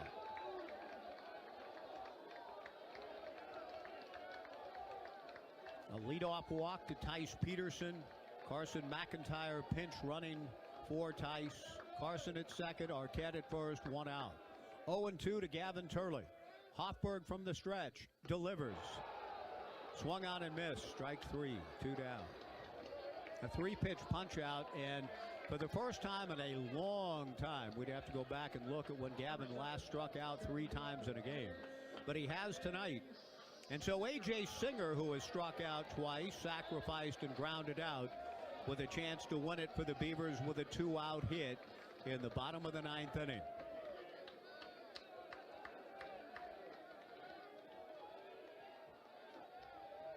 McIntyre, the winning run at second. Hofberg out of the stretch. The pitch on the way to A.J. Slider swung on and missed. Hofberg has suddenly found something extra, it seems, after the walk to Peterson, a sacrifice by Tolt, an intentional pass to Arquette, has thrown 4 very effective pitches consecutively. Singer down in the count, 0-1. McIntyre, the winning run at second. The strike 1 pitch is outside. 1 ball and 1 strike to A.J.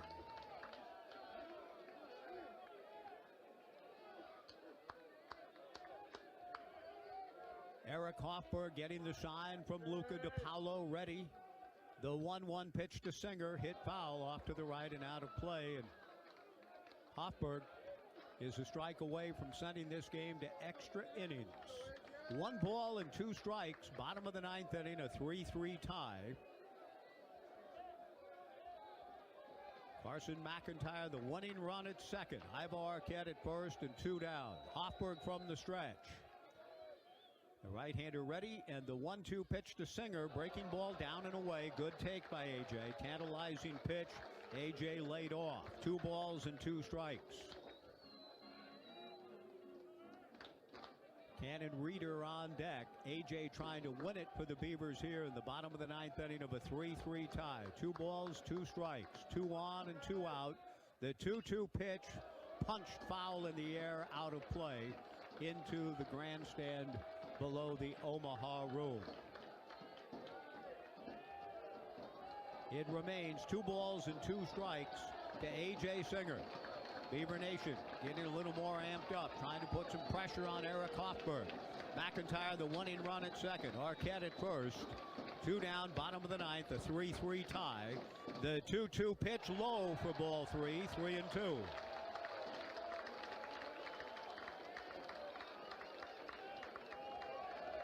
A.J. Singer, with the crowd beginning to build into a near frenzy, and the dugout doing the same for the Beavers on the third base side, awaits the 3-2 pitch with the runners going. 2 down, bottom of the 9th. Swung on and missed, strike 3. We go to the 10th. Hoffberg has been brilliant. To extra innings we go on this Monday night at Goss Stadium at Coleman Field. The Beavers leave 2 more. Tough night in that respect with 10 left on. We go to the 10th. It remains Gonzaga 3, the Beavers 3 on the Beaver Sports Network from Learfield. It's been so long. How have you been? Hello, I'm doing well. Dave, why are you talking that way? Please say 1 for a compliment or 2 for a question. Yeah, this is weird. I think I'm going to go. Talking with an automated phone tree can feel pretty ridiculous. That's why when you call Pacific Source Health Plans, you'll get a real person to answer all your important questions. Pacific Source Health Plans? This is a real person. How can I help you? Human service, not automated phone trees. Find a plan at PacificSourceMembersFirst.com. First Interstate Bank is the proud sponsor of the Community Hero Program. Throughout the year, Beaver Nation has been submitting their community hero stories, and First Interstate Bank wants to give a special shout out to Shannon Kmetic. In 2009, Shannon started the nonprofit Angels in the Outfield. This nonprofit serves children impacted by crime and abuse to provide them with enriching experiences like tutoring, school trips, sporting fees, and lessons. Thank you, Shannon, from First Interstate Bank, proud sponsor of Beaver Athletics.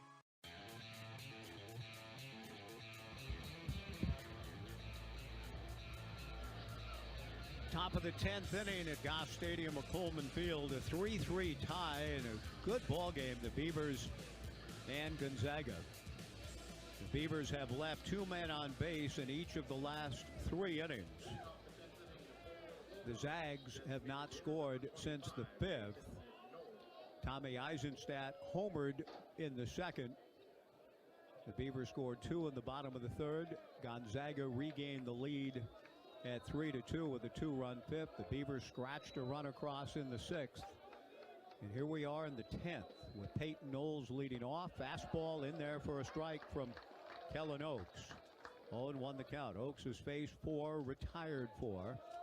Peyton Knowles, Ty Yukamoto, and Gage Bestis for Gonzaga in the 10th. The strike 1 pitch is line foul towards the left field party deck and batters. No balls and 2 strikes to Knowles, who was grounded to short, walked, and grounded to second.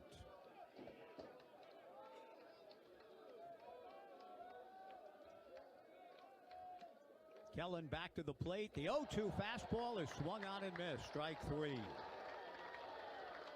Kellen Oakes has retired all 5 batters that he's faced. Ty Yukamoto, the hitter.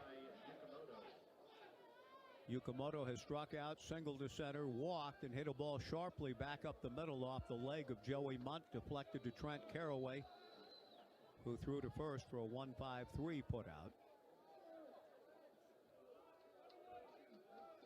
Kellen kicks and comes to the plate. Breaking ball strike in the count 0-1.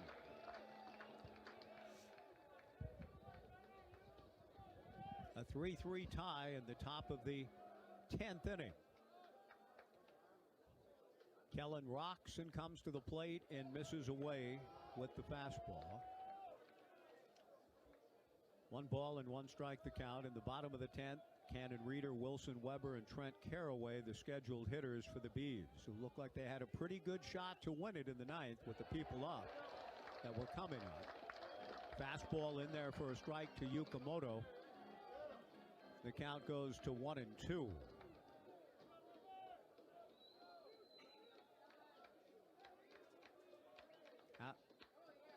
Out of the windup goes Kellen and comes to the plate and misses.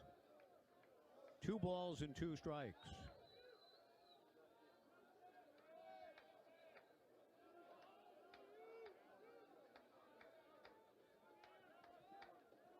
Three, top of the 10th inning. Oaks to the plate. Yukamoto slaps it foul. Off to the right and out of play.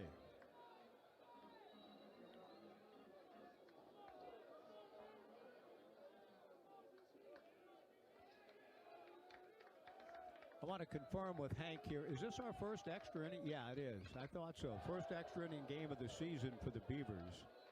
The 2-2 pitch to Yukamoto. High and away, ball 3, 3-2. 1 out, nobody on in the 10th, a 3-3 tie. Yukamoto, a very pesky hitter. The 3-2 pitch is ball 4, and that's a great job by Yukamoto.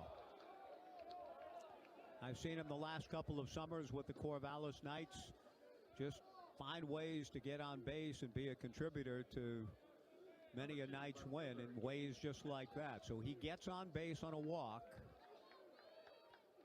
Good plate appearance for Ty, who's also a decent runner, 3 for 4 in stolen bases.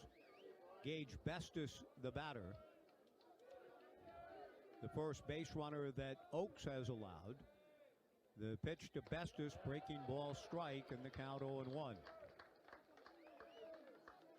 No reports from Joe Van Horn as to activity in the Beavers bullpen, or from anyone else for that matter, but somebody's beginning to play a game of catch. 0-1 the count, a throw to first, and Yukamoto 3 for 4 in stolen bases, back to the bag. Top of the 10th, the Beavers with Oaks and Wilson Weber the battery. Jacob Craig at first, A.J. Singer at second, Ivar Arquette at short, Trent Caraway at third, Gavin Turley in left, Cannon Reeder in center, Easton Talt in right. Yukamoto goes. Bestis on a hit-and-run play pokes one foul in front of his own dugout. The count 0-2. Pretty well done in terms of the break by Yukamoto and Bestis taking a shot towards right field. 0-2 the count to Gage. Hudson Shoup, tough left-handed hitter, the Zags' leading hitter, on deck. 3-3, top of the 10th inning, 1 out. The strike 2 fastball is high. Weber throws down to first, and Yukamoto gets back.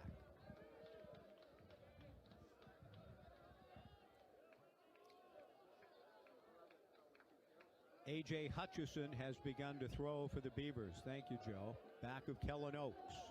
Top of the 10th inning, 3-3. The Beavers in extras for the first time in 2025. Breaking ball tapped slowly towards Arquette. His only play is to first, and he gets Gage Bestis. 2 down. On the play, Yukamoto advances to second. And that's big because Shoup is an excellent hitter. A 2-out hit gives Gonzaga the lead. When I said his only play, I think he made the right play. Some school of thought could he have flipped kind of across his body to Singer covering to cut down the lead runner, but it would have been close and maybe too close for comfort. Arquette goes to first for the second out. Shoup, the batter, the pitch to Hudson, swung on and missed. 0-1 the count. Hudson, a .370 hitter at the start of the night, has singled to center, flied to left, grounded into a 3-2-3 double play, and had a base hit taken away and a diving stab by Jacob Craig in the 8th. We're in the 10th. Yukamoto from second. The strike 1 fastball just inside. 1-1 the count to Hudson Shoup. Left-handed hitter out of Hanford High School. Began his career at Seattle U 2 years ago. Swings at a fastball and doesn't get it. 1-2 the count. Kellen Oaks trying to send the Beavers to the bottom of the 10th, still tied with needing just a run to win. Tai Yukamoto at second, 2 down, 3-3 top of the 10th. The 1-2 pitch to Shoop. Fastball runs high and away. Ball 2, 2-2. Kellen Oaks has been pitching with a great deal of emotion and fire this year. The 6'2", 201-pound righty out of Canby to the Beavers by way of LBCC. 2-2 the count with 2 down. Delivers, breaking ball taken, strike 3 called. And Kellen goes hopping off the mound, patting his own chest and celebrating with his teammates and not in any wise looking towards the Zags. Great breaking pitch for the called third to end the top of the 10th. Tai Yukamoto left stranded at second. And so again, here we go. The Beavers need a run to win. A new pitcher will be coming in for Gonzaga. Eric Hoffberg, their ace out of the pen, did a great job. We'll see who is coming in to try to send this game to the 11th. The Beavers looking to win it in the bottom of the 10th. We go to the bottom half of the 10th inning. Gonzaga 3, the Beavers 3 on the Beavers Sports Network from Learfield. Hey Beaver Nation, looking to bring your brand's story to life? Infinity Images has the solutions to transform your ideas into visual experiences. From grand format printing and custom fabrication to installation and delivery, Infinity Images has the state-of-the-art equipment and a team of experts to make it happen. Visit infinityimages.com to learn more. That's infinityimages.com.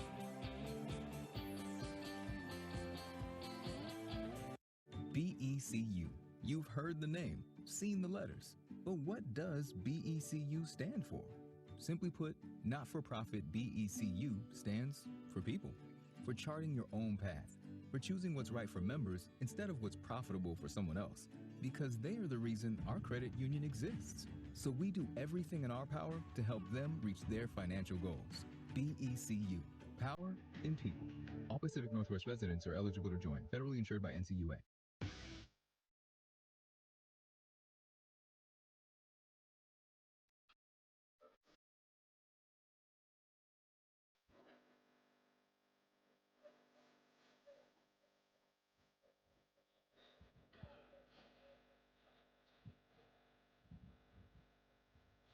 We go to the bottom of the 10th inning. A 3-3 tie.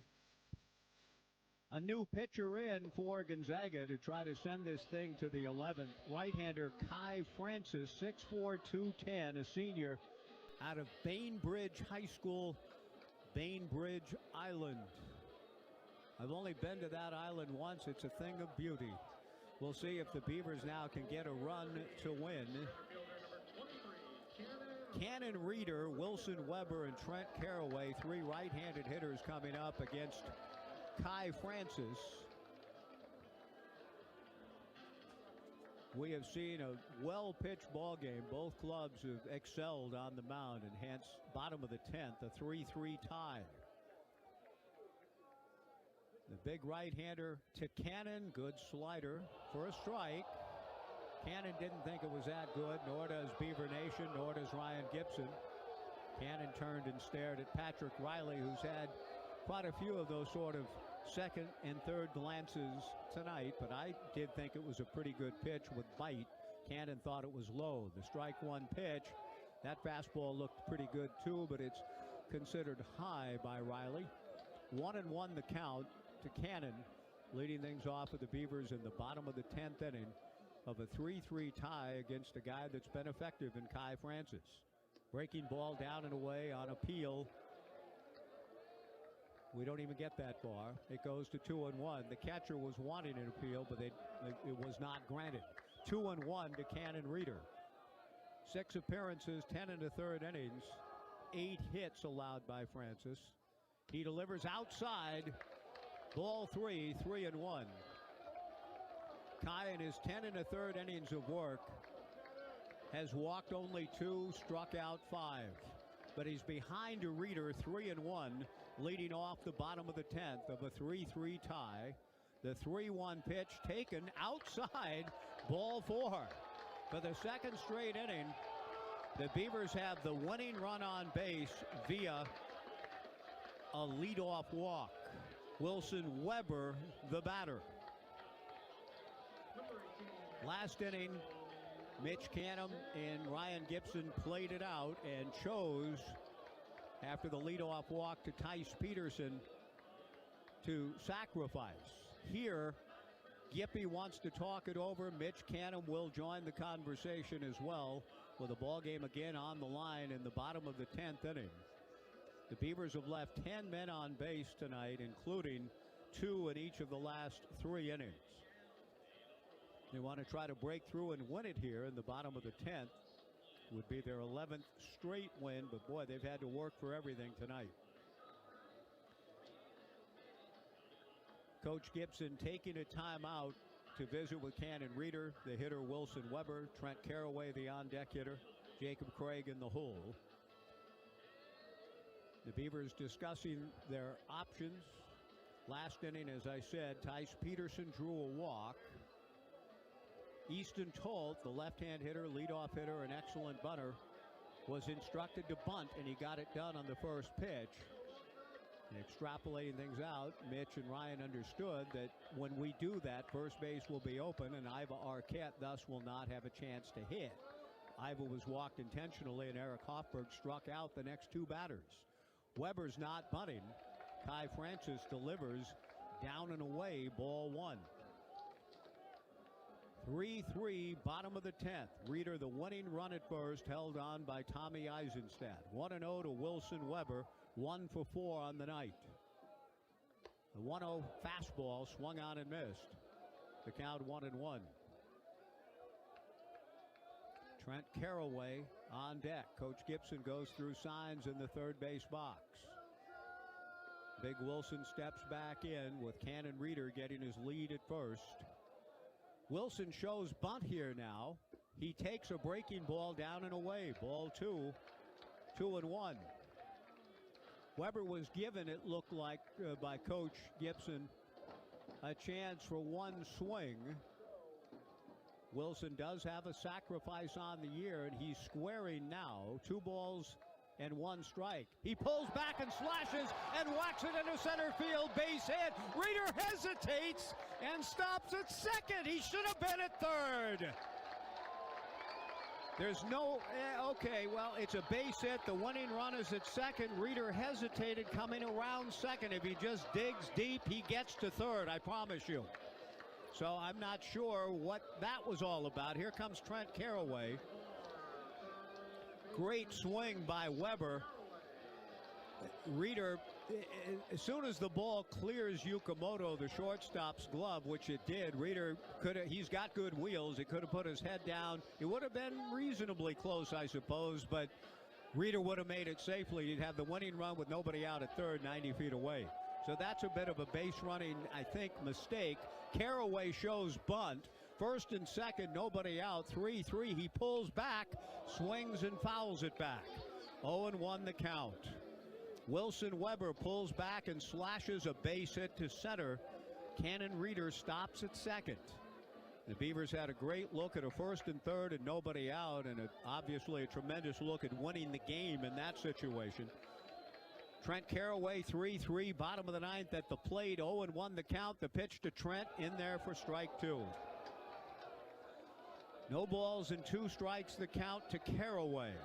Jacob Craig on deck. Network stations will get a station ID in here momentarily. The Beavers trying to win it in the bottom of the 10th of a 3-3 tie. Kai Francis from the stretch delivers. Breaking ball grounded to short, to second for 1, on to first, double play, 2 down.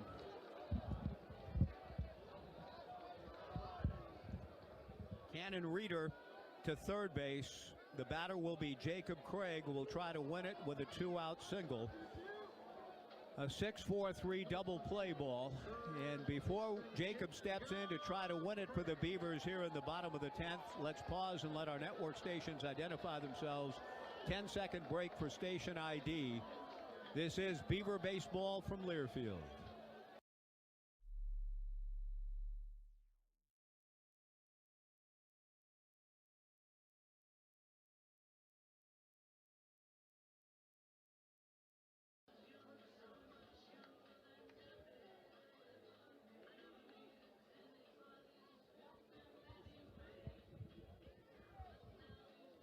Brandon Harmon, the pitching coach for Gonzaga, out to the mound to talk about the plan with Jacob Craig. The winning run 90 feet away, but with 2 outs. Cannon Reeder was very close, or should have been, there with nobody out. And then you're really looking at a great chance to win it. The Beavers in a 3-3 tie in the bottom of the 10th, trying to play their way through in what has been a good ball game, well played. They've had a couple of base running issues that it's hard to know exactly what might have happened on the Gavin Turley line drive in the first inning, but the Beavers at worst would have had first and second and 1 out. They ended up not scoring. Here they could have had first and third, nobody out, in a 3-3 tie. We'll see now with Jacob Craig trying to win it. First pitch, breaking ball away, ball 1, 1-0. Nicely turned double play by the Zags. Yukimoto to Shoop, Dysenstat. Reeder 90 feet away, tagged out at the plate back in the 8th inning. Kai Francis to the plate, swung on and missed, and the count 1-1. Jacob Craig is grounded to first, single to center, struck out, and walked. The Beavers have drawn 8 walks tonight. They have 8 hits. They're in a 3-3 tie. Reeder the winning run at third. The pitch to Jacob very high, and the count 2-1.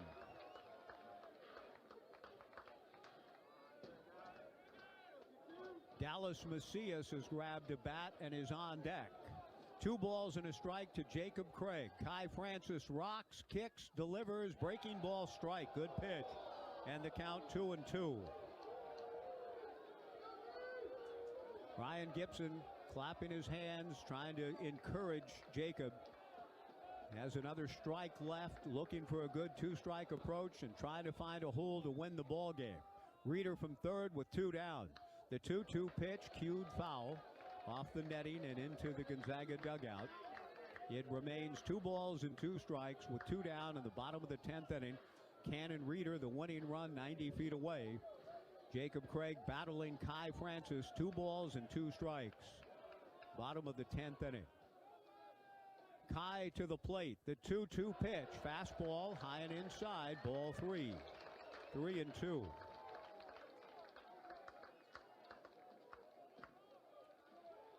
The Zags have used Braybeck, Gores, Hoffberg, and Francis.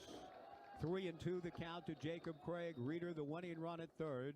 The 3-2 pitch hit foul, back of the plate towards Dixon Rex, backdoor entry, and out of play. It remains 3-2 to Jacob Craig, trying to end it here. Kai Francis hoping to send it to the 11th. 3-3, bottom of the 10th, 2 down. The 3-2 pitch to Jacob, swung on and missed, strike 3. We go to the 11th. Gonzaga has clutched up all night long with excellent pitching. And the Beavers leave another man on with a chance to win it. The Beavers will turn to their bullpen to try to send this thing to the bottom half, needing again, they'll try that scenario out again, needing a run to win. A base running error costs the Beavers perhaps a chance to win it here in the bottom of the 10th. We go to the 11th. Gonzaga 3, the Beavers 3 on the Beaver Sports Network from Learfield. Hey there, Beaver fans. Holt Ag Solutions is proud to be your premier dealer for top tractor brands like Massey Ferguson, Fendt, and more right here in Oregon. With expert technicians and quality parts, we are here to support your operation from start to finish. Stop by any of our Oregon locations to see the latest models from Fendt, Massey Ferguson, and all your favorite ag brands at Holt Ag Solutions. Or call 888-HOLT-006 to talk with one of our ag experts today. When it comes to your heart, trust the experts. Samaritan Health Services provides comprehensive heart care with specialists for virtually all cardiac conditions. From surgeons performing bypass surgeries, valve replacements, and chest reconstructions, to over 30 heart specialists treating irregular heartbeats, leaky valves, and clogged arteries. Samaritan Heart experts are committed to being healthier together, because your heart deserves the best. Visit samhealth.org/heart.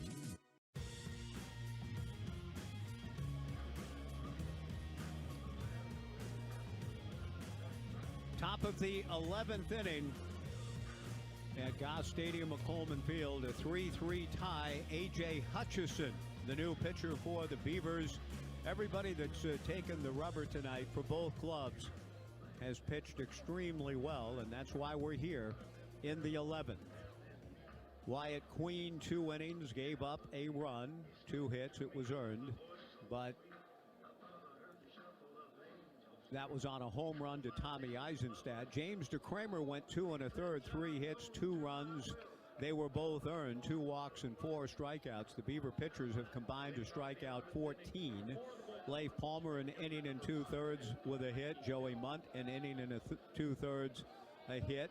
Palmer a strikeout, Joey with 2. Kellen Oakes went 2 1/3, no hits, a walk, and 4 strikeouts. And now A.J. Hutchison facing Mikey Bell to lead things off for Gonzaga in the top of the 11th inning of a 3-3 tie. Hutch from the stretch delivers, fastball strike. 0-1 the count. Mikey has been up 4 times and has struck out 4 times. 0-1 to the cleanup hitter for Gonzaga, a good hitter. He swings and misses, and he's a strike away from going down for a 5th time on strikes. 0-2 the count to Mikey, a .352 hitter with 8 homers, 27 RBIs at the start of the night. AJ ahead of him, no balls and 2 strikes. Eisenstadt, who homered earlier, on deck. The strike 2 pitch swung on and fouled at the plate. It remains 0-2 to Mikey Bell. Bell, Eisenstadt, and Josh Hankins in the 11th. Trent Carraway deep and near the line at third. Ivo Arquette essentially straight away at short, a more conventional disposition of the infielders than usual. The strike 2 pitch, a line drive at Carraway. Perfectly positioned, 1 away.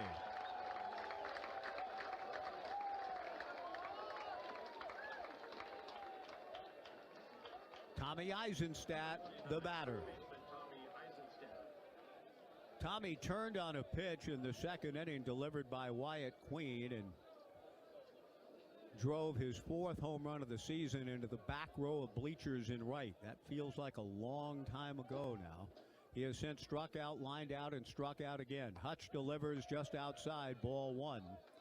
1-0, 3-3, top of the 11th inning. Hutchison making his 15th appearance, which is tops on the squad. He comes set with the bases empty, comes to the plate, outside, ball 2. In 14 innings, 2 saves, a record of 2-0, 26 innings, 17 hits, 7 walks, 23 strikeouts, a batting average against of 187. 2-0 to Tommy Eisenstadt, dangerous here with the count his way. The 2-0 pitch is outside, ball 3, 3-0. Josh Hankins on deck. 3-3, top of the 11th. The Beavers, over the last 3 innings, have had their chances. The 3-0 pitch, Eisenstadt takes a strike, and the count 3-1. Hutch in his last outing got the win against CSUN. 4 1/3, 4 hits, 3 runs, all earned. The 3-1 pitch taken down. What? The pitch was down the middle.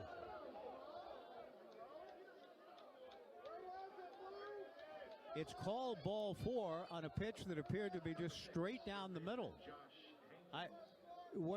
Is it low? Inside? Maybe a little low. Okay, well, Eisenstadt draws a walk. Wilson must have done a nice job of raising it up to frame it. It was a little bit low, so ultimately a good call by Pat Riley. The count was 3-1. Now Josh Hankins, the batter. The first pitch to Josh is a strike, and the count 0-1. Tommy Eisenstadt, a runner, 4 for 5 in stolen bases. A 1-out walk in this 3-3 tie in the top of the 11th inning. The strike 1 pitch is in there for strike 2 for the Beavers tonight, just their 4th walk. They have hit a batter, and that was a painful one. A hit batsman with the bases loaded to force in a run. 3-3 in the 11th. 0-2 to Josh Hankins. Hutch delivers a chopper towards Arquette. He will go to second to Singer for one, on to first, not in time. Nice job by Iva, cutting down the lead runner. No shot for the double play, but the lead runner cut down at second on the fielder's choice. 2 down in the top of the 11th. Sam Stem, the batter. Sam struck out in his first at-bat, doubled and scored in the 2-run fifth, the last frame in which Gonzaga scored. He has flied to center and struck out since. Left-handed hitter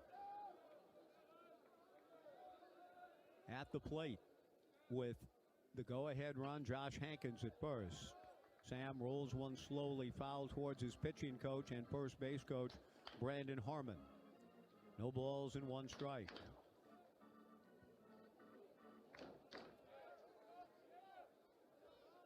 When the Beavers bat in the bottom of the 11th, Dallas Macias perhaps over the top fastball from A.J. High. The count 1-1. Dallas had grabbed a bat and was in the on-deck circle when Jacob Craig struck out. But it's the DH and 9th hole slot, followed by Easton Tolt and then Iva Arquette. 3-3, top of the 11th. Josh Hankins at first, 2 down. Fastball to Stem just inside, ball 2, 2-1. Luca DiPaolo on deck. What a ball game here tonight. The Beavers offense has been in high gear. They've been quieted tonight by good Gonzaga pitching. Hutch delivers, breaking ball away. Ball 3, 3-1.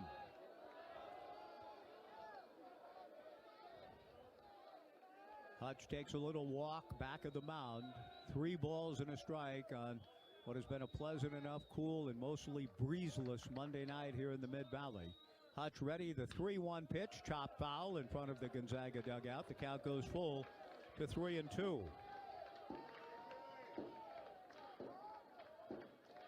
Josh Hankins will be off and running with the pitch. Jacob Craig will play back of the bag. He's making sure that that's what Joey Wong, who handles the infield alignment, wants. Jacob playing just a step or 2 back of the runner, Hankins. Hankins goes, the 3-2 fastball. Swung on and missed, strike 3 to retire the side, and we go to the bottom of the 11th, and again, the Beavers need a run to win. At the end of 10.5, still Gonzaga 3, the Beavers 3 on the Beaver Sports Network from Learfield. At Builders First Source, we're proud to be the nation's largest supplier of home building materials with 14 locations in Oregon and Southwest Washington. Our team is driven to deliver for our customers and help solve today's toughest challenges. We offer expert advice as you shop our extensive selection of lumber, siding, windows and doors, roof trusses, decking, and more for your next project. You can count on Builders First Source to minimize your build times, maximize efficiency, and deliver what you need when you need it. Go to BLDR.com to find a location near you. As a locally owned company celebrating 25 years in business, the Barbers are excited to support the Oregon State Beavers. Come in and get the works. A full-service experience including a precise haircut, relaxing shampoo, scalp massage, and a hot lather neck shave by the most experienced barbers around. When it comes to men's grooming, nothing beats a true barbershop experience. Come and get yourself ready for game days. Book same-day appointments now online by visiting thebarbersonline.com. The Barbers, where guys go for great cuts.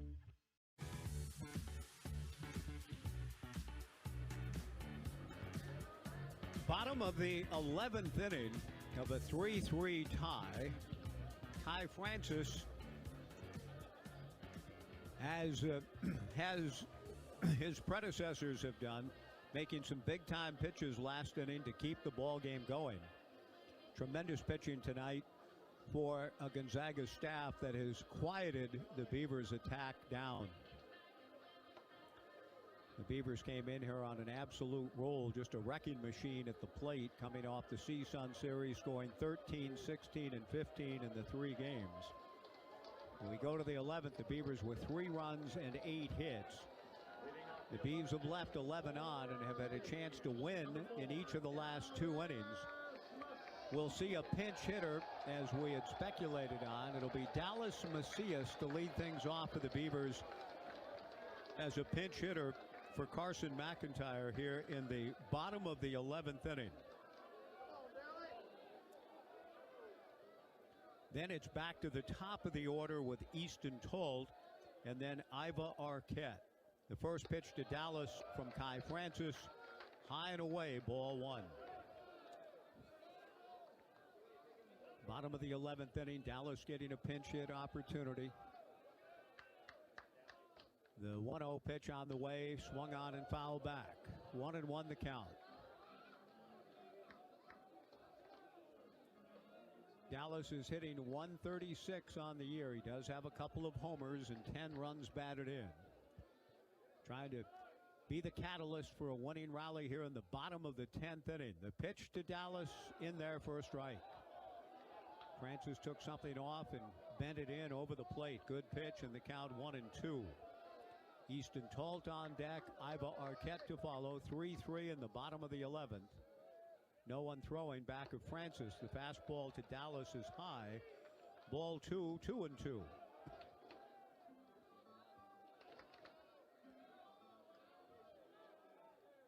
Francis again ready. The big right-hander kicks and comes to the plate. Macias swings and misses.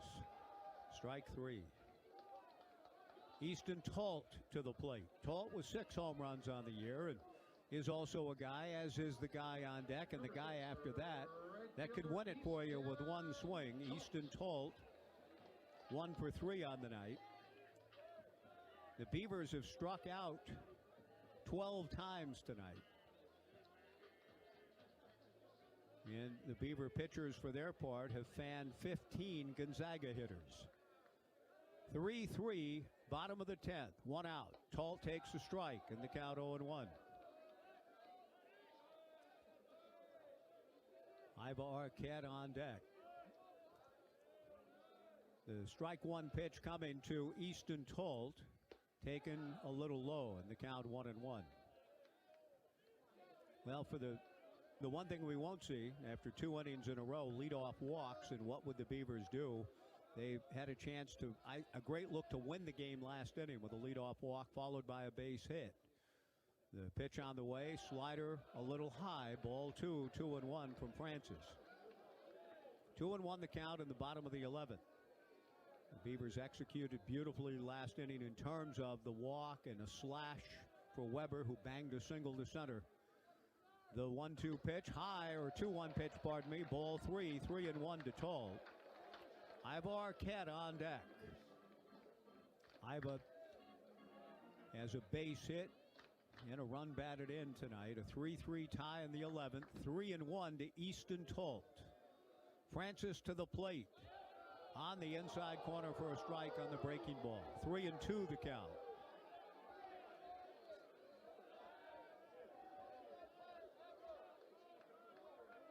The outfield very deep for Easton, particularly center fielder Sam Stem. He's way out there. The 3-2 pitch on the way, hit high in the air to right and deep. Back goes Bell. He has a play, and he makes the catch. 2 down. Easton just missed it. I was so used to seeing those games in Los Angeles, I thought, that ball, that's got to get out. Right? That ball was crushed, or so it appeared, off the bat of Tolt, but it dies on the warning track for out number 2. When it first left the bat, I think we all thought, I know I did, I thought Easton had won it. Now Iva Arquette to the plate. Iva with one swing could end it. The Golden Spikes reigning National Player of the Week steps in against Kai Francis. 2 outs, nobody on. Breaking ball away, ball 1, 1-0. 3-3, bottom of the 11th in the Beavers' first extra inning game of 2025. They're making it count. 1-0 to Arquette. Breaking ball strike in the count, 1-1. Iva changing his pattern a little bit. He offered at the first pitch in the first inning, the third inning, and the 7th inning. Now the 1-1 pitch to Arquette. Breaking ball outside, ball 2, 2-1. Gavin Turley on deck. Bottom of the 11th of a 3-3 tie. A shift on for Iva, the second baseman on the left side of the diamond. The pitch to Arquette, breaking ball driven to left and deep. Back goes Mestis to the track, to the fence. The ball is off the base of the fence. Ivo Arquette into second with a double.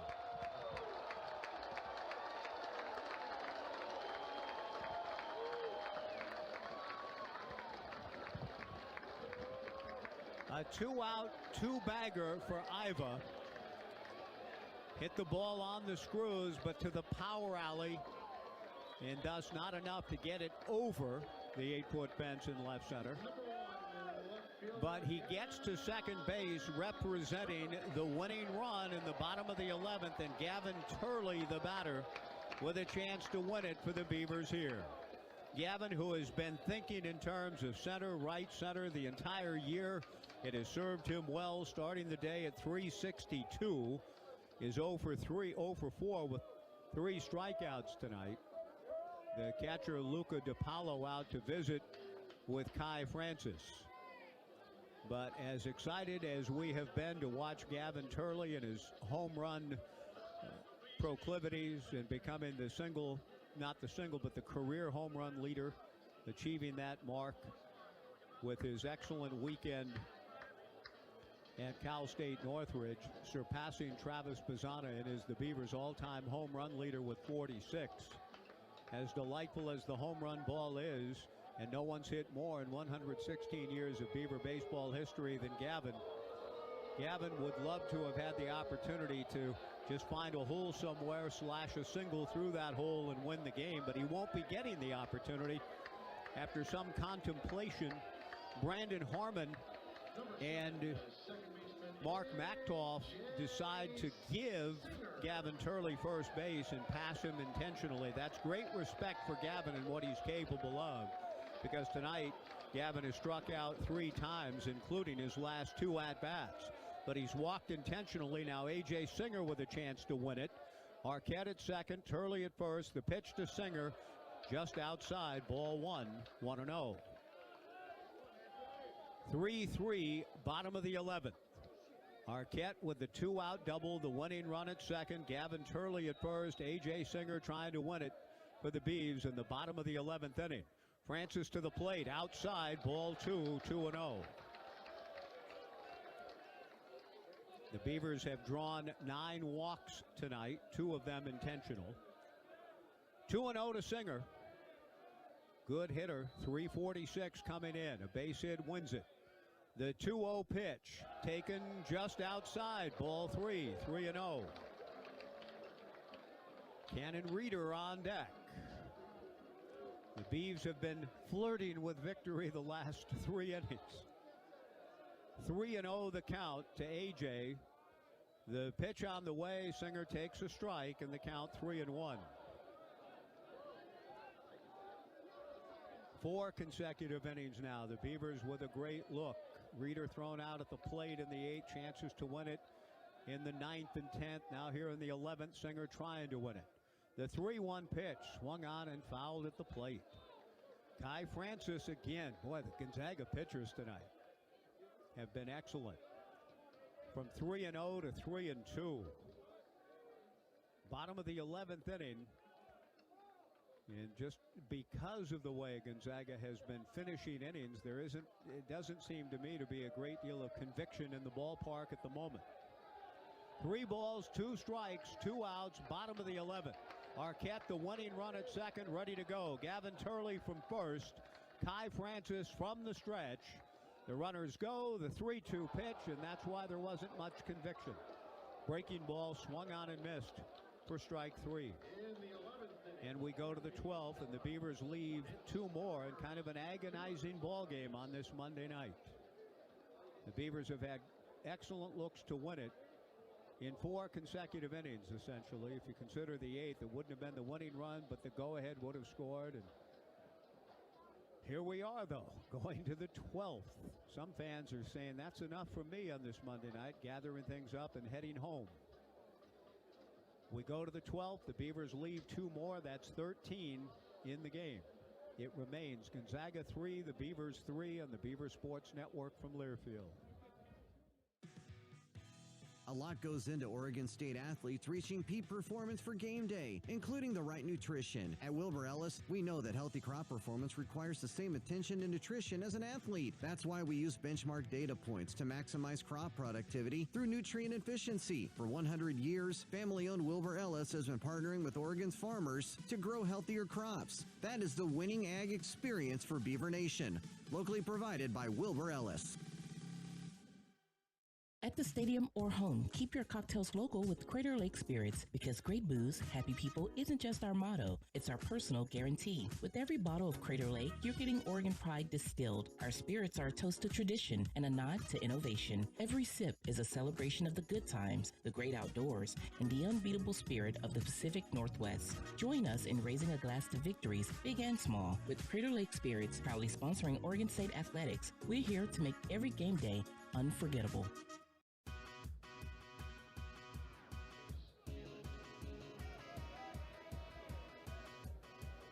Top of the 12th inning of a 3-3 tie at Goss Stadium at Coleman Field. Jace Phelan will be a pinch hitter for Luca DiPaolo for the Gonzaga Bulldogs as we go to the 12th. Hutchison delivers. Phelan takes a strike. 0-1 the count. We'll have a new catcher thus in the bottom of the inning. Jace Phelan, left-hand hitting out. Redshirt senior left-handed hitter out of Otis Orchards, Washington, in a transfer from Washington State. Swings at A.J. Hutchison's 0-1 pitch and doesn't get it. The count 0-2. Jace Phelan, the pinch hitter, in the top of the 12th at 211.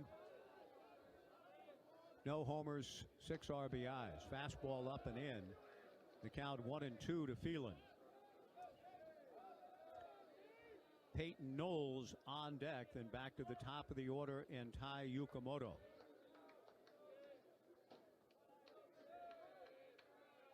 Hutch ready, comes to the plate.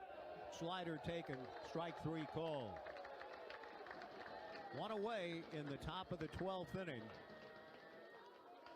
Peyton Knowles, the designated hitter, the batter, has grounded to short, walked, grounded to second, and struck out.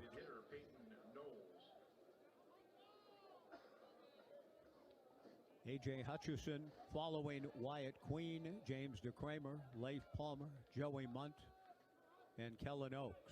And all that have towed the slab here tonight for both clubs have been impressive. Fastball hit foul to the left and out of play. No balls and a strike to Peyton Knowles. Good ball game presented by On Point Community Credit Union. Our thanks to On Point for its continued support at OSU on and off the diamond. On Point Community Credit Union, where people are the point. The strike 1 pitch to Peyton Knowles misses a little bit low. Ball 1, 1-1. 1:30 pregame tomorrow. 2:05 first pitch. Will there be anybody left? The 1-1 pitch, a check swing taken for a strike. Hutchison ahead of the count, 1-2 on Knowles. One away, nobody on in the top of the 12th. In the bottom half, the Beavers due to send up Cannon Reeder, Wilson Weber, and Trent Caraway. A.J. Hutchison with a count of 1-2 on Knowles. Working out of the stretch with nobody on, delivers a 2-hopper towards Arquette. Iva charges, gloves, throws, and gets him. 2 down.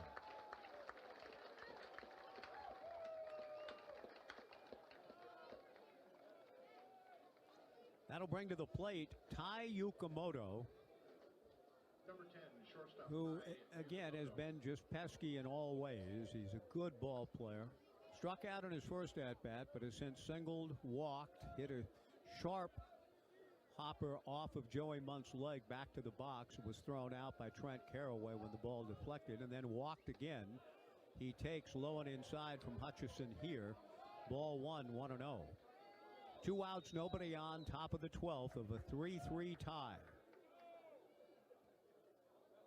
Trent Caraway respecting Yukamoto's bunting ability, even with the bag at third. The 1-0 fastball, high, ball 2, 2-0. Gage Bestis on deck. 2 outs, nobody on. AJ turns his back on home plate for a moment. And now gets back up on the slab, trying to send the Beavers to the 12th. Again, just needing a run to win. The 2-0 fastball for a strike. Good pitch. Yukamoto taking all the way. 2-1 the count.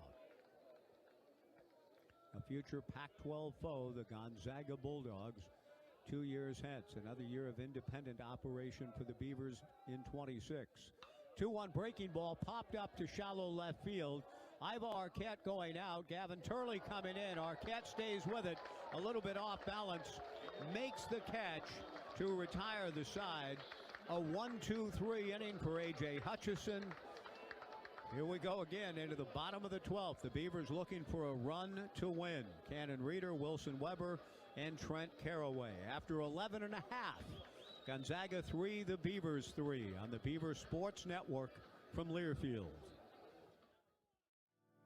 From forestry, construction, material handling to trucking, no matter what industry you're in, Pape has the equipment and services to keep you moving.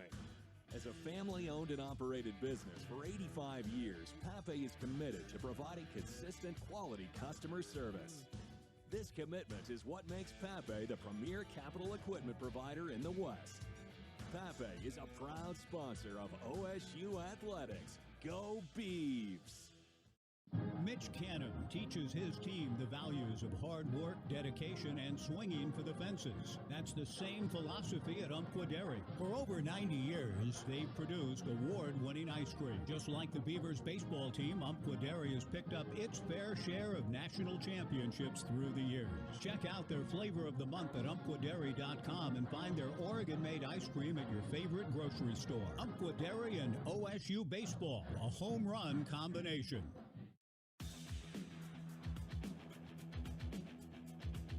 Right-hander Kai Francis working with his new battery mate, Reese Sherman. As we go to the bottom of the 12th, the Beavers and Zags tied at 3. Mitch Canham comes out to confer with home plate umpire Patrick Riley. Cannon Reeder, Wilson Weber, and Trent Caraway, the Beavers' scheduled hitters. Gonzaga got a home run from Tommy Eisenstadt in the second inning to take the first lead in the ball game at 1-0. The Beavers came back in the bottom of the third. A walk to Levi Jones, an RBI triple for Easton Talt. Ivar Arquette then grounded out to bring Talt home. The Beavers led it 2-1. Gonzaga came back with 2 runs in the fifth. And a misplayed fly ball in right changed that inning dramatically. The Zags scored 2 to take the lead at 3-2. The Beavers picked up a run in the 6th, and neither team has scored since. We're in the bottom of the 12th of a 3-3 tie. The first pitch to Cannon Reeder from Kai Francis, a breaking ball strike. 0-1 the count. Reeder, Weber, and Caraway against Kai Francis. The strike one pitch, breaking ball down, and the count 1-1. Cannon's had a good ball game offensively, save for probably a base running play he'd like to have back, going back to the 10th inning when he inexplicably stopped or slowed down and did not get to third on a base hit by Wilson Weber. It would have had the winning run 90 feet away with nobody out. But he's had a good ball game. Otherwise, he takes a strike in the count 1-2. He's doubled homer runs, singled to left, and walked, trying to spark the Beavers here in the bottom of the 12th in a 3-3 tie. The 1-2 breaking ball away, ball 2, 2-2. Beaver hitters have struck out 13 times tonight. Big time pitches for all of the pitchers tonight for Gonzaga. The 2-2 pitch on the way, fastball foul back.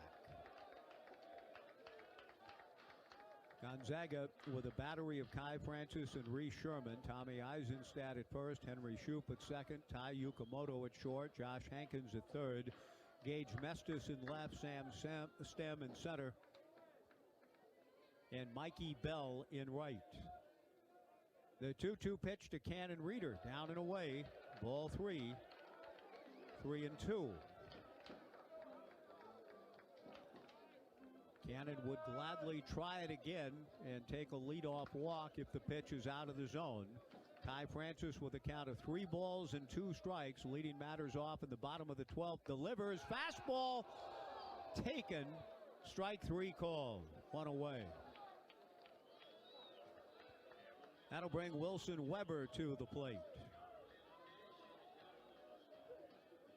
Wilson has struck out, single to left, fly to right, fly to center, and then had a slash of a single to center field. He faked bunt, pulled the bat back, and whacked it to center. And for all the world, it looked as though Reeder would be able to motor to third, giving the Beavers first and third, nobody out. The pitch on the way to Wilson, slider just outside, ball 1 from Kai Francis. It didn't quite play out that way, and we are playing into the 12th. The left-hander is throwing in the bullpen for the Bulldogs. Bottom of the 12th, a 3-3 tie. The 1-0 pitch is a strike to Wilson. The count 1-1. Weber has struck out, singled, flied to right, flied to center, and singled to center. Kai Francis back to the plate, outside, ball 2, 2-1. 3 runs, 7 hits for the Beavers. For Gonzaga, 3 runs, 9 hits for the Beavers. The Beavs have left 13 on. The pitch to Weber, fastball for a strike, and the count 1-2. Trent Carraway, the on-deck hitter.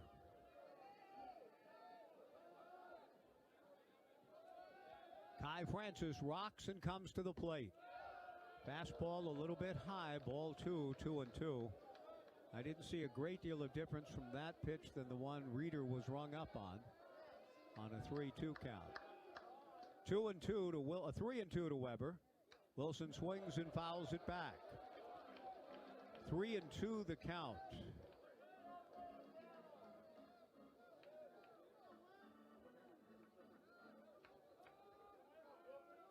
The Beavers and Zags again tomorrow. Pitching is being extended tonight, that's for sure, for both clubs. 2:05 tomorrow. The 3-2 pitch, a line drive, base hit into right center field. Wilson Weber takes an aggressive turn. Mikey Bell gets the ball back in. The third hit of the night for Wilson Weber. The winning run on base again here in the bottom of the 12th. Trent Carraway to the plate. Tough night for Trent. He's 0 for 4. Grounded into a double play in the 10th inning.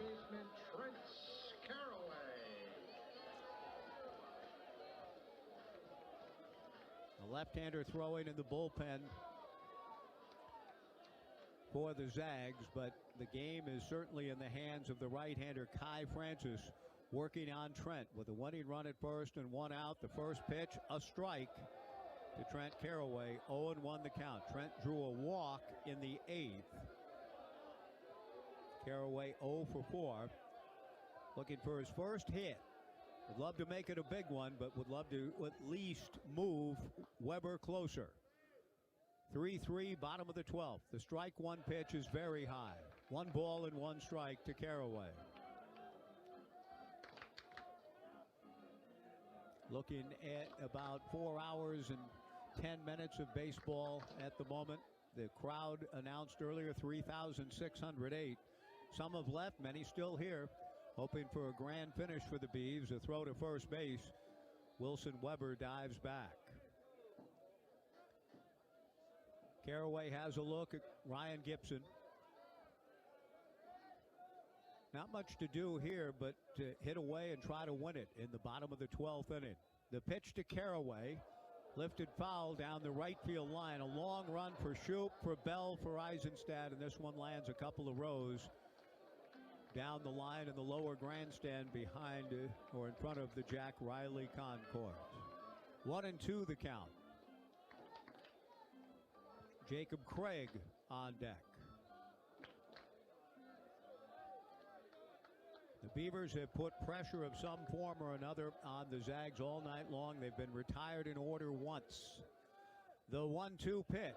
Carraway takes down and away. Ball 2, 2-2. The Beavers leaving 2 on in the 7th, 2 on in the 8th, 2 on in the 9th, 1 on in the 10th, 2 in the 11th. 2-2 to Trent Caraway. Fastball very high. Ball 3, 3-2.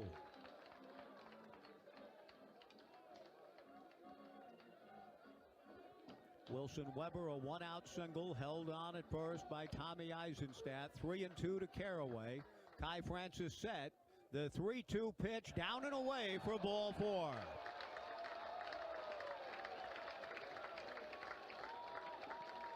Down to second base goes Wilson Weber. Trent Caraway with his second walk of the night. It's a big one because it gives the Beavers a chance to win it again with a base hit. Jacob Craig, the batter. Jacob has grounded to first, singled to center, struck out, walked, and struck out again. Weber at second, Caraway at first. 3-3, bottom of the 12th. Jacob hits one foul down the right field line. This too will carry towards Casey corner. And the ball in and out of the hand of a fan down the line. The count goes to 0-1 to Craig. Few fans are it's too late on this Monday night, past their bedtime, leaving in the middle of this situation here. Just like, hey, if Craig didn't get a hit on the first pitch, we're leaving. 0-1 the count. Wilson Weber, the winning run at second, 3-3, bottom of the 12th. The strike one pitch, cued foul in front of the Gonzaga dugout, and the count, no balls and 2 strikes. Dallas Macias on deck. 3-3, bottom of the 12th, 2 on and 1 out. Jacob Craig trying to win it with a base hit. Weber from second, Caraway from first. The 0-2 pitch coming from Kai Francis to Jacob. Breaking ball inside, ball 1, 1-2.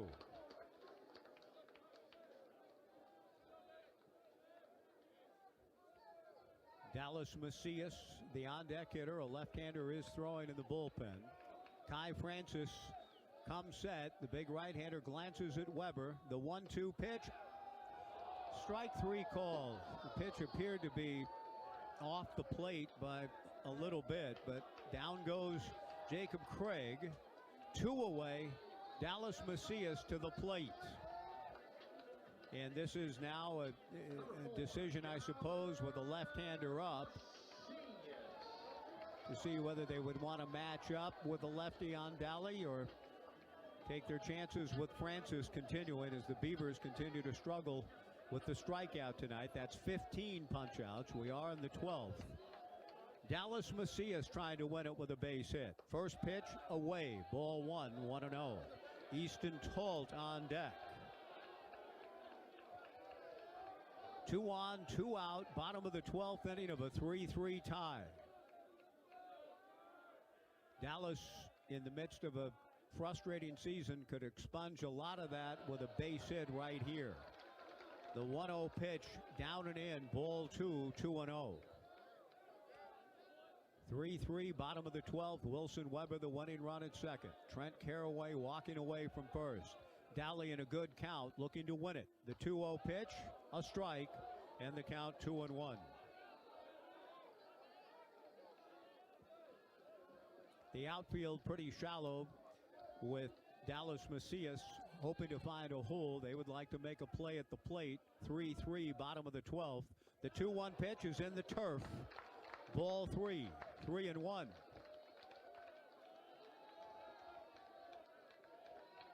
Easton Talt, the on-deck hitter, a left-hander, continues to throw in the Gonzaga bullpen. 3-1 to Macias. Weber at second, Caraway at first. 3-3, bottom of the 12th. The 3-1 pitch is inside to load him up. Dallas hesitated at the plate because, quite frankly, it's been difficult to know at times what it's going to be in terms of the call. But Dallas is at first. The winning run is 90 feet away. Easton Talt, the batter. The Beavers have struck out 15 times tonight. They've taken 11 walks. And they would gladly take a 12th, but I'm not sure Talt, well, it's Brandon Harmon, the pitching coach. Machtolf usually makes the changes. I was going to say I'm not sure Talt's going to get a chance to win it against the right-hander Kai Francis, but Brandon Harmon is coming out for a visit with Kai. with the bases loaded, 2 down, bottom of the 12th inning of a 3-3 tie. Francis coming into the outing tonight, 10 1/3 innings with just 2 walks issued. The Beavers, a very patient team with a pretty good command of the strike zone. In 2 2/3, have managed 4 walks, albeit 2 of them intentionally given. 5 strikeouts for Francis, 3 hits and no runs. He's pitched in the clutch. But that sense of anticipation we've talked about and conviction would grow greatly if the count goes to 1-0. I guarantee it. Bases loaded, 2 down, bottom of the 12th, the 3-3 tie. Easton Talt, the batter. Francis to the plate, ball 1, 1-0.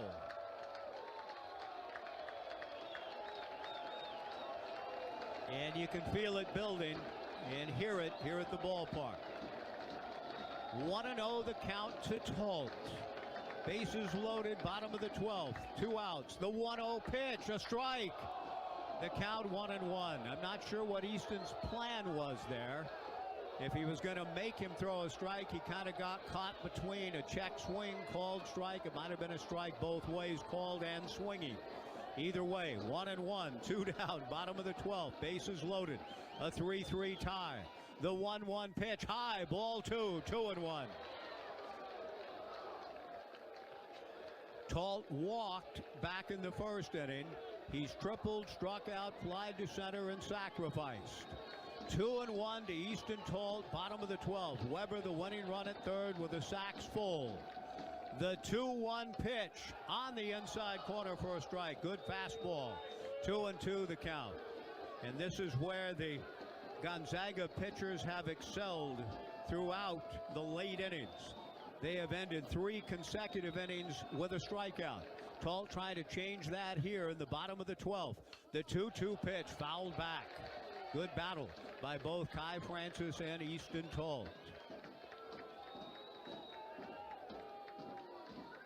Wilson Weber at third base. Trent Caraway at second. Dallas Macias at first. Easton Talt at the plate. 3-3, 2 outs, bottom of the 12th. The 2-2 pitch, a slow tapper. Talt's got speed. The bare hand throw to first. Not in time. Talt with the infield single. He walks it off in the 12th. The Beavers win it 4-3.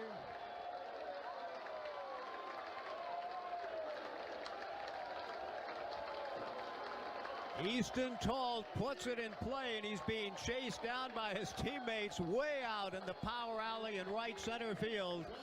Easton with an infield single with the great wheels to win it for the Beavers in the bottom of the 12th. Through it all well worth it.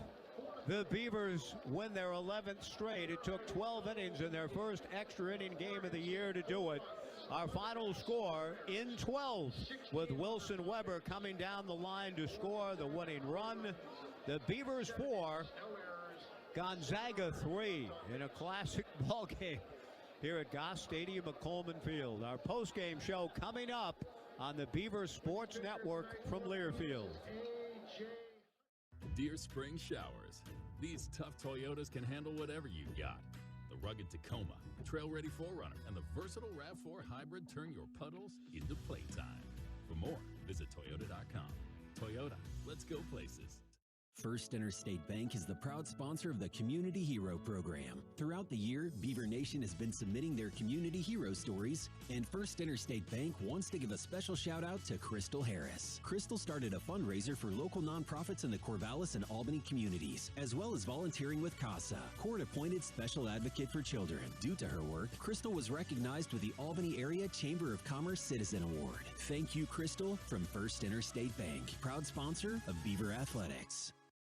Cut time, cut costs, cut grass. Double your runtime with free extra battery deals on steel tools and cut through your spring cleaning to-do list. Mow, trim, cut, prune. Do it all with Steel Battery. Find your deal at your local Steel dealer or shop online at steelusa.com.